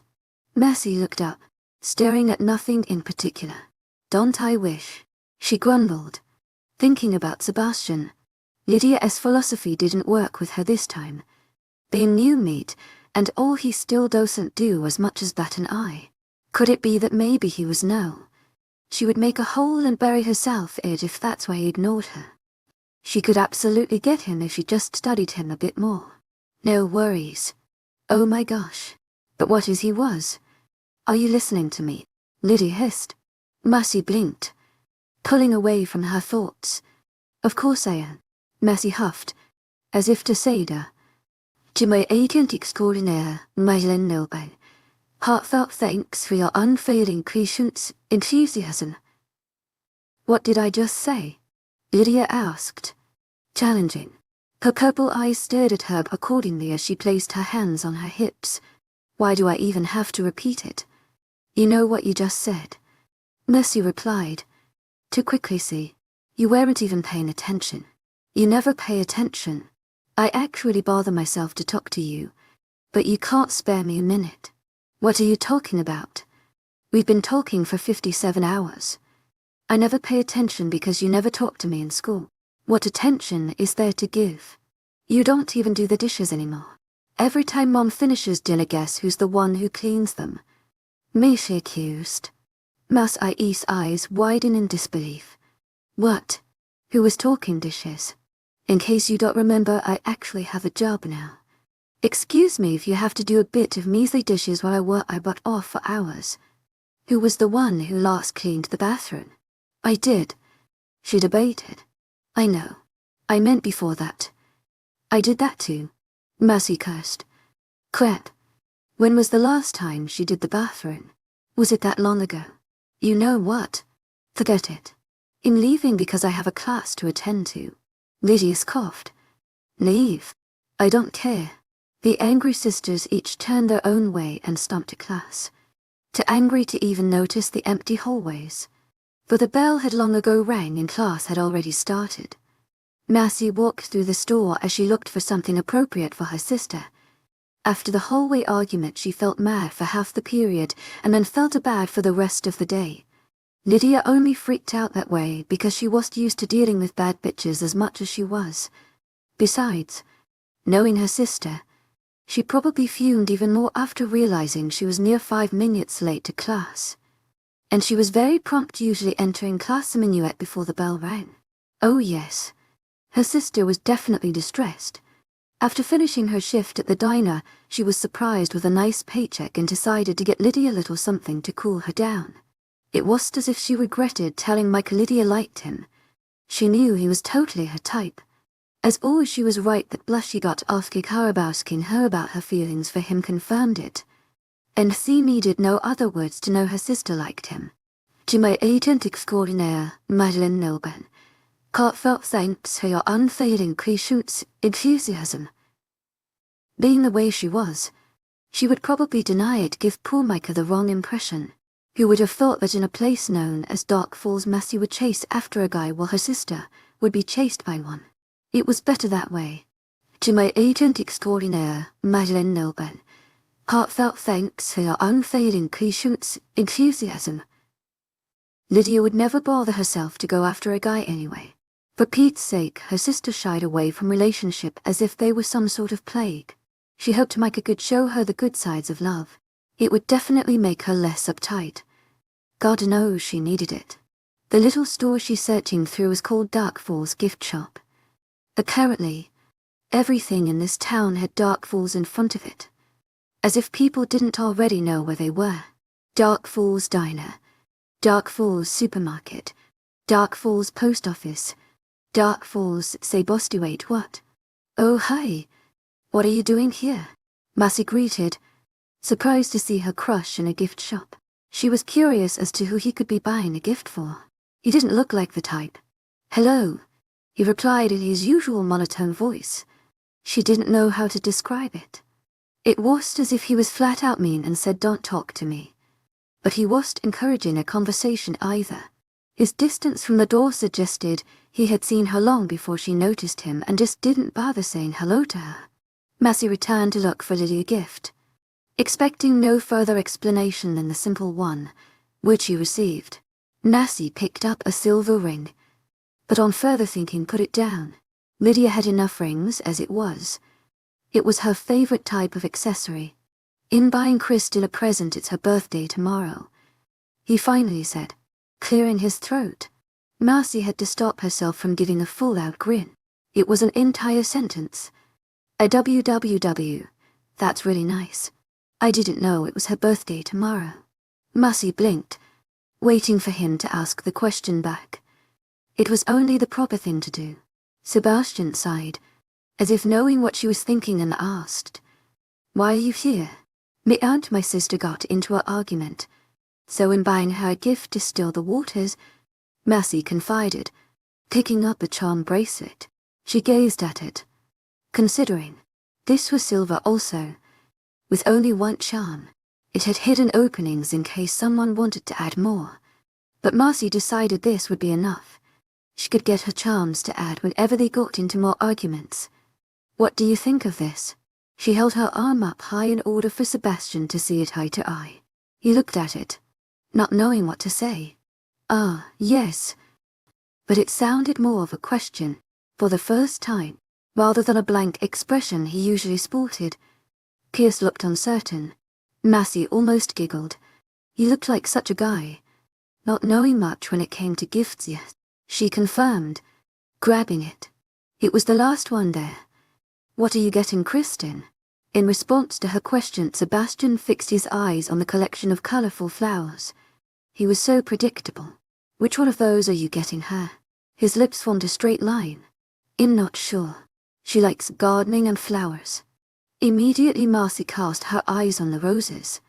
You should get her these. I would want these for my birthday. They're perfect. Look at it. It has purple. Purple is perfect. Perhaps she was being a bit biased, seeing as purple was her favorite color. But most people chose roses, why not something different? Sebastian shook his head. To few. He picked up a large basket on the floor full of flowers and an assortment of gardening tools. Massey looked at the price and fought a wow from escaping. Nearing Sebastian, she realized just how big the basket actually was. Being so large, Sebastian made everything look small, but the basket itself was very wide and deep. Upon closer inspection, she found some candy laying in the depths near gardening gloves. Looking up, Massey realized Sebastian was looking at her, waiting for her opinion. With a gift like this, I'm sure she'll love you forever, Massey assured. Sebastian gave her a small smile. Massey wished could have a camera and take a picture of him there. If Sebastian was gorgeous before, he was beyond breathtaking when he actually tried to be pleasant. She could only imagine how amazing he'd look if he actually gave a full-blown smile. Thank you. Sincere. Sebastian took the basket to the cashier and waited to be attended. Massey noticed the way his arms flexed when he placed his gift on the tall counter. Though she was done selecting an item for her sister, she decided to look around just for the sake of it. She didn't want to wait in line behind Sebastian. They had ended on a nice note, and she didn't want to ruin it with her blabbing. She had reached her talking, too, crush limit after the hallway episode and their recent conversation. Who knows? Maybe next time he'll be the first to say hi. Goodbye, Marcy, Sebastian said, as he passed by her and calmly exited the store. Bye-bye, she stuttered, and followed by smacking her face when he was out of sight. Bye-bye. Hopefully he heard it as B-U-H-bye. She ambled to the cashier and gave him the bracelet. Happy that this time Pierce said goodbye. Marcy gave a high-pitched squeak when she flicked away a slimy substance from her feet. It was no doubt a worm, an idea which had her make gag expressions for no less than a minuet. Though she was not afraid of insects, she was definitely grossed out by them and avoided them at all cost. In all honesty, the situation was her fault. No one in their right mind would wear flip-flops for a forest walk, but coming here was so out of the spur that thinking footwear was not the first thing at mind. Marcy didn't know what she expected to find here at this time. All she knew was that she needed something. Anything to confirm an idea about werewolves. Real or not, she didn't care. Just something to tip off her rising curiosity. As expected, Cinnamon was there at this hour. It was far too early. Usually she was with him around to her. But right now it was 11:28. He was most likely in some cave sleeping. Stepping more carefully this time, Marcy navigated deeper into the dense forest. A part of her was scared, and very paranoid of the dangers that could come upon her here. Yet another part was filled with pride. She was always known as a courageous and outgoing type, never afraid of anything, and she wanted to hold on to that. She swallowed a yelp that threatened to escape due to the passing bird. Everything seemed louder here. The creak of every fallen branch she stepped on, the howling of owls, and even some mysterious crawling. It was the ideal horror scene, and slowly, step by step, she started to regret coming here at all. What was she thinking? At night, she was such a fool. The least she could have done was wait until morning and check it out then. At least she wouldn't have to wonder from whence came every audible sound. She took deep breaths to calm herself, managing to feel slightly more at ease. She was thankful that her eyes were adjusting to the darkness, and that the moon was able to penetrate through the openings of tree branches. The forest looked beautiful. You sure are. Marcy screamed at the sudden voice and jumped behind the nearest tree. Her pitch only rose higher as she realized she walked right next to the perpetrator. Impatient, the obvious male specimen harshly covered her mouth. His eyes looked like frozen ice, piercing through the darkness. Her fright held her completely paralyzed. All she could do was stare. His face moved back an inch, accessing her. The inch was all she needed for him to fall into the perfect angle where the moon could freely expose his facial features. His nose was short, but wide and large, seeming to dominate his entire face. His lips, on the other hand, were thin, almost invisible. It wasn't until a set of growling teeth showed that Marcy noticed the monstrous size of his mouth. In response, her hands shook violently as her eyes widened in horror. This reaction piqued his interest even more. He roughly brought her body closer to his, exposing Marcy to his reeking smell. It reminded her of death. His fingernails dug deep into her thin shirt, making her wince in pain. This was enough to wake her from her stupor, and with all her might she kicked him. He growled loudly, his eyes becoming large and savage. Marcy took the opportunity of his weak and hold to heave another kick and run as fast as she could.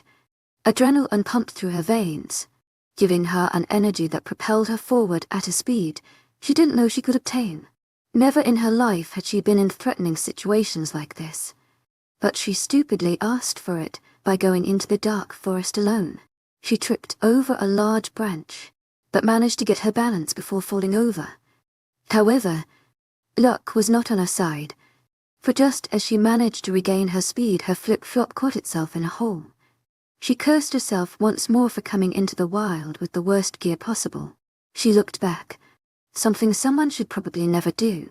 Her fears were confirmed when she saw his dark figure advancing at an uncommon speed. "Get the fuck away from me," she cried, feeling tears well up in her eyes as her foot remained stuck. "Damn it, not now. Not now." She pulled hard, and just as she was about to remove her foot and run barefoot, the Parker hand grabbed her forearms and teared her to the side. Only a snap could be heard as an overwhelming pain filled her. Her ankle. It felt as if it had been ripped out of its socket. A deafening scream filled the forest, and the leaves shuffled in response. A crisp, strong wind shook the branches of the trees. They moved violently, as if celebrating in her misfortune. The same eye stared above her, rejoicing in her current position. That thing. It's not human. She tried to get up, earning a spasm to wave through her being, leaving her speechless and helpless. 5 sharp needles. Deep needles. They dug into her arm. He retracted his nails, and gave her a sickening smile at the sight of trailing blood. Her face paled as she looked away, a true feeling of vomit beginning to surface. That moment was when Massey noticed it. It was as if destiny had prepared for her perfect picture before she died. Their only sort of distinction is a mark on the base of their necks, indicating their savageness. Jeanette's handwriting flashed before her eyes. 𝐶𝐞𝐬𝐬, she whispered. Her heart hammering hard against her chest, it felt as if it would spill out in any minute. He laughed hysterically and stood in a deformed hunch position. There was ripping and cracking. There was hissing and snapping. His skin filled with a fur that matched his distraught, seeking eyes, and his lunatic grin elongated to multiple fangs. In moments he transformed into werewolf, ending any doubt she had before about them. She grabbed the nearest stick and held it up defensively. This piece of shit could do whatever it wanted with her, but she vowed to not make it easy. She lashed the stick against his noise, earning a loud growl. Massey held it up, ready to strike again, but felt her weak hand drop, her only form of protection, as her eyes began to lose focus. She was becoming dizzy, the pain from her foot slowly enveloping her, until she could not even hold up her head. The 𝐶𝐞𝐬𝐬 wolf bared his teeth and stepped closer, his eyes transfixed at her bloody arm. She wished she could grab his neck, twist it, kick on his face and jump on his body as if it were egg. She tried moving, but even lifting a hand took so much effort. Where did all her strength go? There was so much pain. The 𝐶𝐞𝐬𝐬 wolf opened his mouth wide, ready to devour her. Massey closed her eyes and hoped it would give her a painless, quick death. Suddenly, a swift breeze passed over her body, and when she opened her eyes, the wolf was no longer there. In a moment she heard the growling. She forced her head to turn and felt tears of gratitude immediately fall down her cheeks. It was Cinnamon. He was fighting against the monstrous wolf, managing to easily overpower him. Her dazed eyes could only see a blur of quick movement, grey against shimmering brown. In mere seconds no more sounds could be heard. She tried to focus, tried to stop from letting her mind slip away. The grey wolf laid still. He didn't move. It was immobile. It was dead. She saw Cinnamon near her form and stare at her with those familiar amber eyes. She wanted to speak. She wanted to say thank you, but her consciousness was fighting hard against her will to stay alert. Her very lips could not part, much less move. Next, she saw feet, and before she blacked out she saw the same amber eyes again. Only this time, they belonged to a face. When she saw them on him, she described them as golden, and they belonged to none other than Sebastian Pierce. 19. Check all perimeters. Make sure no unknown presence is within the territory. This time, do it correctly. The voice was stern and full authority. It sounded far away, as if someone was speaking from a distance. Slowly, her senses started awakening. The first thing Massey noticed was the strong smell of rubbing alcohol. She looked around her surroundings and found it did not help in figuring where she was. The room was very bare, with only a queen-sized bed which she currently laid in, and a small dresser with no object above it.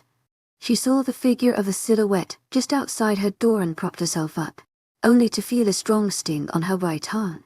She winced and shuffled to get a better look, earning her an unbearable pain on her lower left leg that made her let out a strangled cry.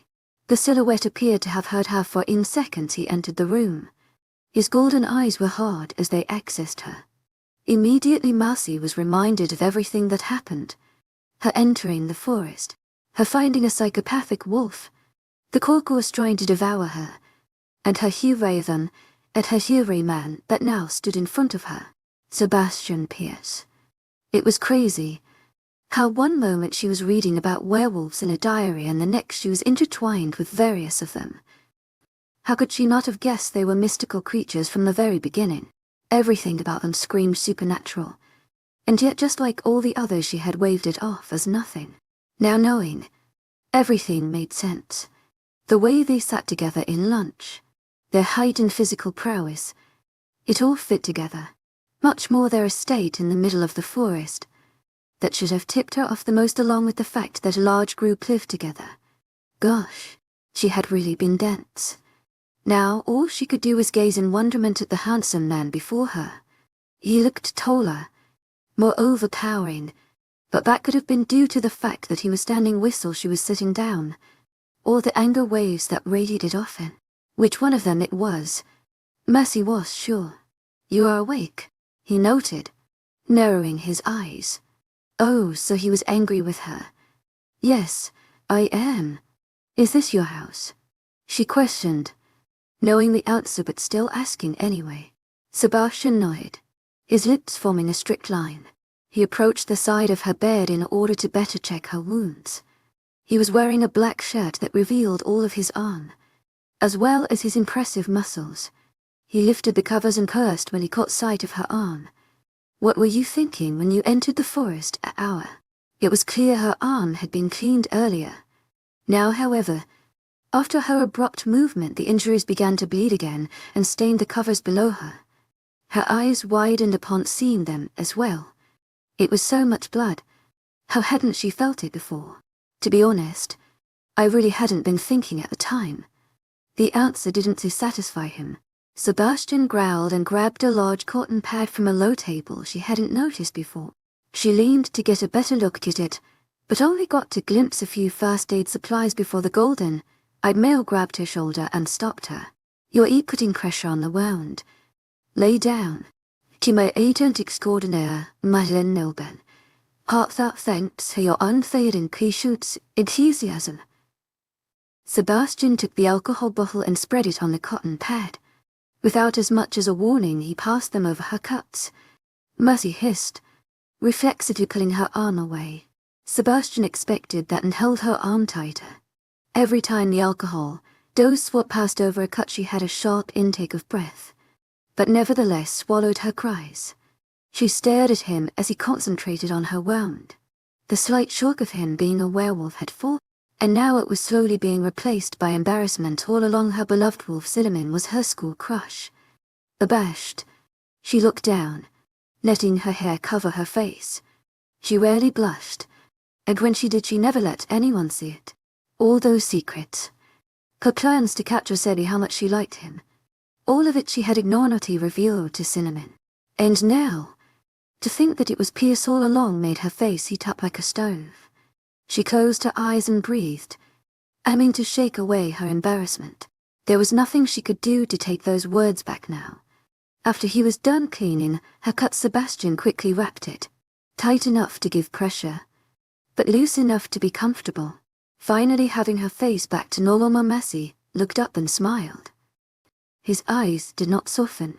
"Why were you in the forest?" Mercy sighed. "Well, there went the hole." And then he suddenly turned romantic dream. "I was curious," she answered honestly. "Besides, I've been near the forest during much later hours." Violet eyes stared at familiar amber-colored orbs. He knew exactly what she was talking about. That fact that he had been Cinnamon all along could not be ignored. "Yes, but you never ventured into the highly wooded areas." He pulled down the covers until she was left bare. She shivered in the cold air. Looking down, she realized she was wearing the pajamas she left the house in, which consisted of her father's large shirt and some shorts. She didn't miss the way his eyes followed the length of her legs, making her smirk. Yes, she definitely had amazing legs. It appeared he was completely immune to feminine features after all. Sebastian cleared his throat, focusing his eyes on her damaged ankle. She teared her attention away from him and examined her injury. She gasped, eyes wide. Her entire foot was not only immensely swollen and abnormally shaped, but also red with tints of purple. She looked away, disgusted. So much for being sexy. After having her foot stared at for a few moments, Mercy grew impatient and threw the covers over her legs once more. She was uncomfortable with the idea of him staring at her revolting foot. Sebastian's eyes snapped to her. Annoyed. I am trying to correctly look at your wound. Mercy hummed fed and crossed her arms. I think you've gotten a good enough look. There's nothing you can do about it, but let it heal. He sighed and looked at the ceiling, as if asking why she was being so difficult. While you were asleep, Haley and Mandy put ice on your foot 15 minutes and cleaned up your arm, he informed. I was checking to see if the ice had any effect. Mercy was surprised she had slept through all of this. Wow, I must have been really knocked out. She looked at the time, and was even more surprised at it being 4 a.m. For some reason she thought it would be later on the next day. She hadn't slept as much as she assumed. Looking out the window, the bright moon still lit the forest, a few layers of red and purple beginning to weave into the dark blue sky. The pain made you lose consciousness. Grabbing an elastic wrap and removing the covers once more, he gave Mercy a warning glance before beginning to wrap the elastic around her ankle, clearing messaging her to not disrupt him again. She leaned back, deciding to let him finish. She didn't like the fact that he was staring at it, but at least if he had any repulsion to it, he hid it. And the butterflies in her stomach awakened when she analyzed that he was taking care of her. Again, she remembered her predicament, the fact that he was Cinnamon. She huffed, feeling stressed. She habitually crossed her legs, only to have Sebastian grumble and stop her feet from interlocking before she caused herself pain. I am trying to wrap your foot. She ignored his comment and pouted, unable to hold her discomfort any longer. All this time you were Cinnamon and you didn't tell me. Sebastian looked at her blankly, not understanding. I told him a lot of my secrets, she continued, making her point. Mercy, you have an injured arm and a sprained ankle. The least you should worry about secrets you never meant for my ears to hear, he commented, dumbfounded. Her pout became bigger now she knew how distressed her sister probably felt. I loved Cinnamon. He was a great listener. He even gave me a wolfie back ride one night. She spoke, as if they were two different persons. Sebastian's eyes remained focused on her ankle. I know. I am Cinnamon. Focusing on what he was doing, Mercy giggled, earning a curious gaze from Sebastian. After gaining no explanation, he returned to wrapping her foot. She didn't have to wonder why it was taking so long. It was obvious he was no expert in wrapping anything, and so sometimes he would have to redo sections. The curves of her foot were more difficult than her arm. Now that she knew Sebastian was well aware of her feelings, as if she hadn't given hints regardless, she realized her plan of capturing would have changed. The friends, then, lover's plan is definitely out the way now, Mercy murmured, eyes widening. She turned to him curiously. Did you hear that? As far as she remembered, werewolves had enhanced eyesight, better hearing, and other physical advantages. He nodded. Mercy repeated the thought in her head. Did you hear that? Finally finishing wrapping her foot. You didn't say anything. So he can't read minds, she noted. Sebastian shook his head at her, analyzing. He lifted the covers over her form once more, and allowed it to land just above her stomach. 𝐊𝐢𝐳𝐳 𝐑𝐞𝐝𝐻, heartfelt thanks for your unfailing patience, enthusiasm. Before turning off the light and leaving the door slightly ajar, Mercy sighed. Her mother used to do that, leave the door a bit open because she believed her daughter was afraid of the dark. 𝐊𝐢𝐳𝐳 𝐊𝐢𝐳𝐳, heartfelt thanks for your unfailing patience, enthusiasm. Her mother should have known better, but at the time Lydia was much younger and needed to sleep with a nightlight. She squeaked upon recalling that Sebastian was her Cinnamon. She still couldn't wrap her head around that fact. To think that she had even told CINNY about the mischievous plan that took place in social studies when she lied to Layla by saying Mr. Barman requested they switch seats. He knew everything. Yet, Despite it all, she couldn't help but like him even more. Aside from being tall and strong, he was not arrogant about her affections. He remained the calm and controlled man she was used to seeing around her, not even making hints that he knew she liked him. For some reason, his indifference made her want to chase him all the more. Well, they do say you always want what you can't have. Knock. To my agent extraordinaire, 𝐿𝐻𝐬 𝐑𝐞𝐜𝐬 𝐊𝐢𝐧𝐼𝐻𝐬. She crossed her arms, recognizing the voice. She's not here. Jordan peeked from the crevice, managing to look directly at her despite the darkness. Are you mad? After getting no reply, he slipped inside and turned the lights on. His shaggy hair looked more in disarray than it usually did, along with patches of dirt covering his lower legs and arms. You look like you just came from a nice run, Massey emphasized, knowing 𝐻𝐸D understand exactly what she was talking about. Though her arms were crossed, he could still see the small smile on her lips, which let him know she wasn't angry. His eyes softened as he sat beside her and grabbed her hand. I'm sorry I didn't tell you. She hummed. You're so dumb. It's not surprising that 𝐊𝐢𝐳𝐷 kept the secret from me. That was expected, but I at least thought you would let me in on it. I'm sorry, he repeated, truthful. I overestimated our friendship. This secret, no. No, you didn't overestimate our friendship. He interrupted, pulling her into a warm hug. She ignored the slight pain on her right arm and returned the warm gesture. I was going to tell you eventually. Sebastian ordered us to keep it from you until he thought it was appropriate. Massey smiled. She knew she hadn't overestimated their friendship at all. Nevertheless, she would never miss an opportunity to be the lied-to victim. At least Jordan was doing a good job. Unlike Sebastian, who made it seem as if it was her fault she got attacked in the forest. How was she supposed to know a Quaquorus wolf was roaming around? Keep it from me, why? She questioned. To my agent extraordinaire, 𝐿𝐻𝐬 𝐑𝐞𝐜𝐬 enthusiasm. Jordan shrugged. To get you more used to us, I guess. We didn't want you to run away scared. Massey scoffed at the idea. Offended me. Scared. 𝐊𝐲. This is as easy as a chocolate bar. Jordan crunched his brows. Confused. Chocolate bars. They're easy. Massey nodded. Yes, you know. Like easy to eat. So you ate the truth. To my agent extraordinaire, 𝐿𝐻𝐬 heartfelt thanks for your unfailing patience, enthusiasm. It's not like bubble gum. With bubble gum you taste it, but you never digest it. I can digest this. Jordan stared at her for a few moments before chuckling. Massey slapped his shoulder. What? Nothing. It's just you have weird metaphors. He gave her a kiss on the cheek before standing. You should sleep. Your body needs to heal. His eyes looked directly at the small gashes that marred her arm. Concerned. You mind giving me a phone, though? I need to call my house before any of them wake up. My mom will worry if she doesn't see me in the morning. She related. They'll be right back. Stay here.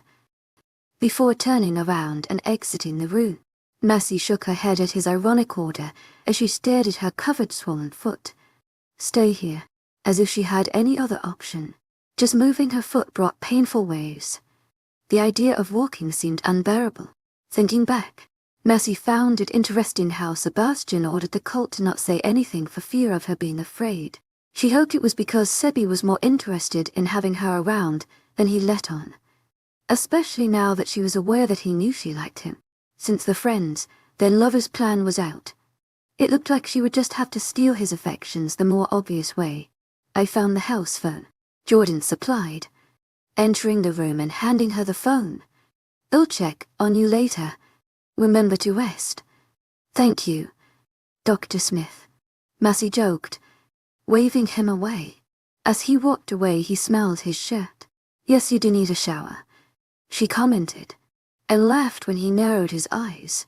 Rather than answering back, he shut off the lights and closed the door behind him. Massey leaned back comfortably on the pillows. realizing just how tired she was. All that was left now was to call home and hope her mother didn't freak out. After typing in her house phone number and pressing the call button, she waited for her family to pick up. Let's see, who would pick up? Lydia, Dad, or Mom? Lydia slept upstairs by her room, so it would take a while to reach the phone, as opposed to her parents' master bedroom downstairs. Her father was a deep sleeper, and even the loudest alarm clock howled to wake the man. Somehow, her mother's soft voice could. That left her with hello, croaked a sleepy voice. Massey bit her lip. Hi Mom. To my agent extraordinaire, 𝐿𝐻𝐬 𝐊𝐢𝐧𝐰𝐻𝐬. Why are you calling the house phone? Are you that lazy that you can't come downstairs? Annoyance leaked into her voice, and Massey remembered the time she called her mother from upstairs to bring her a glass of water. It was a while ago, when she first started a job at the diner and returned home exhausted. What? No, this is not my cell phone number. There was shuffling. She assumed her mother actually bothered to check the caller to see if what she was saying was true. There was a sigh. Massey. What happened? Massey smiled. This was a good sign. Her mother wasn't angry. Obviously she cowed and gave her mother all the detail, but she would try to keep it as close to the truth as possible. Yes, that is exactly what she would do. Tell the truth, but tweak it just a little bit. I was sleeping when this guy from my school threw pebbles at my window. He told me to meet him downstairs, and I did, but only because I like him. He's really cute, Mom. We were talking for a while and I suggested we walk to the park. Then in the park I climbed a tree, but my hand slipped when I got to the very top and I hurt my ankle. Then some branches fell down and scratched my arm. And now at his house where he cleaned me up and tried to lessen the pain of my foot, which is now really swollen. Okay, so the tweaking a bit didn't work, but in her opinion the lie was passable. From the other side of the phone Massey heard silence. Her mother responded. What? Massey cleared her throat, ready to repeat her story. I said I know what you said. What were you thinking? You know you can't climb high things. You always fall, Massey. You fell off the swings in 4th grade. Do you not remember? You broke your wrist. Massey didn't bother correcting her mother on the fact that it was actually 5th grade, and that it was the swings. It was the monkey bars. Totally was the monkey bars. That was years ago. I haven't fallen off things in a long time. They'll be all right, Mom.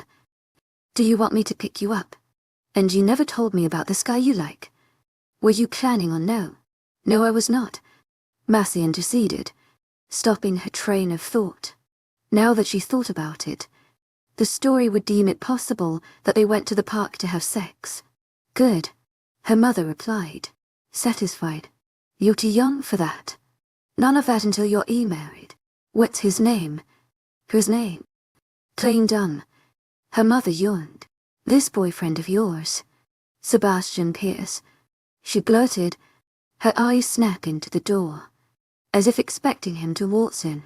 She didn't have the energy to explain to her mother that he was not. Her boyfriend. He sounds like a nice boy, her mother commented, thoughtful. Well, Massey was sure if nice was the best word to describe him, but he was definitely not mean. She's charming. In his own way. You should introduce him to us. I want to meet him in person. She heard her mother yawn again, causing her to yawn. Why is it that yawns were contagious? Okay, Mom. I'm gonna go rest. You should too. You're yawning a lot. Mom. Good night, honey. Call me when you wake up. Massey nodded, and then realized her mother couldn't see her. Okay. I love you. Love you too. Good night. Massey hung up and pulled the covers of the bed to her chin, groaning at a sting it brought to her right arm. Although the room had no open windows and the door was shut, it still felt chilly. Yawning, Massey closed her eyes and sunk more comfortably into the bed.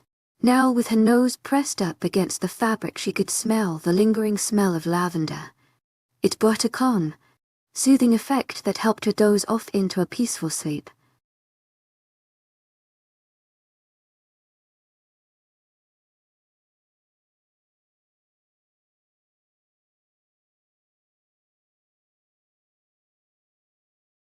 I recently discovered a shocking secret hidden behind my ordinary school life. My friends are actually werewolves.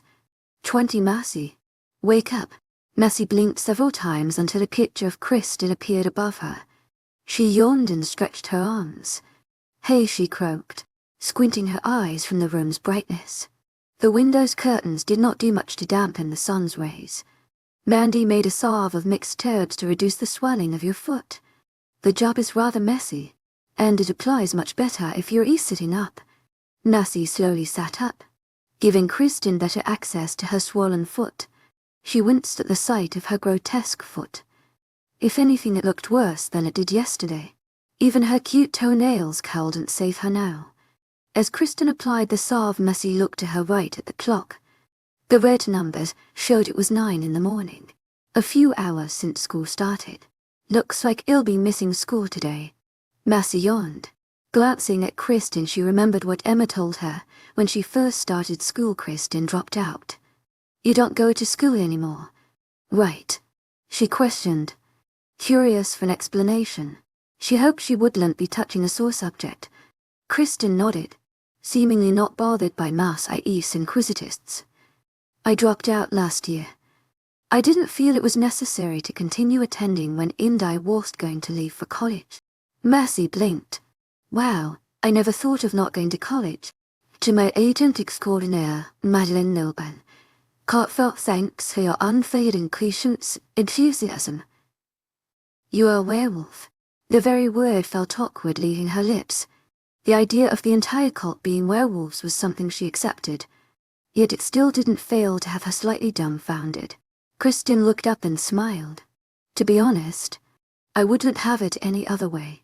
I love being at the diner and managing the aspects of it. I'm also hoping that soon James will be marking me. She blushed at her last disclosure. Mercy giggled. WWW. I knew you and James had a romance going on. What are you guys? Soulmates? Is that what they call it? This time Kristen giggled. That's fiction, Mercy. There are no such thing as soulmates. 𝐊𝐲𝐳𝐬 𝐷𝐞𝐝 Heartfelt thanks for your unfailing patience, enthusiasm. I do feel James is the only one I could picture myself with. My wolf has found the most attraction towards him. Her eyes became glassy with affection, causing Mercy to sigh at her own love life, or lack thereof. I'm sure the feelings are mutual. Mercy smirked as she recalled a memory. 𝐊𝐲𝐳𝐬 Heartfelt thanks for your unfailing patience, enthusiasm. One day I caught James in the library reading books about mates, and I think that if a guy goes to books for advice on his love life, then his head with thoughts about his significant other. You. Kristen's smile widened. 𝐊𝐲𝐳𝐬 Heartfelt thanks for your unfailing patience, enthusiasm. He was reading a book. Mercy gave her a wink. It's crazy when I think about it. At one point having him seemed almost impossible. Before he ever noticed me back when I attended high school, he harbored a massive crush for Keisha. She flirted with him every now and then, but even he knew her focus was mainly on Sebastian. Mercy's eyebrows lifted. She had assumed James and Kristen's relationship had been a consummation of years. Wait, then how does this mate thing go?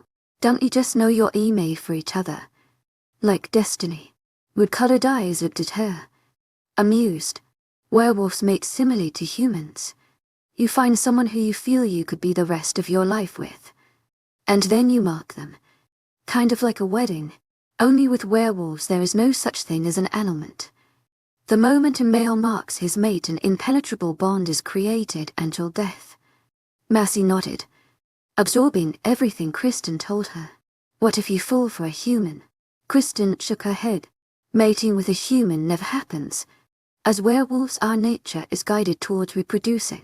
Humans are unable to reproduce our kind. Only a werewolf pairing. That's why a half-werewolf does not exist. Mercy felt a large sense of disappointment engulf her, and she knew it had a lot to do with her crush on Sebastian. Now it made complete sense why he didn't like her. She was not a werewolf. Can you turn someone into a werewolf? She pushed. knowing her thoughts would be obvious with this inquiry. Catching the gist of things, Kristen looked up from her task and gave Mercy a small smile. Sadly, it's impossible to turn a human into a werewolf. Our wolf side. It's not something you create, but rather born with. Kristen wiped her hands clean with the towel she had balanced on her neck and allowed 𝐿𝐸𝐴𝐻𝐻 foot to rest comfortably on a pillow. That should do it, she pipped, referring to her injured foot. In a couple of hours you'll be washing the old paste off and reapplying a new set. Your foot should be significantly better by then. Okay, that was very nice of you, Kristen, Mercy thanked, returning to her previously laid position. As much as she tried to smile, a frown still marred her face. Usually she would mask her feelings with indifference, but in Kristen's company she didn't feel the need to do so. Noting her thwarted mood, Kristen took a hold of her hand and gave a gentle squeeze. Don't worry too much, Mercy. You are not a werewolf, but I can assure you that you're 𝐸𝐴𝐻𝐻. I'd still prefer if I were a werewolf, Mercy grumbled, oblivious to the depth of Kristen's words. You should rest, Kristen advised. She assessed Mercy from afar, noting the unhealthy paleness that had overtook over her usually caramel complexion. Last night took a large toll on your body and you still look very tired. Mercy nodded and positioned her head comfortably on the pillow. She really was tired. The mere conversation she had with Kristen seemed to have drained her energy reserve for the morning, and even blinking was a chore. Her foot, though slightly alleviated compared to the previous night, sent short waves of pain whenever she slightly shifted. Hopefully the salve would work well. The idea of wearing crutches to school was not appealing. Mercy closed her eyes and felt herself fall asleep with the distant sounds of other pack members in the home. Surprised to notice she felt rather safe and at home in a place that was not her own. Oh, Dan. That's one fucked up foot. Shut up. Clearly she was badly injured last night. 𝐿𝐸𝐴𝐻𝐻𝐬 thanks for your unfailing patience, enthusiasm. I think all of us can clearly see that. Jordan, Smek, Noah, Jordan, Jaden, quiet. Sebastian's right. You might wake my princess up. Snort. Your princess. Where it is just commenting on how ugly her foot looked. You'll still take her. She's perfect. I said quiet. To my agent extraordinaire, Madeline Nilban. Heartfelt thanks for your unfailing patience, enthusiasm. Great. Nice job. Mercy opened her eyes to a room full of guys. Surrounding her were Jordan, Jaden and Noah, while Sebastian stood afar against wall to her right. It would be a lie if she didn't say she felt pretty darn special. She had 4 single handsome men surrounding her that were all gazing at her with a look of concern, interested in her well-being. Getting severely injured was too bad when you received this quality of attention. Glancing at the clock, Mercy noticed school ended not too long ago. Explaining their presence. Hey guys, she croaked, her voice hoarse from having recently wakened. She sat up straight and winced when her foot sent waves of protest up her spine. From what she could tell, however, they weren't as intense and brutal as they had been prior to Kristen apply the salve. This showed improvement, and a glance at her sore foot confirmed her thought when she saw its size had been decreased by a half. Hey babe, Noah greeted, giving her one of his award-winning smiles. If you had stayed asleep any longer I would have had to kiss you. You know, like that princess we were talking about before. Mercy threw her head back in laughter. Noah chuckled as well, but his humor was cut short with a slap from an annoyed Jordan, whose brown eyes soon turned to gaze at her with concern. How are you feeling? Unlike his twin brother, Jordan's hair was in an unruly fashion. Noticing a leaf stuck in his tresses, Mercy flicked it out and wondered if he had been in his wolf form prior to visiting her. She nodded. Much better actually. That thing Kristen put on my foot toned down the swelling. It's not nearly as unbearable as it was before. To Mercy's embarrassment, her stomach chose that moment to growl. Now that she thought about it, last time she ate was yesterday night at dinner, and it was already lunchtime. Jaden gave her an amused grin. You're hungry. I would have made you something to eat. But 𝐊𝐲 insisted on being the one to make you lunch. Massey smiled as she thought of James' younger sister, her wide brown eyes coming to mind. 𝐊𝐲𝐬 𝐑𝐞𝐝. Massey nudged Noah, giving him a knowing glace. And you thought she would be the death of me? Noah shrugged and gave her an easy smile. First impressions can be deceiving. Give 𝐊𝐲 a few more days and I'm sure she'll start rebelling. Massey felt her arm being lifted. She curiously gazed at Jaden, but his sight was fixated on the claw marks that marred her arm. They were deep and harsh. Her skin had not yet developed a scab, so raw pink flesh was still visible. How do you plan on explaining this to your parents? The purple-eyed female pursed her lips. Yesterday I told my mom some story. I managed to convince her it wasn't serious, so as of now she's not too worried. Jaden took her other arm and examined it as well. Taking notice of this, Massey leaned back and smirked. Well, for once your eyes are geared towards a direction that's not my what, she commented, earning for a pair of eyes to snap directly at her. But she was mainly focusing on Jaden. Beside her, Noah snorted, as was expected of his rambunctious self. Jaden's eyes lit up with mirth, amused at her commentary. Yes, very true, sir, she pushed, expecting an explanation. If they honestly thought the prior excuse they gave her at the diner, which consisted of scientific curiosity, the original. Noah threw his hands up with an expression that clearly stated him not getting into this, while Jordan scratched the back of his neck and stared at the design that they were the most intriguing artwork Gitchy has seen all day. Jaden's eyes filled with something akin to annoyance as he realized he was on his own on this one. The lazy twin turned to Sebastian, who up until now hadn't said a word, but it seemed that just by looking at him he received the response he was looking for. Permission. You have mature. Closing his eyes, he leaned against the wall in his favorite position and remained so as if it answered her questions. I don't even know what that is. Care to elaborate? Massey poked Jaden's stomach, unsatisfied with his visual explanation. 𝐿𝐲𝐸𝐻𝐸 𝐊𝐴𝐻𝐸 heartfelt thanks for your unfailing 𝐾𝐥𝐃𝐤𝐴𝐬 enthusiasm. She had never once heard of that word in her life. 𝐿𝐲𝐸𝐻𝐸 𝐊𝐴𝐻𝐸 heartfelt thanks for your unfailing 𝐾𝐥𝐃𝐤𝐴𝐬 enthusiasm. Since you're not 18 yet, you technically have premature, Jordan added, noting that his brother would provide no further explanation as he felt he already fulfilled his part.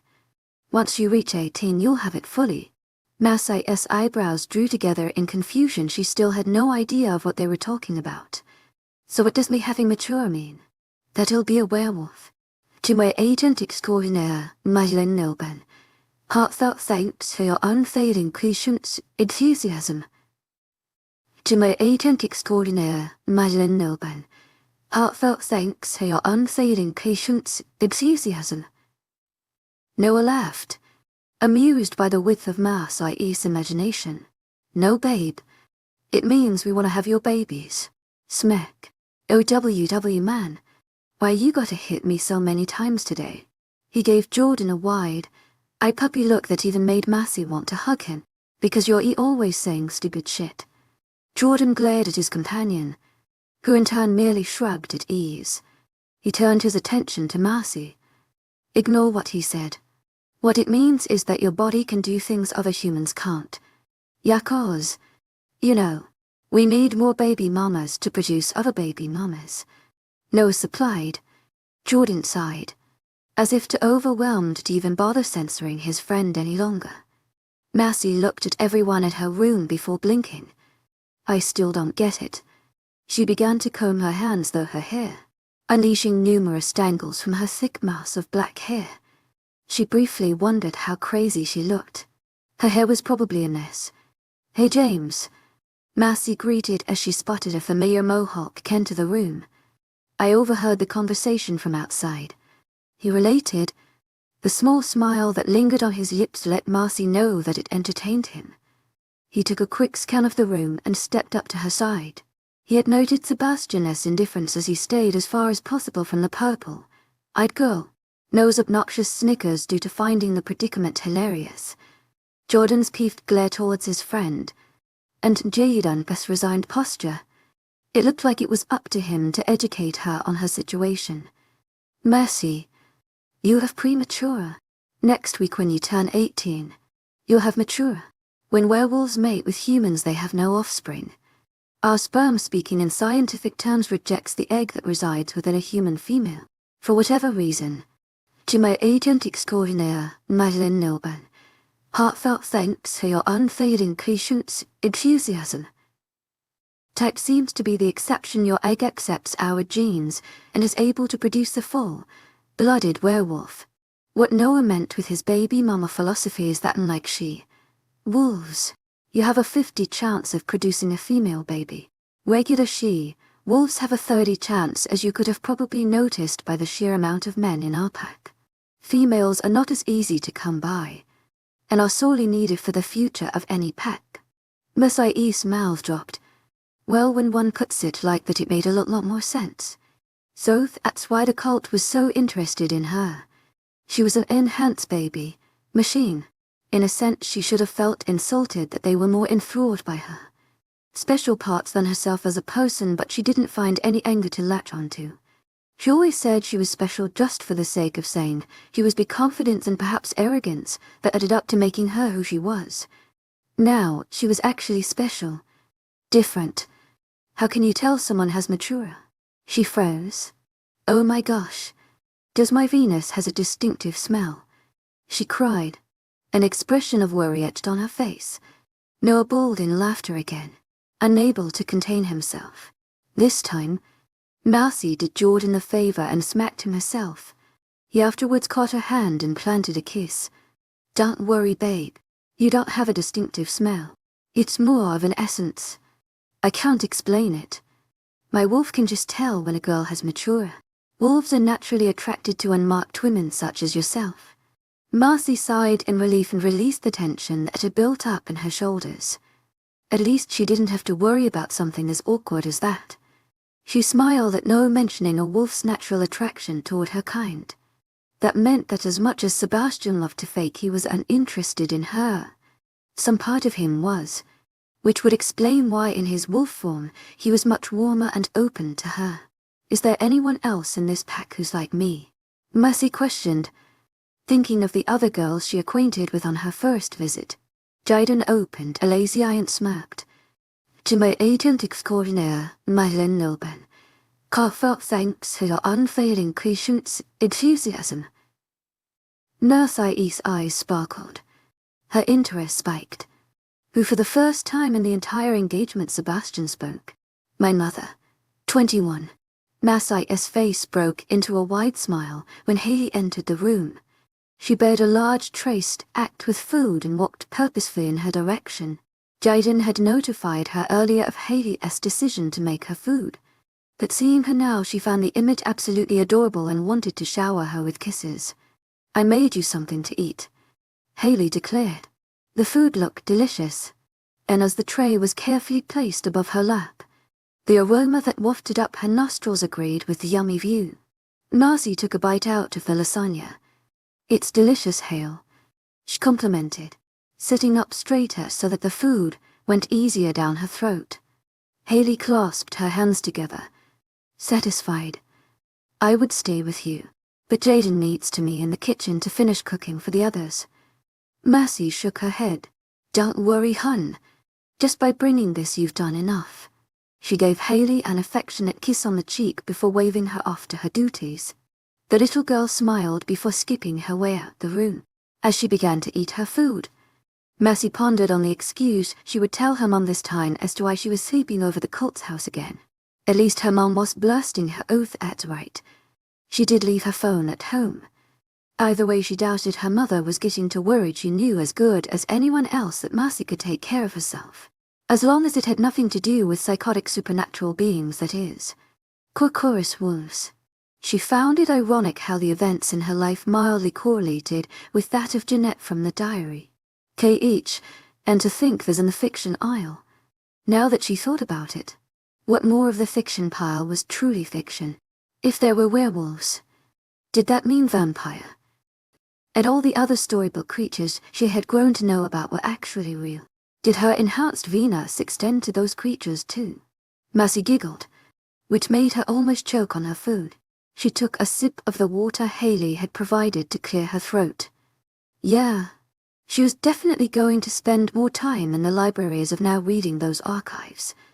If she was going to be in a relationship with a werewolf, she might as well be more knowledgeable about them rather than depending on the various myths and tales that were created courtesy of dear L. Hollywood. A nervous tingle went down Nurse as she thought about Sebastian. She was just like his mother. It made her feel as if she were a step ahead of all other competition. If there had been any doubt to begin with, of course, it would explain why she was a towering giant like the rest of them, as well as her easy acceptance of Massey. Now that she thought about it, did that mean she would stay young and pretty for a long time like Mia? There is no way some can be near in her 40s, be the mother of 2, and look like that. Massey put her utensils down and places the tray on the dresser beside her, already finished with the meal. Lifting up her shirt, she patted her full stomach with satisfaction. She could totally get used to eating the food they made here. Massey lifted her head when she heard the door open, and smiled curiously at the entering figure. How did you find my hiding place? Her smile quickly turned to a wince when she saw the expression of her visitor's face. What of irritation, worry, and panic? She was totally going to be in for it. I feel fine, she said quickly, before the rain gave way to a storm.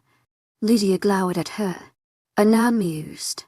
𝐊𝐢𝐳𝐸𝐬𝐻𝐿 𝐂𝐿𝐲𝐸𝐬𝐻𝐿. What the ugh? Do you know how worried I've been? You were not in your room this morning. Then you did not appear in school. Then afterward, I walk home to then find out by this one. She pointed, referring to Micah, who then chose this moment to poke his head through the doorway and smile sheepishly. But you are in his home. Why hell? I know when. Last night. Are you insane? Yes, you are. What were you thinking? That is it. You were not thinking. And then, I have to find out that you were hurt by a dog. Lydia scolded, stomping her foot. Lydia twirled the ring on her finger anxiously as she attempted to control her breathing. Sensing her distress, Micah placed his hand over hers. Lydia visibly relaxed, but in moments her guard was up again. Micah, my sister and I need to speak about a delicate matter. Micah's eyes stared at her for a moment before he nodded and exited the room. Lydia merely continued twirling her ring, until she heard the click that confirmed his leave. She waited a few breaths before sitting beside her sister. Mercy's right side dipped at the added weight. Glancing down, she noticed Lydia was wearing the present she bought her at the small gift shop. The silver bracelet dangled of her small wrist, which made Marcy feel a little bit better. It meant her sister was mad, more so worried than anything else. Moving her gaze upward, she took into account her sister's miserable face. Last time I checked, I was the one who got herself injured. Not you, Marcy joked, attempting to lighten the mood. Lydia shook her head. I don't think you realize how badly you were injured. Look at your foot mass, she exclaimed, voice laced with disbelief. How could you be so reckless as to go out in the middle of the night like that? It was an accident. I was sneaking out to meet up with. Lydia rolled her eyes. I know what happened, Massey. So then you know that I fell off a tree in some branches. Lydia grabbed a pillow from beside her sister and threw it at her. Exasperated. Massey, I do not think you comprehend the full depth of my words. I know what happened. Massey paused. No, her sister huffed. Of course I do. Did you really think that I would eat the total bull you feed to Mom? With some persuasion and a whole lot of yelling, I managed to get everything out of Micah. Massey leaned back on the bed, thoughtful. She certainly did not expect for that to happen, but for whatever reason it felt as if something was lifted off her chest. Oh well, in that case this makes it a lot easier. I guess it goes without saying that we will not let Mom and Dad know anything about this. They probably won't believe us in a second. If they do, since it is you who would be saying it, they'll probably hightail the heck out of this town and back to Boringville. So we will remains it. Lydia's eyes wide, and before she lowered her voice. We are in a house full of lycanthropes. Does that not mean anything to you? She admonished, returning to her previous practice of twirling her ring.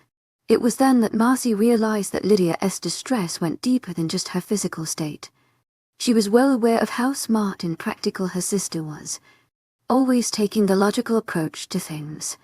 Finding out the entire cult family was actually a werewolf pack disconcerted her. They weren't the ones who hurt me.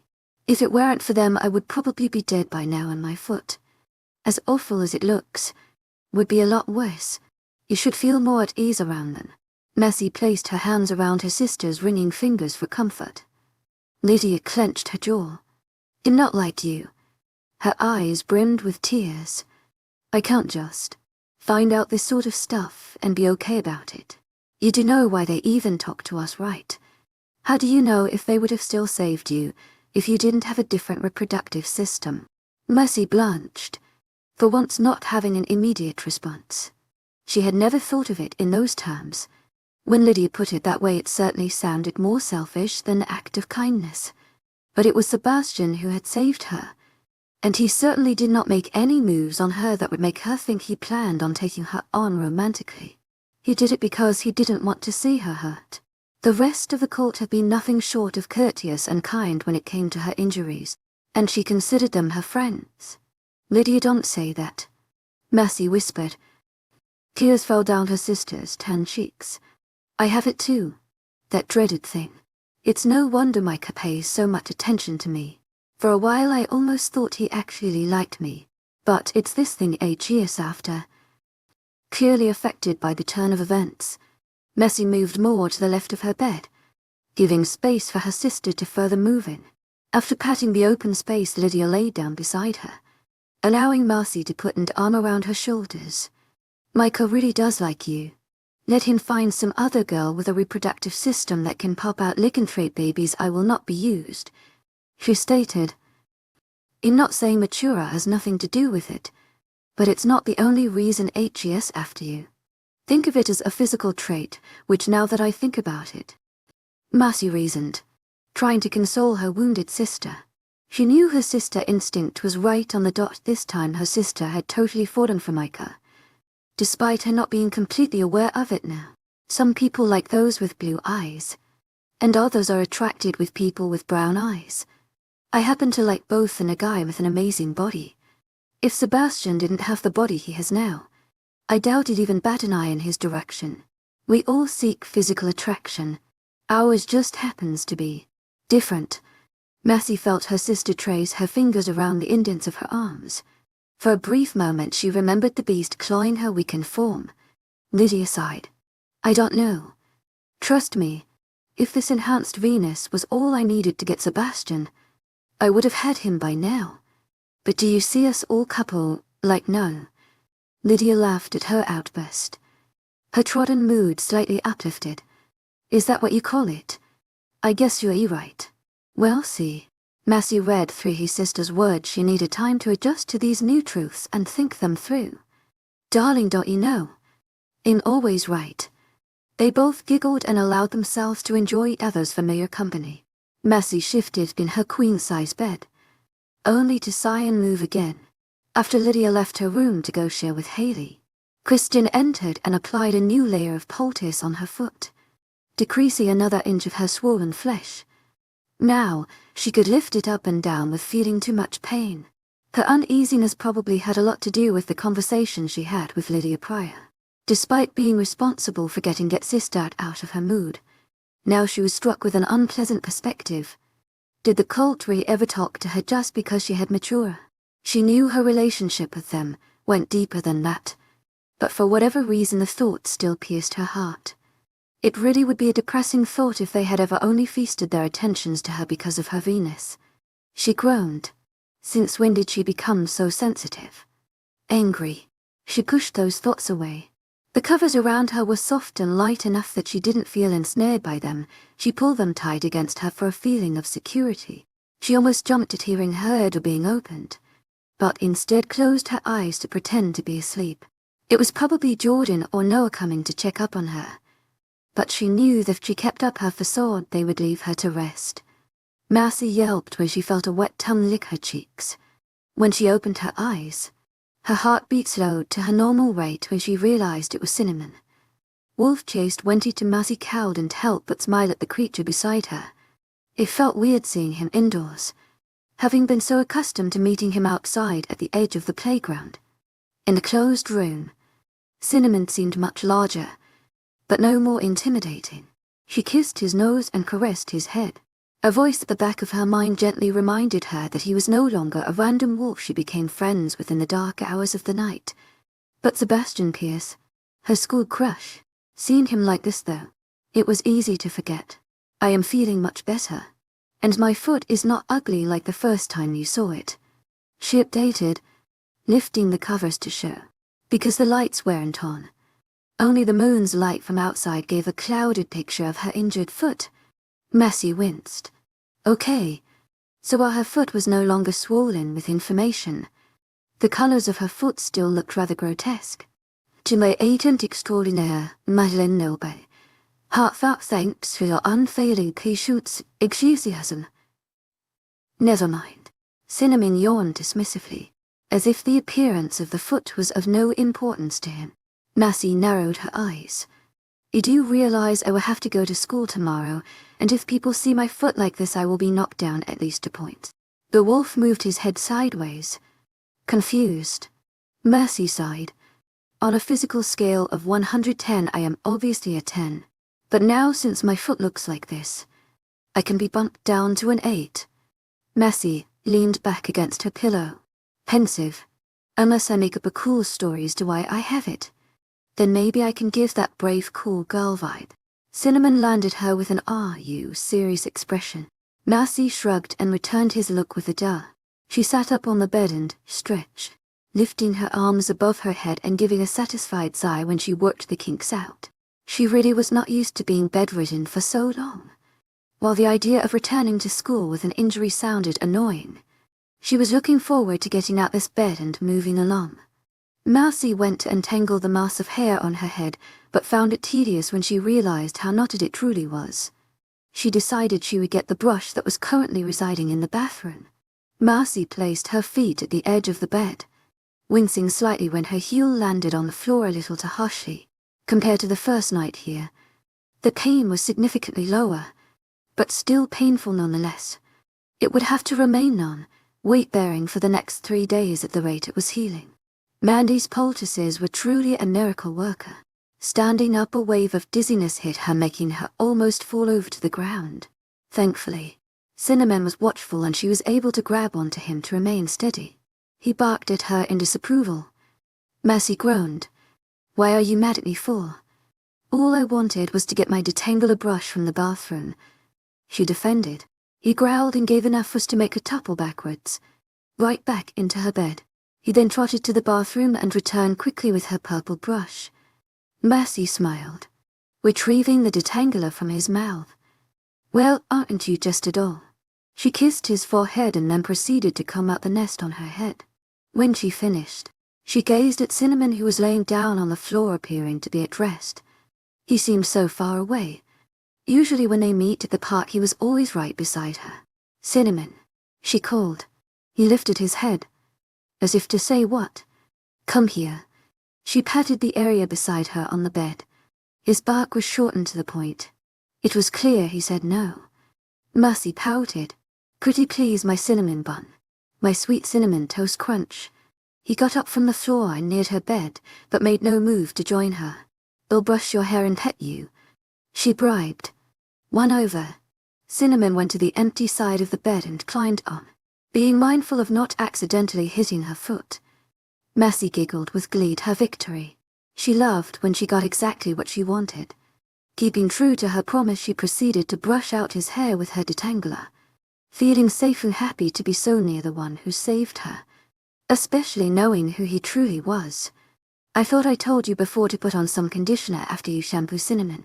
He ignored her, but if his expression was anything to go by, he was in blissful heaven. Knowing him, He probably didn't get pampered like this on a daily basis, if at all. It was satisfying to see him be so at peace because of her. After brushing him as far as she could reach, and running her hands through him for a bit, Mercy finally rested her head on the pillow behind her. Cinnamon snuggled his head on her chest and she hugged his head against her. He felt so deliciously warm. Eventually, they both fell asleep and joined dreamland together. Mercy woke to the first few rays of sunlight hitting across her face. Outside, she could hear the birds chirping and flapping around near a tree by the window. The first thing she noticed was that Cinnamon was no longer here. She sat up and rubbed the sleepiness from her eyes. She was not surprised he left before morning came, although she did daydream how nice it would be if she woke up to Sebastian in human form. The second thing she noticed was that beside her bed there were 2 pairs of crutches that had not been there before. Since today she would be returning to school, they would be extremely helpful. She slowly lifted herself off the bed and grabbed them, not wanting to have a repeat near, full like she had yesterday. The red numbers of the clock showed it was 5 a.m., giving her ample time to get ready. She was usually an early riser, but her body was clearly more than well, rested after being in bed for so long. She was actually hoping one of the guys could drop her off at her house before going to school. That way she could change into clothes that actually fit her. The previous day Kristen had offered her some of her clothes to wear for school today. But taking note of Kristen's more generous build and her tendency to wear loose clothing, she knew they would fit too big on her.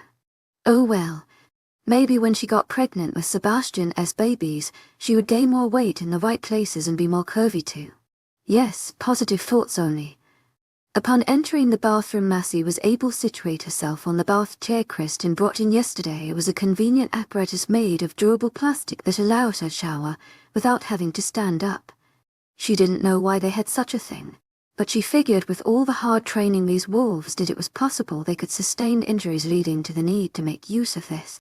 After finishing her morning routine, she ended up sitting on the bed wearing another set of Kristen's clothes. Beside her was a plastic yellow bag filled with the sleepwear from the day she was attacked. 𝐊𝐲 was kind enough to wash them for her yesterday, and she wanted to make sure she didn't leave them here. Mercy made sure to towel dry her hair well enough so that it didn't drip all over the back of her shirt. Now that would be annoying. Just as she was finishing, she heard a light knock on her door. "You can come in," she invited. Removing the towel, she lightly ran her fingers through her tresses to make sure they were sufficiently dried. They were slightly damp, but not enough to wet her shirt. The door opened to reveal Sebastian. Remembering yesterday, she gave him a playful smile. He had ignored her smile and instead chose to assess her from top to bottom, his golden eyes remaining on her injured foot for a few seconds longer. Her feet were currently covered by a pair of black socks that were folded beneath her loose jeans. The swelling had decreased even more than it had yesterday, and she estimated that by tomorrow all the swelling would be completely gone. All that would then be left is the ugly coloring until it finished healing. "I see you made good use of the crutches I left you," he analyzed, taking note of the crutches beside her. "I didn't expect you to wake up so early. We still have 2 hours before school starts." Mercy shrugged. "I was tired of being in bed and actually, I was hoping you could drop me off at home. I want enough time to change into my actually clothes." Pulling on the baggy plain brown shirt, Sebastian lifted a brow. "What's wrong with the clothes you're wearing now?" Putting weight on her strong foot, Mercy stood to her true height. Immediately she felt the jeans slide down. They would have revealed the top of her underwear if the brown shirt she was wearing weren't so long. "For starters, these don't fit me." She pivoted on her strong foot and fixed her eyes on the mirror to the right, looking at her rear view. "Ugh, look at that. My butt looks so small. This isn't right," she cried, offended at the view. The jeans she had at home were much more complimentary to her form and made her butt look much peckier than it really was. Man, she really had to go back to doing squats every night. This just would not do. Sebastian rolled his eyes and looked at the ceiling, exasperated. "Come get some breakfast and I'll drop you off," he conceded. Mercy clapped her hands, content with his agreement. Perfect. Grabbing onto her crutches and the light plastic bag, she followed him to the kitchen. Behind him, she couldn't help but admire his physique. Even though he sported a loose shirt, it was still evident he had muscles beneath them. When he walked, he eluded authority and strength. His back was straight, and his step strong and assured. What lovely man to look at. As if sensing her gaze, he turned to look at her. Is anything wrong? He questioned, sounding slightly annoyed. His deep voice reverberated through the quiet hall. No, why would that be? She replied hastily, hoping he didn't catch her staring. Though if he did, that wouldn't be the first time, as she recalled being caught by the others when he was mowing the lawn. You stopped. Mercy looked at her spot and ahead at Sebastian. He was right. She had stopped. Their distance was much bigger than when they first began. She sighed inwardly. It was her fault he was such a fine specimen. What was a girl to do? Noticing her loss of words, he merely began walking again. Keep up. Giving her no room for an excuse. I. She joked, moving to catch up. They spoke no further after that. Even after they reached the kitchen, where she was able to see Jaden sitting at the table eating breakfast alone. Noticing her entrance, he gave her a nod and pointed to an empty plate. Serve yourself as much as you'd like. The table was loaded with an assortment of freshly cut fruits, hash browns, toast.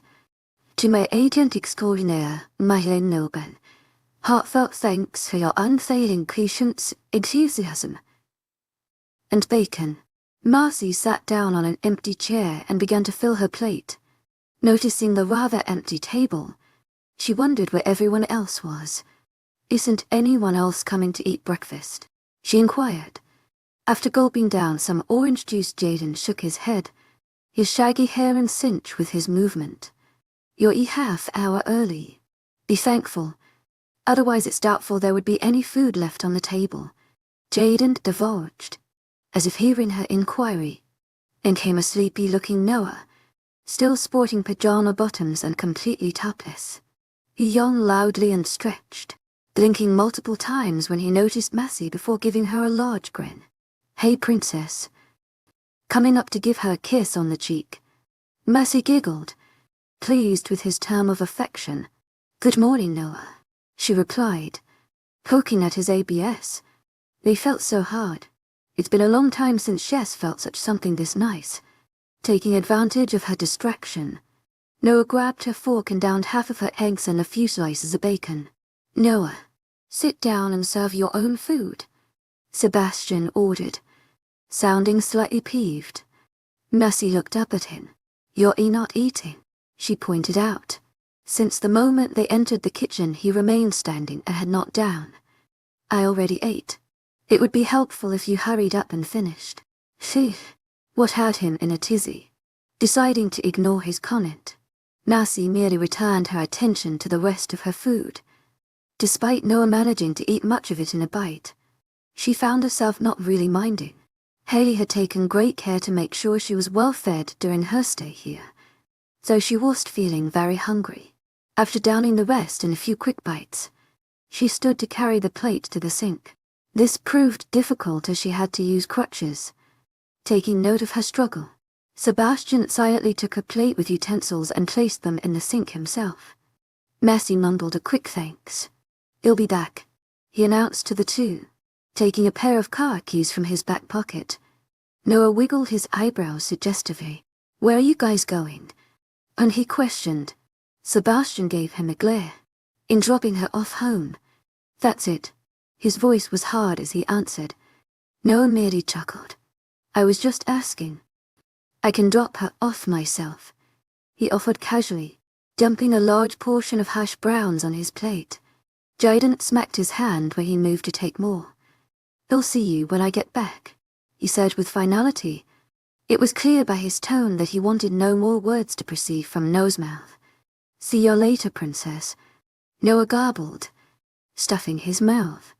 Bye, guys. Mercy went to reach for the plastic bag with her clothes, but Sebastian beat her to it. Noah gave her a wink, and Jaden mumbled a quiet farewell. She had to stop herself from giggling at Noah's antics. She could tell he purposely did things to embarrass people or put them in uncomfortable situations. When they reached the front door, 𝐵𝐵 waited patiently for Sebastian to bring the car up. Enthusiasm. In the meantime, she looped us through the jeans and brought them up higher. All the hopping she did with the crutches did not make wearing these jeans any easier. She could not wait to get home and put on more flattering clothes. When Sebastian pulled up, he wasted no time in getting out of the car and opening the door for her. So far this entire morning, 𝐻'd been nothing short of a gentleman to her. Despite how reserved he was, it pleased her to have him minister to her like this. After getting comfortable in the passenger seat and managing to fit the crutches, he closed the door and walked to the driver's side. As they drove away from the large estate, 𝐵𝐵 looked curiously at the surrounding forest. Now in broad daylight, it was hard to think that she had been attacked in there. Archie going to turn on the radio. Noticing the silence, "I don't listen to music in the car," he stated plainly, his eyes remaining on the road. 𝐵𝐵 scrunched her brows. She didn't know of anyone who didn't listen to music when driving. Even her boring younger sister would indulge in some slow music when driving. Coming to a quick conclusion, she turned on the radio and began exploring. "Let's see. What kind of stuff are you into? Do you like pop music?" Turning to station that featured all the hottest hits. If Sebastian's immediate grimace was anything to go by, that was not his style. 𝐿𝐤𝐼𝐧𝐼. Heartfelt thanks for your unfailing patience, enthusiasm. Not that. Maybe hard rock. You seem like a silent badass, she mused, flipping the station. At this, he gave her an unamused look. Alternative. As her fingers scrolled, she paused at a country music station. "Ah, perhaps you have a hidden taste in no," he deadpanned, interrupting her. 𝐵𝐵 laughed at his obvious disapproval. The next station was an instrumental one that played jazz. She glanced at Sebastian, expecting him to reject this one as the others. What about this classical one? For a moment, he was quiet. "This is not unpleasant," he finally admitted, realizing this was probably as good as she was going to get. She left it on that station. The rest of the drive there was uncomfortable silence. It seemed Sebastian had no intention in initiating conversation with her, and for now she would be okay with that. 𝐵𝐵 found herself admiring his side profile. Though they were only seniors in high school, he looked every bit a mature man. She noticed the hair on his head looked smoother than his hair as a wolf. Would he allow her to touch it, even as he allowed her to touch him when he was in wolf form? Her fingers reached out in an attempt to satisfy her curiosity, but before they could reach his mane, Sebastian stopped her. His own fingers locked at her wrist to stop her from proceeding further. "Don't," he said sternly, letting her wrist go after a few tense seconds. She bit her lip. Clearly, he was not as accepting of her touches in human form. She didn't quite understand why. She mentally berated her hand for being so impulsive. Bad hand. Don't do it again. When they arrived at her house, she realized she never gave him instructions on how to get there. As before, Sebastian opened her passenger door to facilitate her exit and carried her plastic bag. She really didn't need his help in carrying that bag, but since he was so kind in offering, she would allow herself to be spoiled in this. After ringing the doorbell of her house twice, the door was opened to reveal her mother. "Sweetie, how are you? Hi." Immediately taking notice of Sebastian's tall, imposing figure behind her. "This is Sebastian, Mom," she introduced. "She's just dropping me off early so I can get changed into better clothes." Recognition flashed before her eyes, and 𝐵𝐵 then realized the error she committed in allowing him to walk her to her door. She recalled having her mom think that Sebastian was her boy friend, but that wasn't exactly true.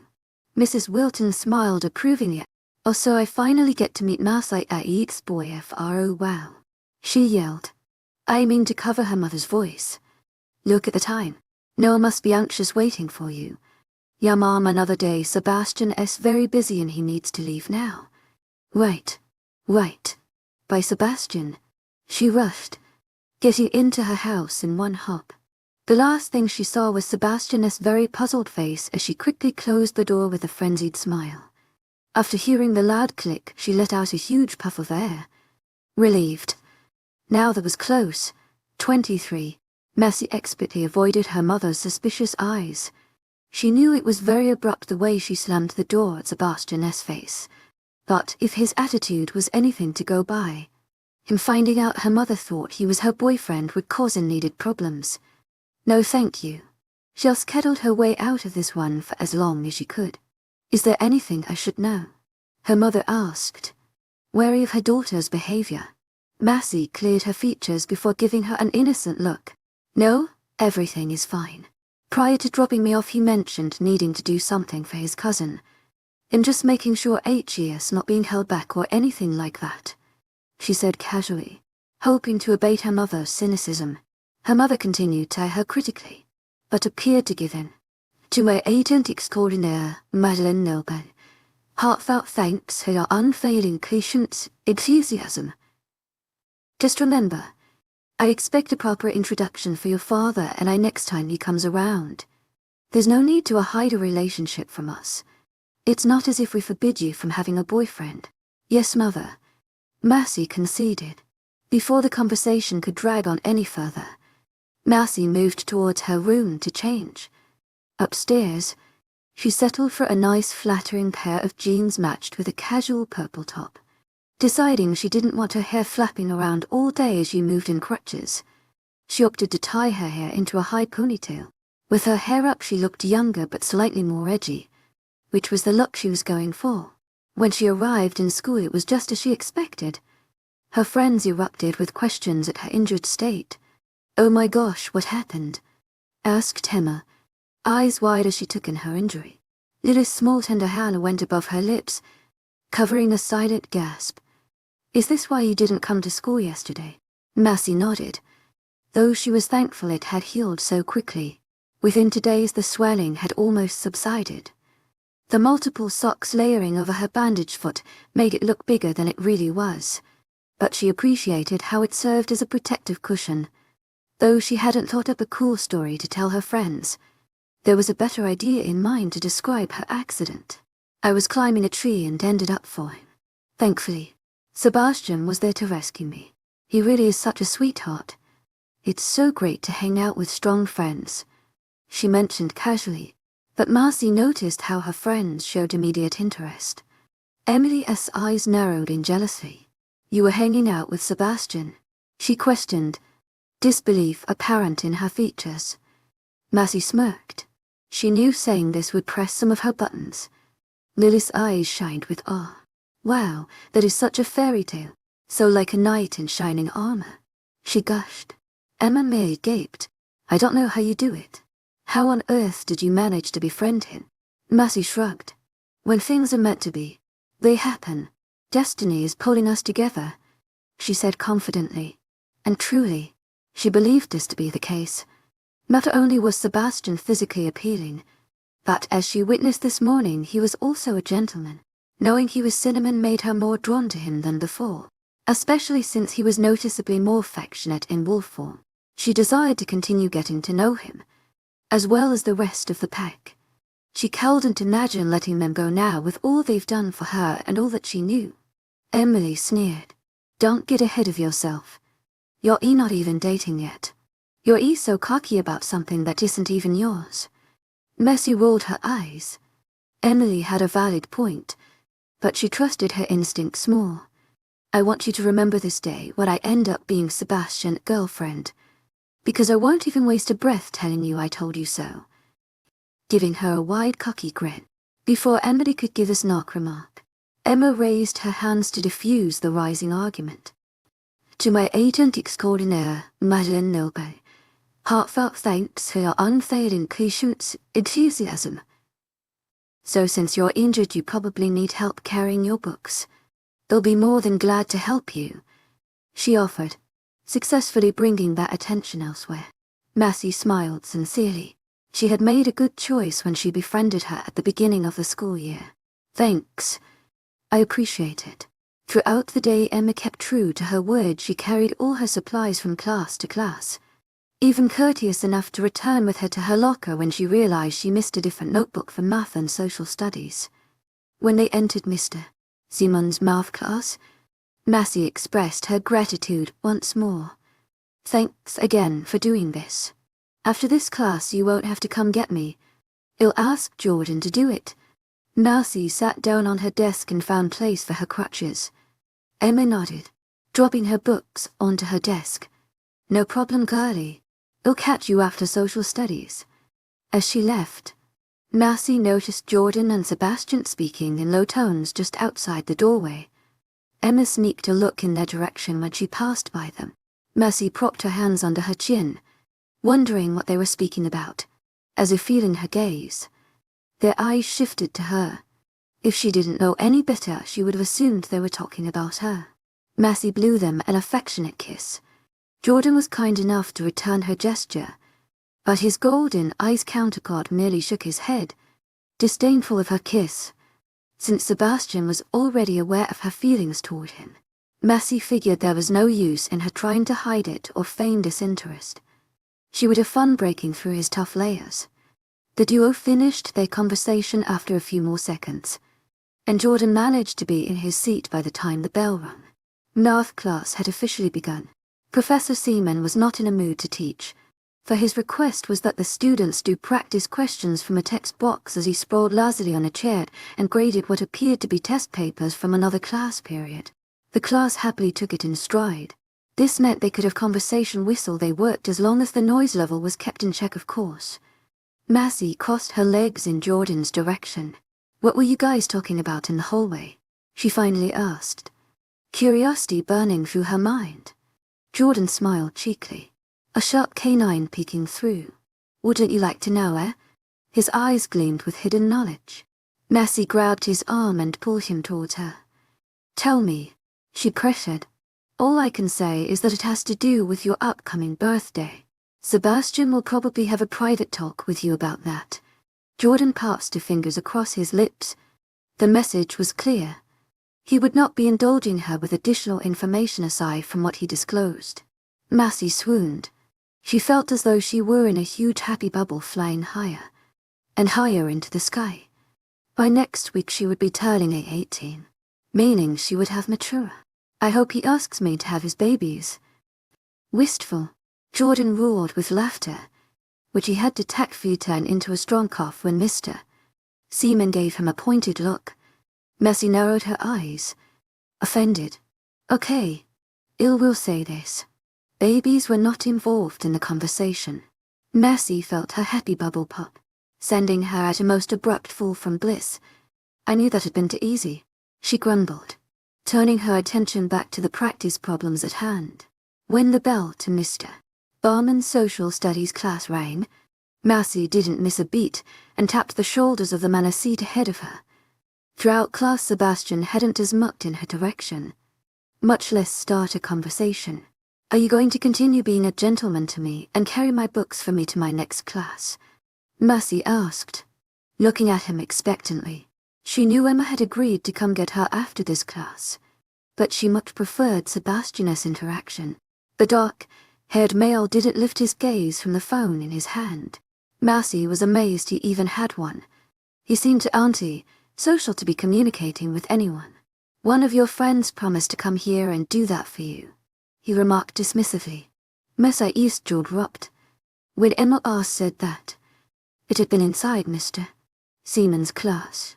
At the time, 𝐊𝐲𝐷 been preoccupied speaking with Jordan outside. "How did you hear that?" Sebastian remained silent, but she quickly realized his hearing was to be blamed. These enhanced senses were not doing her any favors. It was an inconvenient tool that smashed her plans into tiny pieces. "You really do hate me, don't you?" she found herself saying. Sebastian sighed and ran curvated fingers through his hair. "I do not hate you," he stated simply, finally meeting her eyes with his.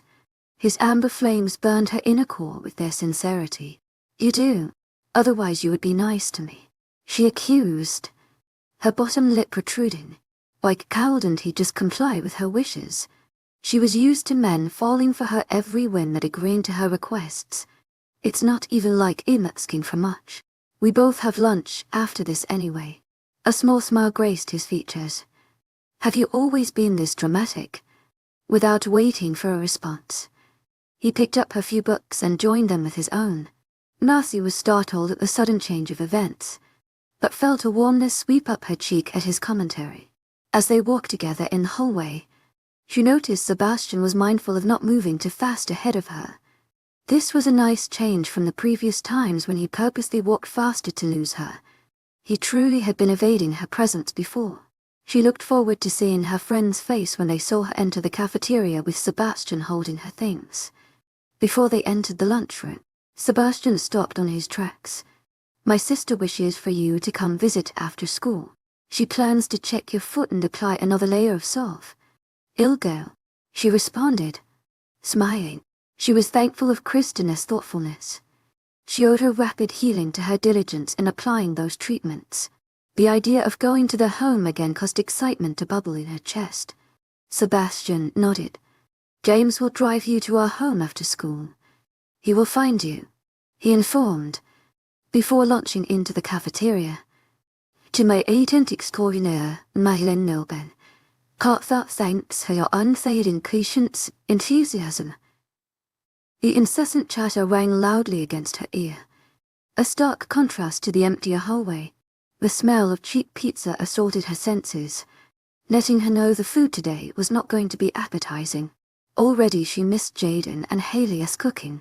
Sebastian remained silent as he reached her table and placed her books in front of her typical seat. She was impressed with his awareness of her seating. Her table's loud chatter lowered considerably as they stared, all struck that he would grace them with his presence.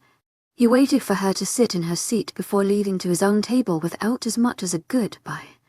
Already accustomed to his reserved persona, Marcy paid him no mind and instead focused her attention on the 3 pair of eyes that were burning with questions. Emma was the first to break the silence. I was wondering why you weren't in your class when I went to go get you. Casting her tray of unit and pizza to the side, I managed to convince Sebastian to help me.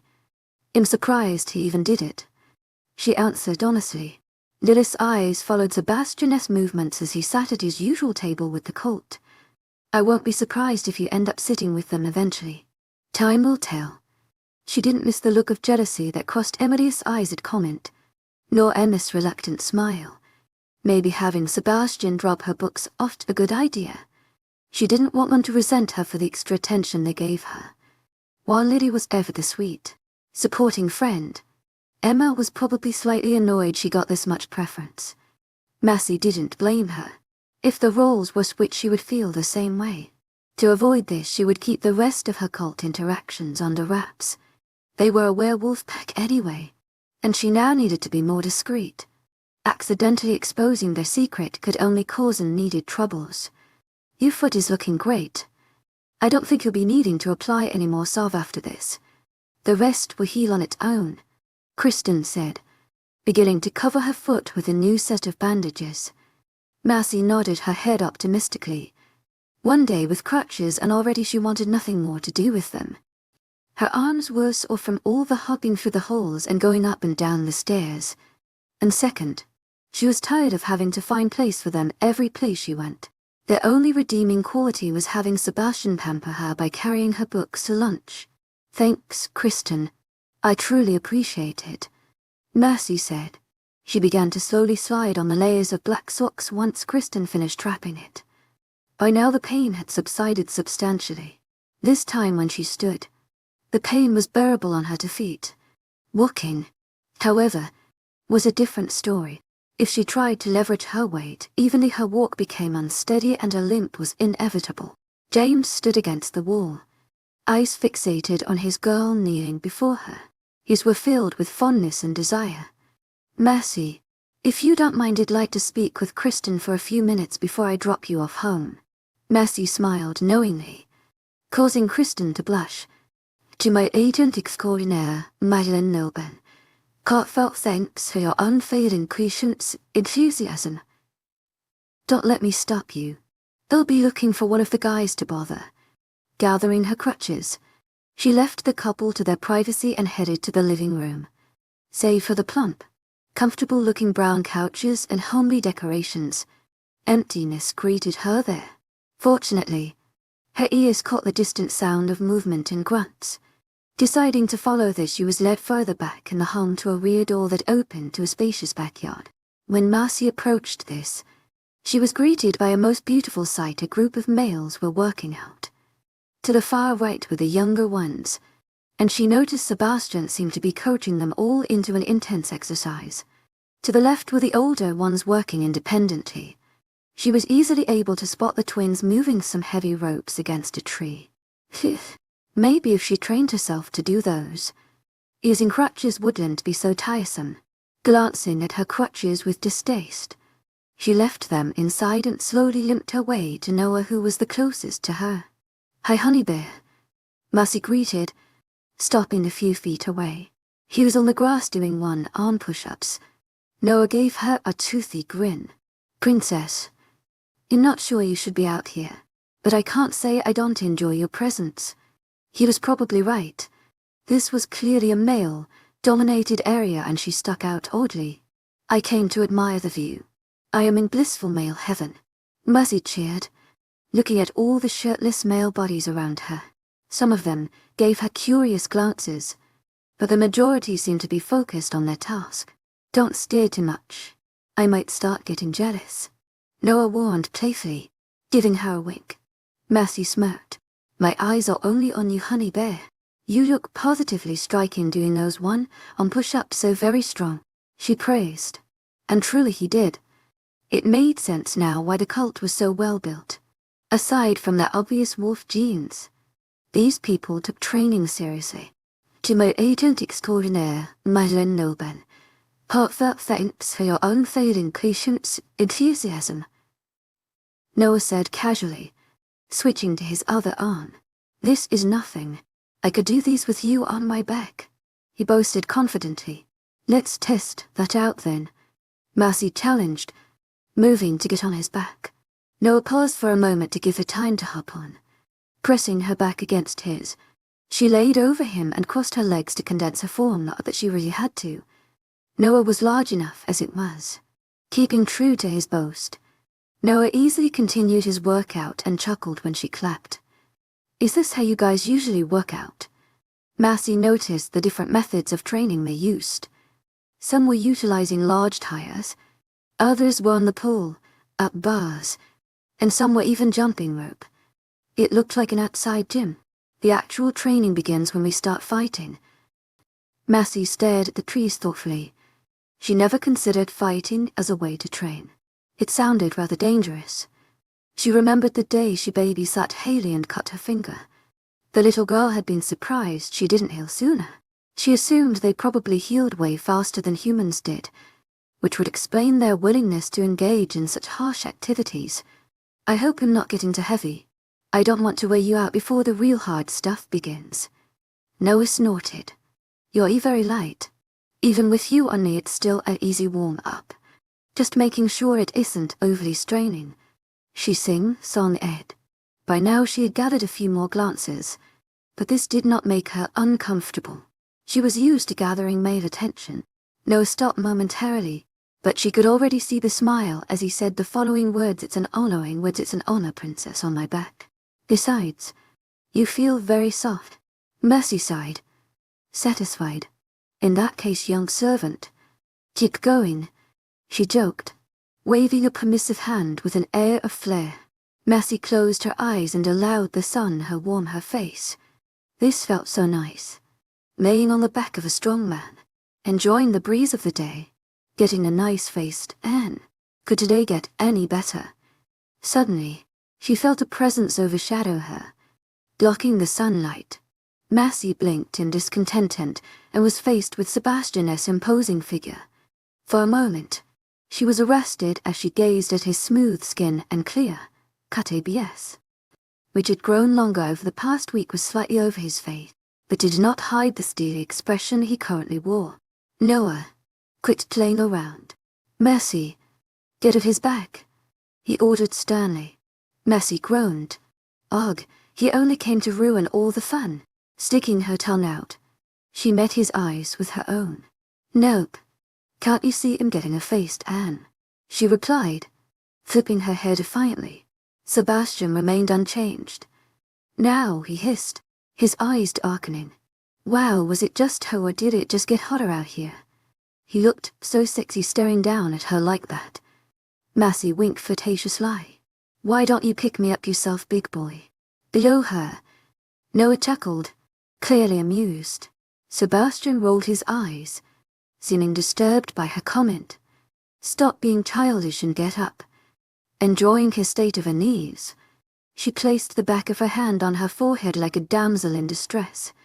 "Sebi, I am a crippled. Have some compassion. I need help," she insisted. There was no way she would leave the comfort of Noah's back and limp her way back into the house. That sounded like so much work, at least when she was coming out here. The men were excellent motivators to get her going. "To my agent 𝐿𝐢𝐬 heartfelt thanks for your unfailing patience, enthusiasm." The house offered her nothing to entice her. Noah continued to do his push-ups. "After I'm done with this set, I'll carry her back inside, Captain," Sebastian growled. Before she knew it, Massey was up in the air, held bridal style by Sebastian. She smiled victoriously, placing her arms around his neck. "Wow, you have some really nice shoulders," she complimented, enjoying the feel of them as she explored every curve beneath fingertips. "Cease your mindless touching, woman." Sebastian glared down at her, but she merely giggled. He looked so adorable when he was angry. "I don't think I want to." Her fingers rose to his cheeks, where there was a shadow of stubble. She wondered what he would look like with a full-grown beard. Fed up with her wandering, Sebastian bit her index finger. Massey yelped and brought the injured digit to her chest. He didn't bite it hard enough to bleed, but it hurt her momentarily nonetheless. "What was that for?"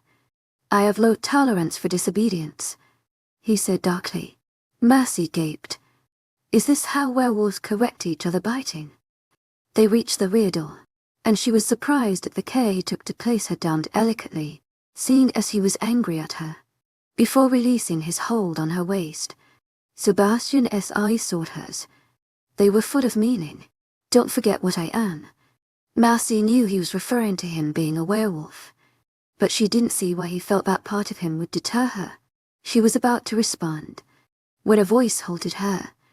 "There you are," James called. "I finished speaking with Kristen, so I can drop you off now. Are you ready?" "She is ready," Sebastian answered for her. He quickly released her waist and escaped through the back door. Disappointment tugged at her heart. She wished she could continue speaking with him. "To my agent 𝐿𝐢𝐬 heartfelt thanks for your unfailing patience, enthusiasm." "I guess we can head out now," Mercy said. Her disheartened hands took a hold of the crutches and followed James to the car. If Sebastian thought he could easily dissuade her with who he was, he had another thing coming. Sebastian was hers. It was only a matter of time before he realized she was his too.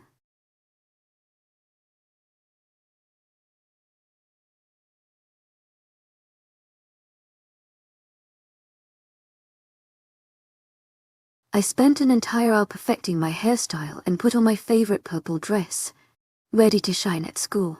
24. Mercy closed her eyes as she added a final layer of hairspray to her tresses, freezing them into their spiral shape. Since early morning her hands had been hard at work for this glamorous look, crafty manipulating her hair with a curling wand.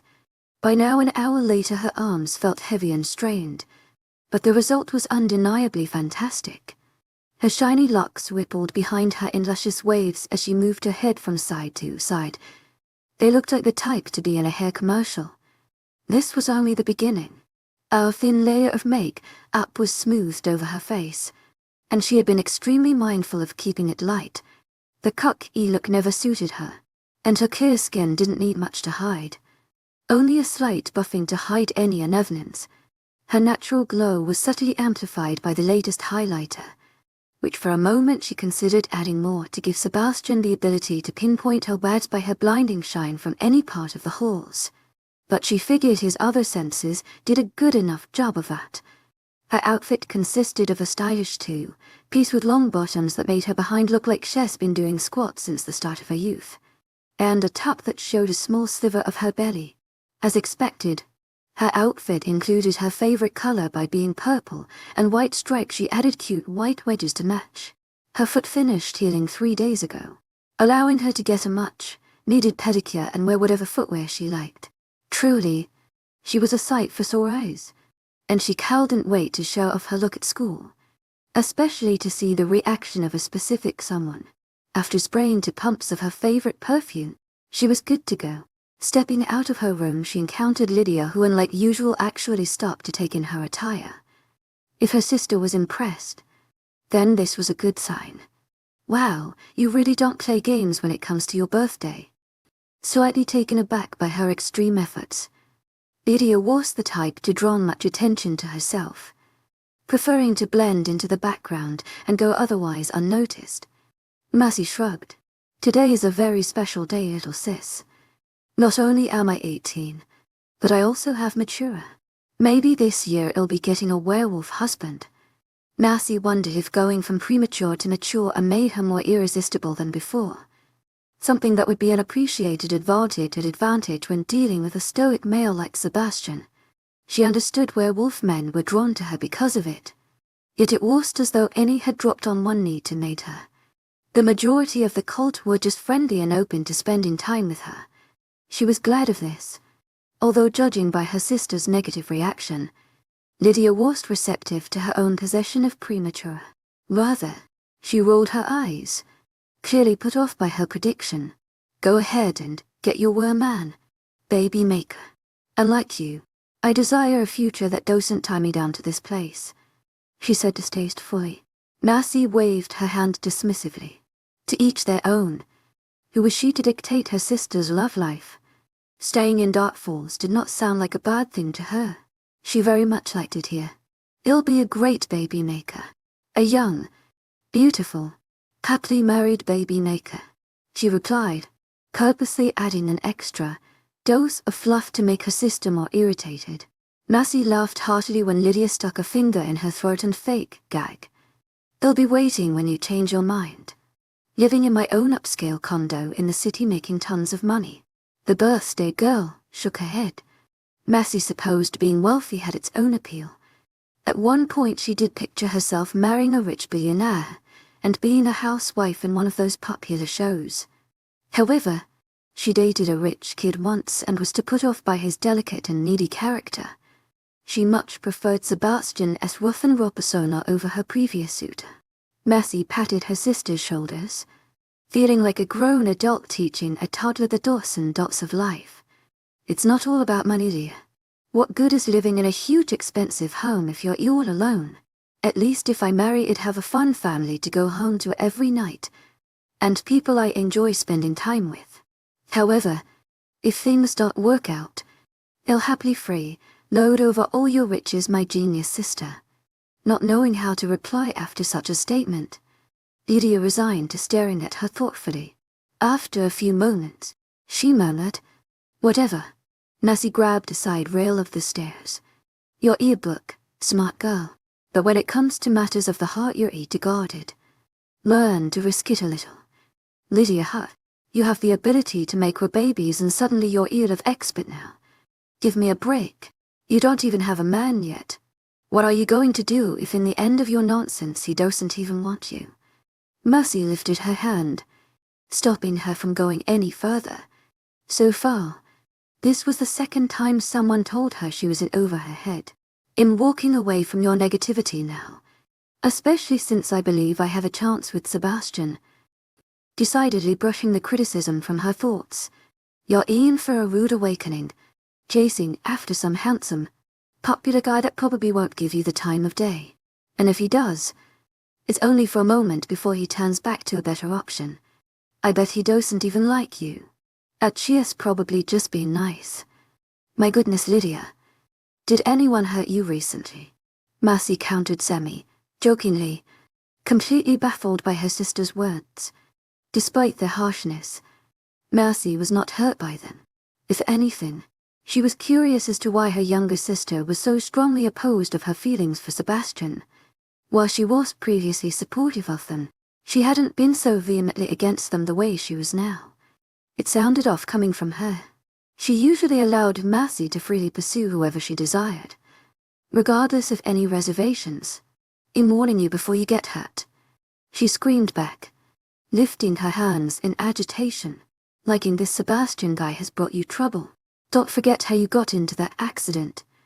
It could have turned out way worse for you.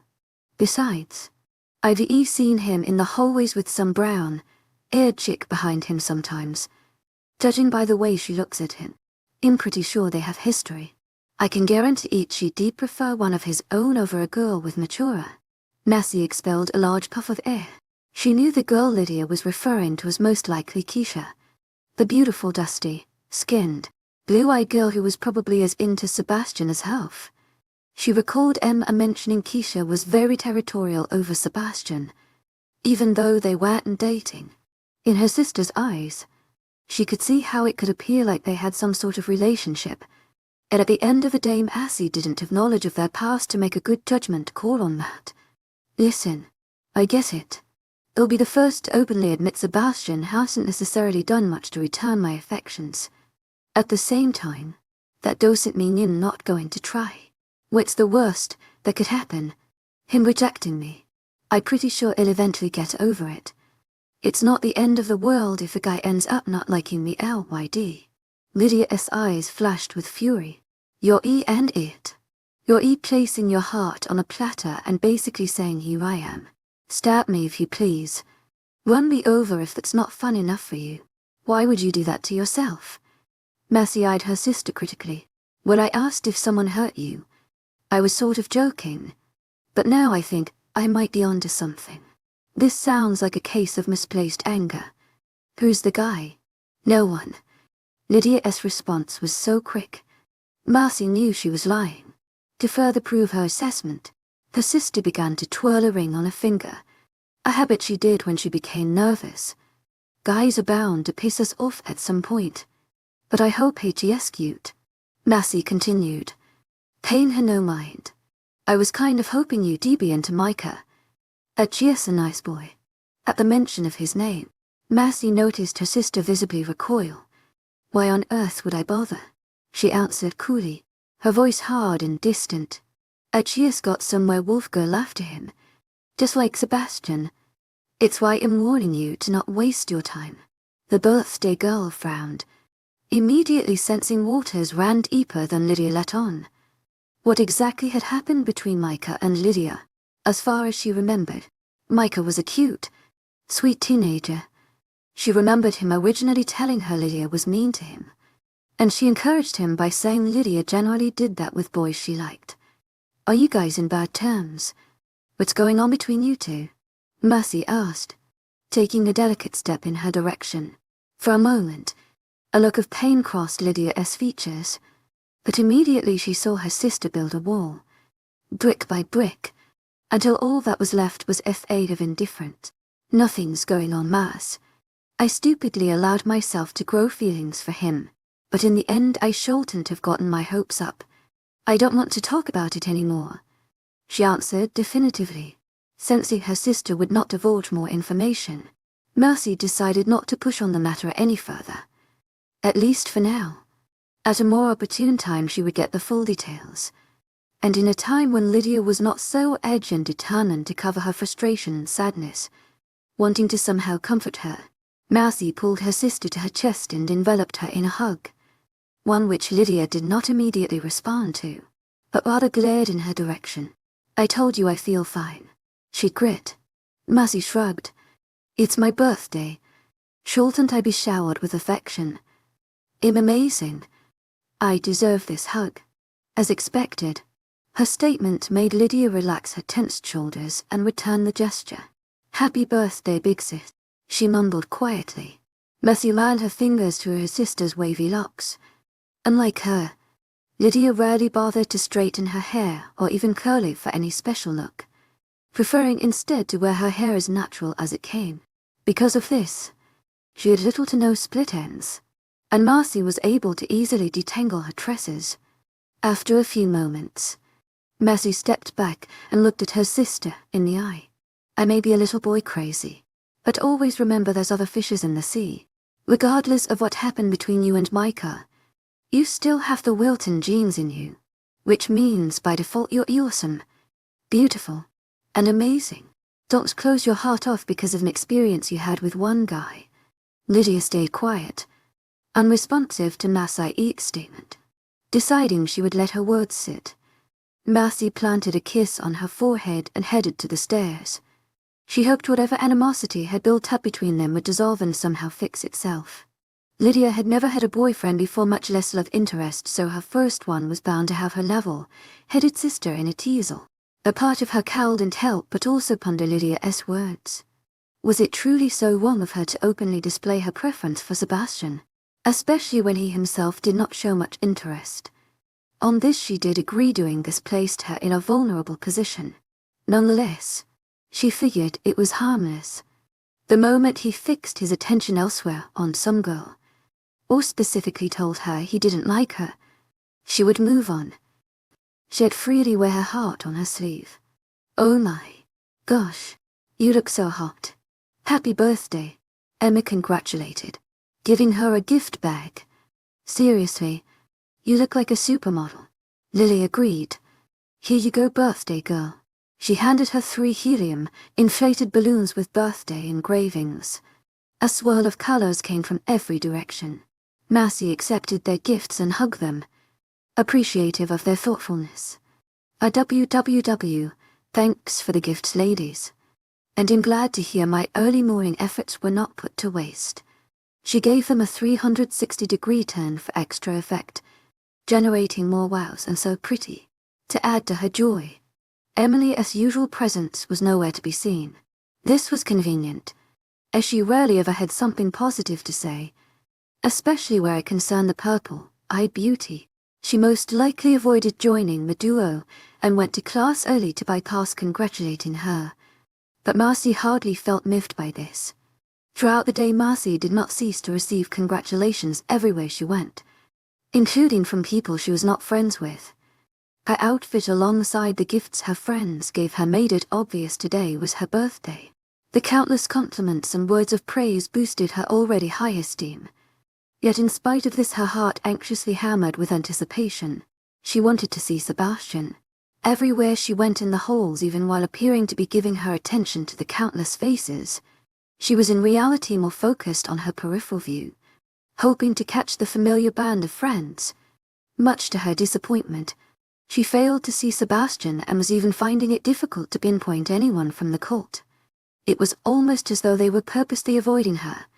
Granted, she usually did not catch Sebastian until social studies, but at least she was accustomed of getting a glimpse of Noah flirting with some random chick, or Jordan waving at her from a distance before he entered a class.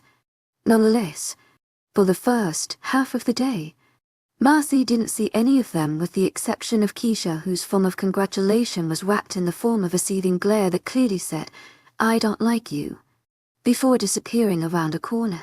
To this day, Mercy still didn't understand her vicious behavior. What did she ever do to her? It wasn't until math class that she crossed out the idea of them avoiding her. Jordan was absent. By the time she arrived at social studies, it was clear Sebastian was absent too. At lunch, no one failed to notice that the table where the cult usually congregated was abnormally empty, and by the looks of it, even Keisha decided to skip lunch and bail. What was going on? Out of all the days they could have chosen to be absent, why did they have to choose the day where I look absolutely fantastic? I mean, really, all of them. What a waste of a spectacular outfit. Mercy grumbled, a peeved frown marring her features. Emma patted her shoulders, comforting. "I don't know what to tell you. This isn't the first time this happens. There have been other days when none of them show up." Lily nodded in agreement, taking a small bite of her mozzarella stick. She was the slowest eater out of all of them, making her the only one who had yet to finish her lunch. It's kind of weird, actually. Either they're all present, or they're all absent, with the exception of Keisha, of course. Mercy placed her elbow on the table and rested her chin above her fist. wondering why that was. It's like all the guys do something and the girl isn't invited. What a drag. If I were her, would force them to let me join.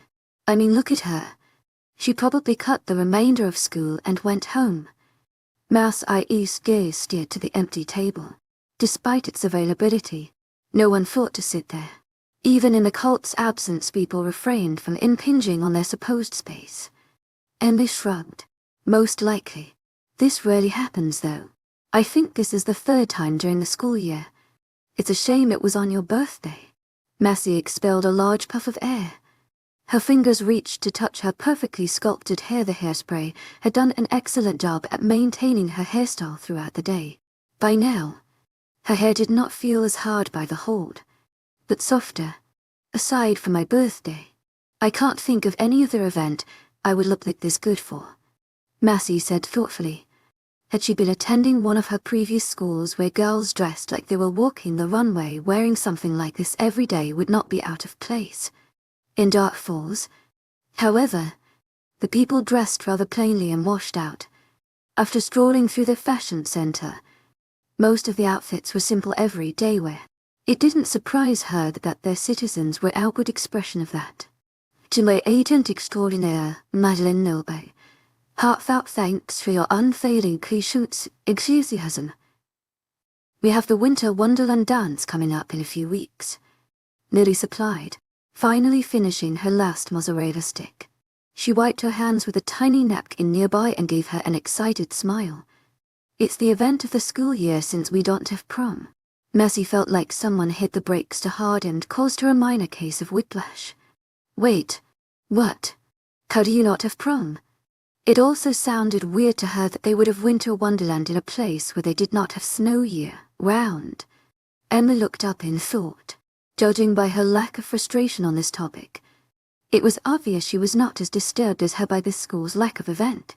Our graduating class is so small. Rather than spending our budget on a huge extravaganza for a few seniors, we do an annual big dance for the entire school.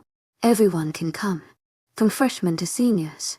It's much more fun, to be honest. Every year we can look forward to it instead of just waiting for one big dance. To my agent extraordinaire, 𝐿𝐸𝐵, heartfelt thanks for your unfailing enthusiasm. I never would have thought of it that way, Massey considered, her thoughts shifting in their favor. The remainder of the day was a blur to Massey. Although it was her birthday, she didn't know what she would do today.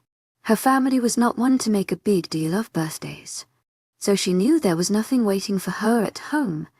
After speaking to Lydia this morning, her mother and father kissed her on the cheek and gave her an envelope with money so she could spend it on whatever she'd like.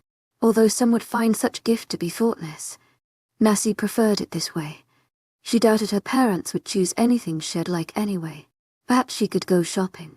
Although the clothes around here would do little to impress her, she did need to buy new headphones and a charger for her phone, items which were currently tattered from regular use and wear.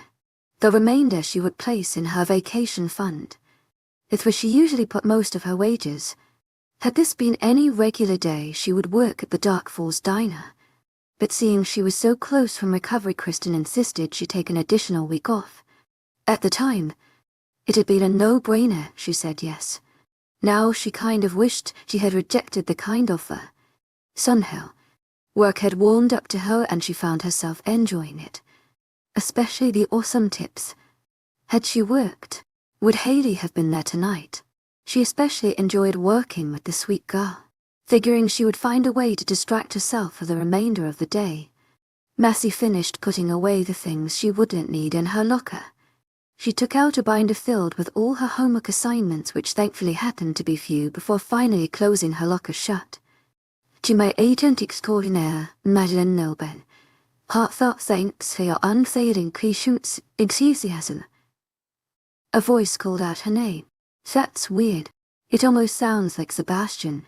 Massey's eyes widened. Of all the people she expected to see, he was definitely not one of them. Today he was wearing a plain white shirt that accentuated his smooth bronze skin, making his handsome features more prominent than usual. The hair on his head looked slightly damp, as though he just finished taking a quick shower. I'd like to speak to you. was his simple reply. Much to her satisfaction, his eyes slowly OOVE'd over her from head to toe, and then back to her face.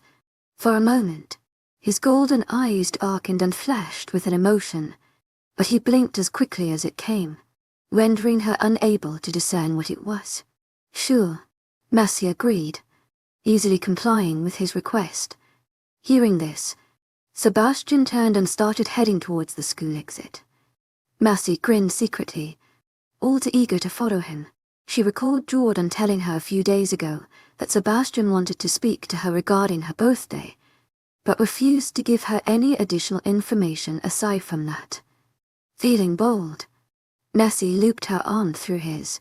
So, where were you guys today? I couldn't help but notice all of you were absent.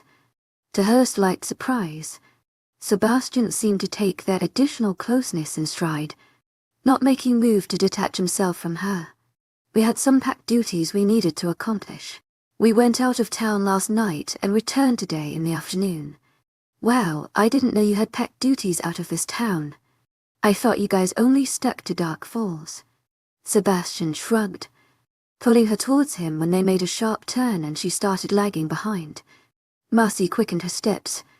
It was her fault she couldn't keep up with this towering beast.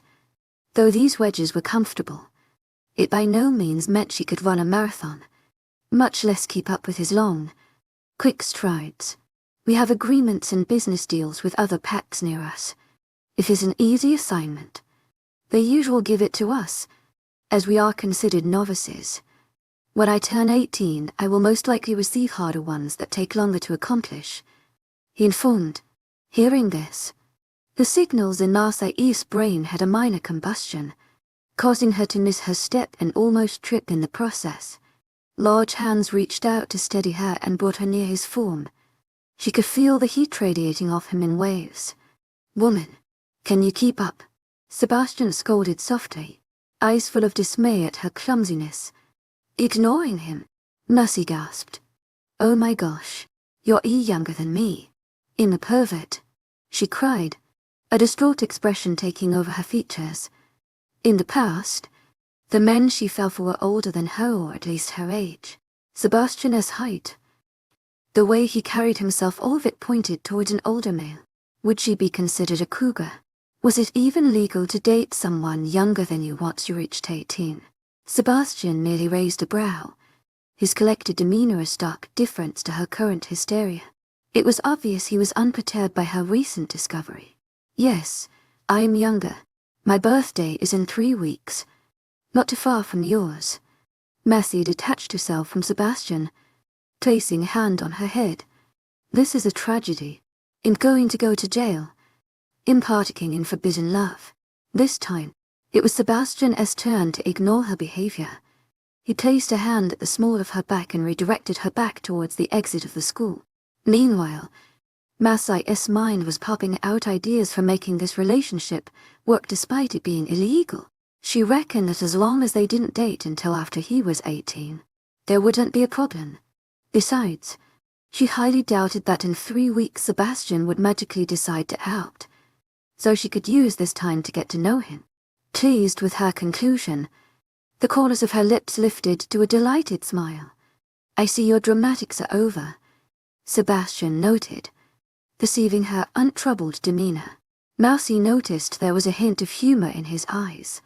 When they reached the doors of the school, 𝐊𝐴's mood deflated as she saw the fat, wet drops of rain descend from the sky. Down, down, down they fell on the sidewalk. And moving cars. By now, the school buses had already left. How had she not noticed it started raining? Oh, that's right. Dark Falls High School weirdly lacked having many windows. Of the few she remembered, one was located in the upstairs library. There's no way I'm stepping into that. I got way too much effort on my hair today to have it ruined by this awful weather, she stated, staying rooted in her spot. What an import UNE day for it to start raining. Didn't nature know today was her birthday? The sun and its radiating rays should have greeted her on her way out. Not this. You didn't bring a sweater or jacket? Sebastian questioned, his eyes flickering to the bag on her shoulder. then to the gift bag at hand. Tied to the gift bag were the helium balloons Lily had given her. Massey shook her head. Of course not. The weather was fine this morning and I didn't want anything that could hide my outfit, she said rashly, looking down at her cute clothes. It would have been a shame to hide her curves beneath a simple sweater. Why didn't men understand that women didn't like to put on extra, unnecessary clothing? Sebastian 𝐊𝐲𝐬, eyes lifted in thought. After mere seconds. I'll be back. Stay here, Massey. The helmet had been placed on her back was removed, making her lower spine feel cold at his withdrawal. She had gotten used to the feel of his hand on her. She didn't realize he kept holding her this whole time. A few minutes later, a familiar black car drove near the entrance. After coming to a smooth halt, Sebastian's dominating figure stepped out the driver's seat, a black jacket in hand. He jogged to her, and after stepping into the safety of her roof-covered area, he handed the article of clothing to her. As though making an exchange, he was quick to grab her purse and the gift her friends had given her.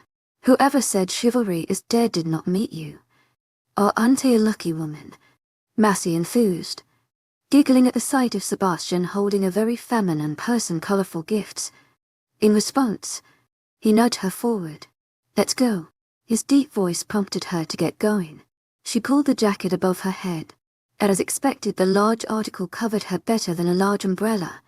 Together they sped to his car, and for once she was thankful of Sebastian's longer strides. He was able to reach the car before her and open the door. She quickly slid in, the soft thump of Sebastian closing the door following after her. Massey carelessly threw the larger jacket at the back seat of the car and lowered the passenger mirror. She smiled contently at the sight of her curls. They were still perfectly styled with not one curl out of place. The sound of Sebastian entering through the driver's side called her attention. He passed her the purse, but placed her gifts in the back seat. She tried to focus her gaze back to the mirror in order to see what touch-ups her makeup needed, but the fresh sight of a wet Sebastian halted her actions. A soft drop escaped from his hair and slid down his face. Down it went, almost losing itself in the hairs that covered his cheeks. But other drops joined it, allowing it to continue its course down the strong curve of his neck and seep into a space beneath his white shirt near his powerful shoulders. His drenched white shirt left little the imagination. It had become near transparent now, giving her the blessed ability to see the hard contours of his chest and abdomen. It was straining this hard 15 minutes ago, Sebastian commented offhandedly, shifting the gear into drive.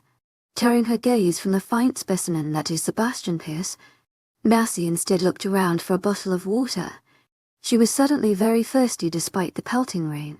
Somehow, she had a small inkling of knowledge that even if she did get a sip of water, it would not quench the thirst she was feeling. Your hair remained dry. Are you pleased? Sebastian's inquiry drew her eyes back to him. The hairs of his head were stuck to his forehead, appearing much darker in their soaked state. They provided an excellent contrast to his glowing amber eyes. She was slightly amazed at how much he had spoken to her today. It seemed as though it were not too long ago when she struggled to even get a sentence out of him. Now, he was asking her questions and desiring to speak to her. Her hands folded over the purse on her lap. How could she also overlook how great of a gentleman he was? Even if he didn't like her, he was doing a great job at winning her nonetheless. Another drop fell from his hair and glided down his cheek. Would it be bad if she touched him? Last time they were in this car, he had rejected her touch. But if today in the hallway was any indication, he did not mind her touch any more. Yes, I am pleased. Thank you very much. Feeling daring, she drew close to him and planted a quick kiss on his cheek. His light stubble tickled her lips, but she enjoyed the momentary closeness nonetheless. Sebastian's grip on the steering wheel tightened, and her eyes became clouded. 𝐊𝐤 𝐑𝐞𝐝 heartfelt thanks for your unfading patience, enthusiasm. Don't do that again. Why not? Pouting like an elementary school kid who was told they can't go to recess. Because I said so. His answer was shortened to the point. every word laced with finality. Mercy groaned, exasperated, just when she thought she was making progress. Why couldn't her heart choose to like someone like Noah, or even Jordan? They were way more receptive of her affections. "I, Captain," she murmured with resignation, feeling slightly rejected. "𝐊𝐢𝐳, what did you want to speak to me about today?" Tactfully changing the subject, gearing her attention back to the mirror, she took out a tube of mascara and decided she would add an additional layer. This particular brand was not waterproof, but although she ran the risk of ruining her face if she made any contact with the outside rain, she decided Lush's lashes were worth it. "It's about your newly acquired state of mature. There are some things I want to warn you about, especially when it comes to us werewolf men," he stated seriously, his fire, like eyes meeting hers for a quick second before returning to the road. Mercy hummed with interest and smirked mischievously at the man beside her. "Go ahead, man. I'm all ears." 25. Mercy hummed with interest and smirked mischievously at the man beside her. "Go ahead, man. I'm all ears." Digging back on what James has already informed you, the fact that you have mature means you are not only a woman able to mate with a werewolf, but that you also have a higher chance at producing female children, something that is difficult for typical werewolf partners to make. Slowing down as they reached a stop sign. One of the things Mercy admired of him was his smooth driving. He wasn't reckless nor prone to speeding. How attractively responsible. "Yes, I remember. You need more baby mamas," Mercy joked, recalling those statements the day they first told her of what she had. Mercy noticed him roll his eyes. She could tell he was minor-like grieved at the memory of Noah's brashness.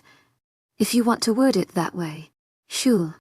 On top of that, we tend to be highly drawn to women with mature, which is rather odd. But for you this means..." "Why is that odd?" Mercy interrupted.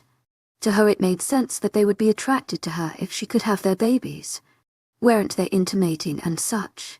"Because you are weak compared to a she-wolf," Sebastian said matter-of-factly, as though the answer were obvious. "Our wolves are usually drawn to someone who is compatible to us in strength, while also possessing the ability to calm us." Mercy smiled at his last statement.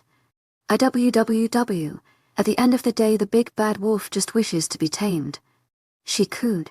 Sebastian disfeatured contorted into one of distaste, clearly displeased with her interpretation of his words. "No, not tamed." He disagreed.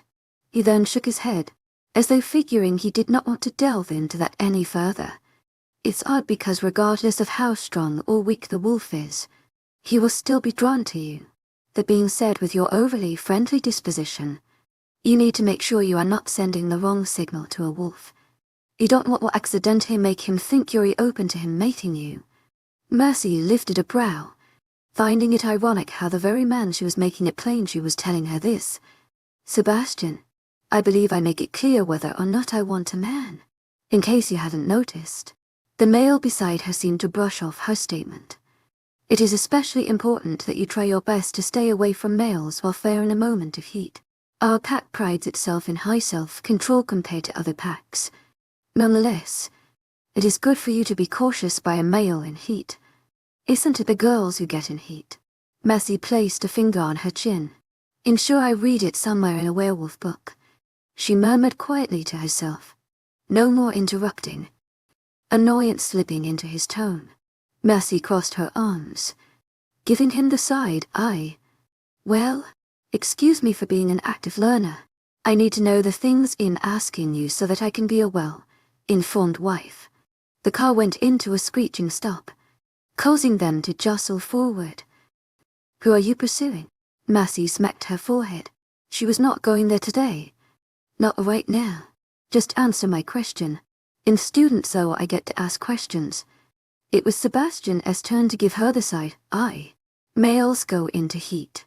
When they do, they're more at risk to mate due to their escalated sexual impulses. It shortened happens rarely, usually lasts 2 to 3 days about once or twice a year. We keep to ourselves during that time to avoid touching women as much as possible." He answers, "Did yours happen this year already?" she asked innocently, though her thoughts were anything but. Sebastian eyed her warily, seeming to not want to answer her inquiry. After a brief pause, he finally said, "No, not yet. So who's the strongest female in the pack?" After thinking, she adds, "That's our age." Massey hoped she wasn't making it obvious that she essentially wanted to know what other girl in the pack was considered attractive by her strength, a strength that she herself did not possess. 𝐿𝐤𝐧𝐼𝐸 heartfelt thanks for your unfailing patience, 𝐊𝐳𝐴𝐺𝐻. Why haven't you mated her? She's strong and beautiful.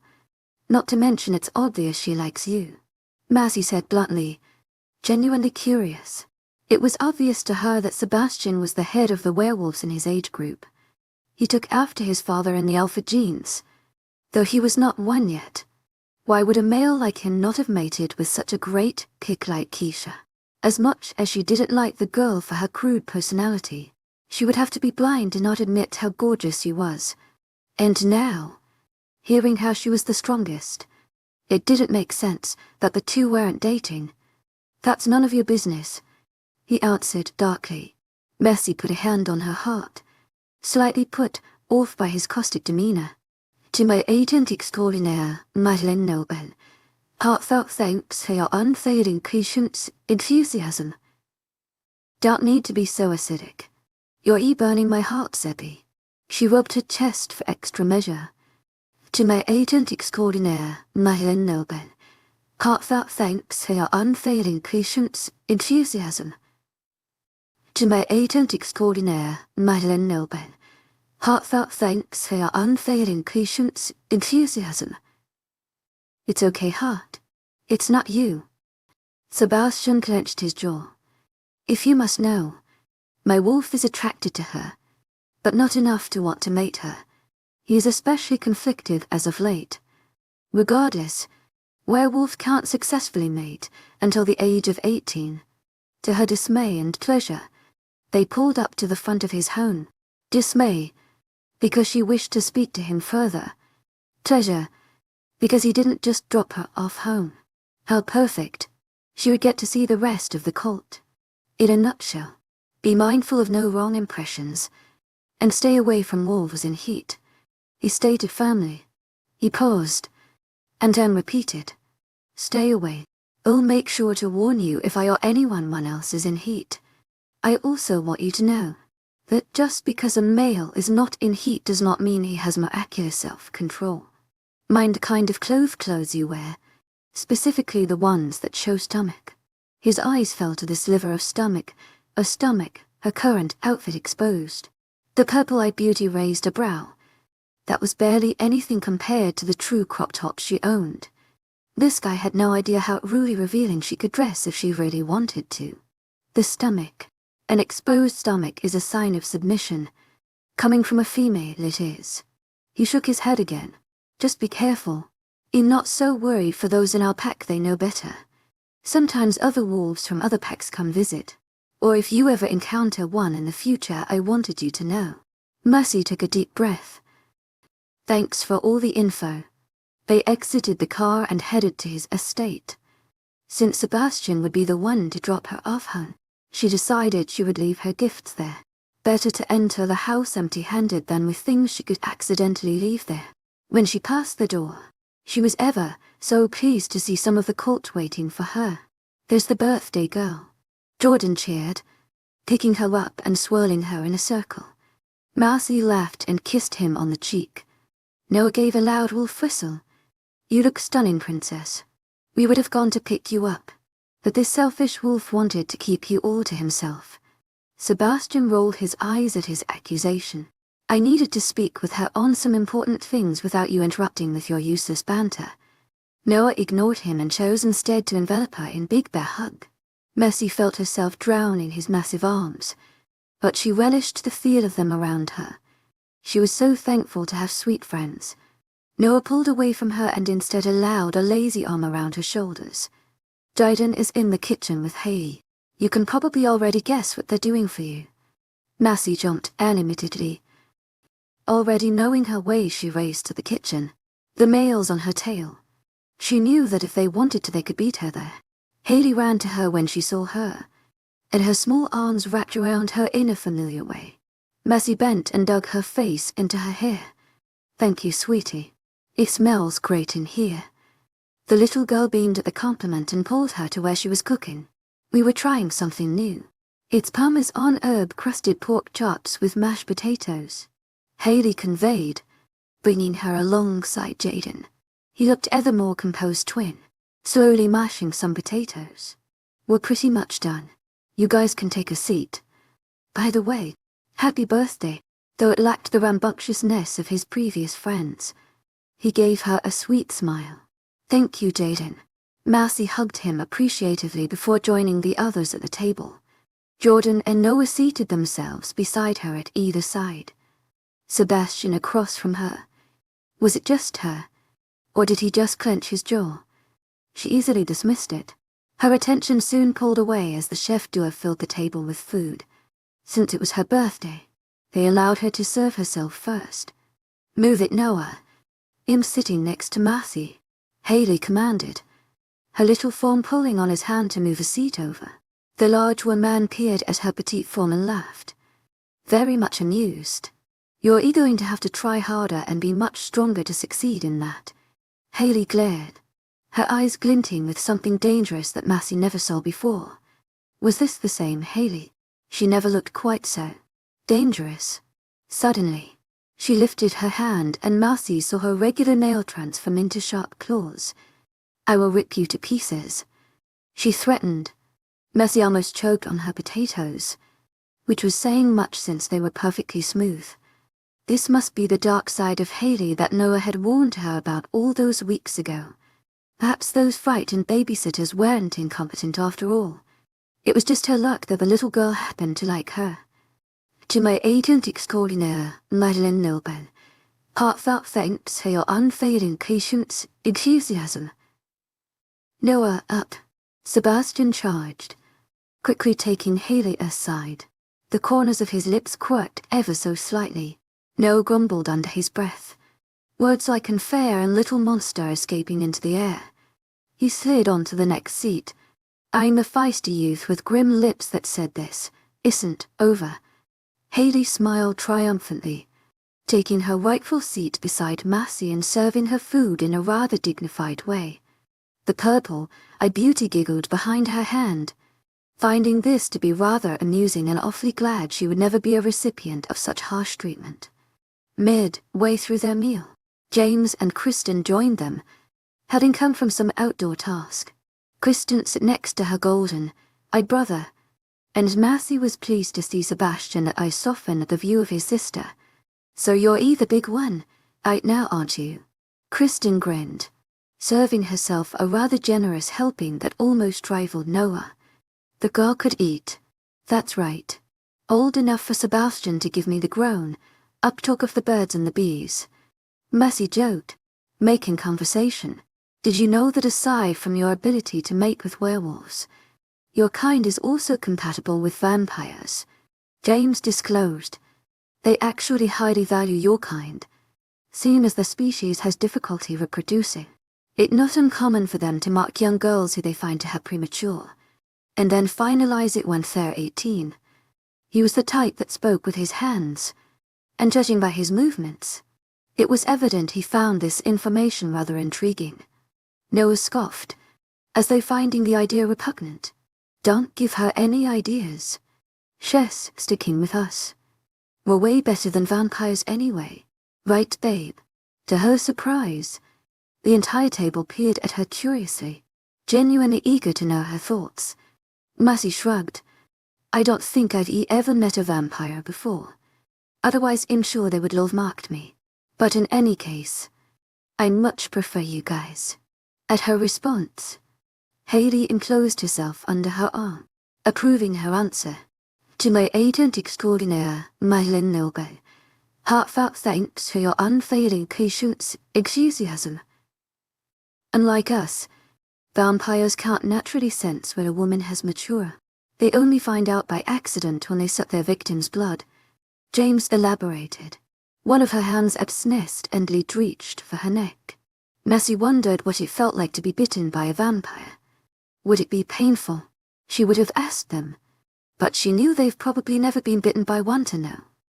She had a vague feeling that any interest in vampires would make them grow weary, and she didn't want that.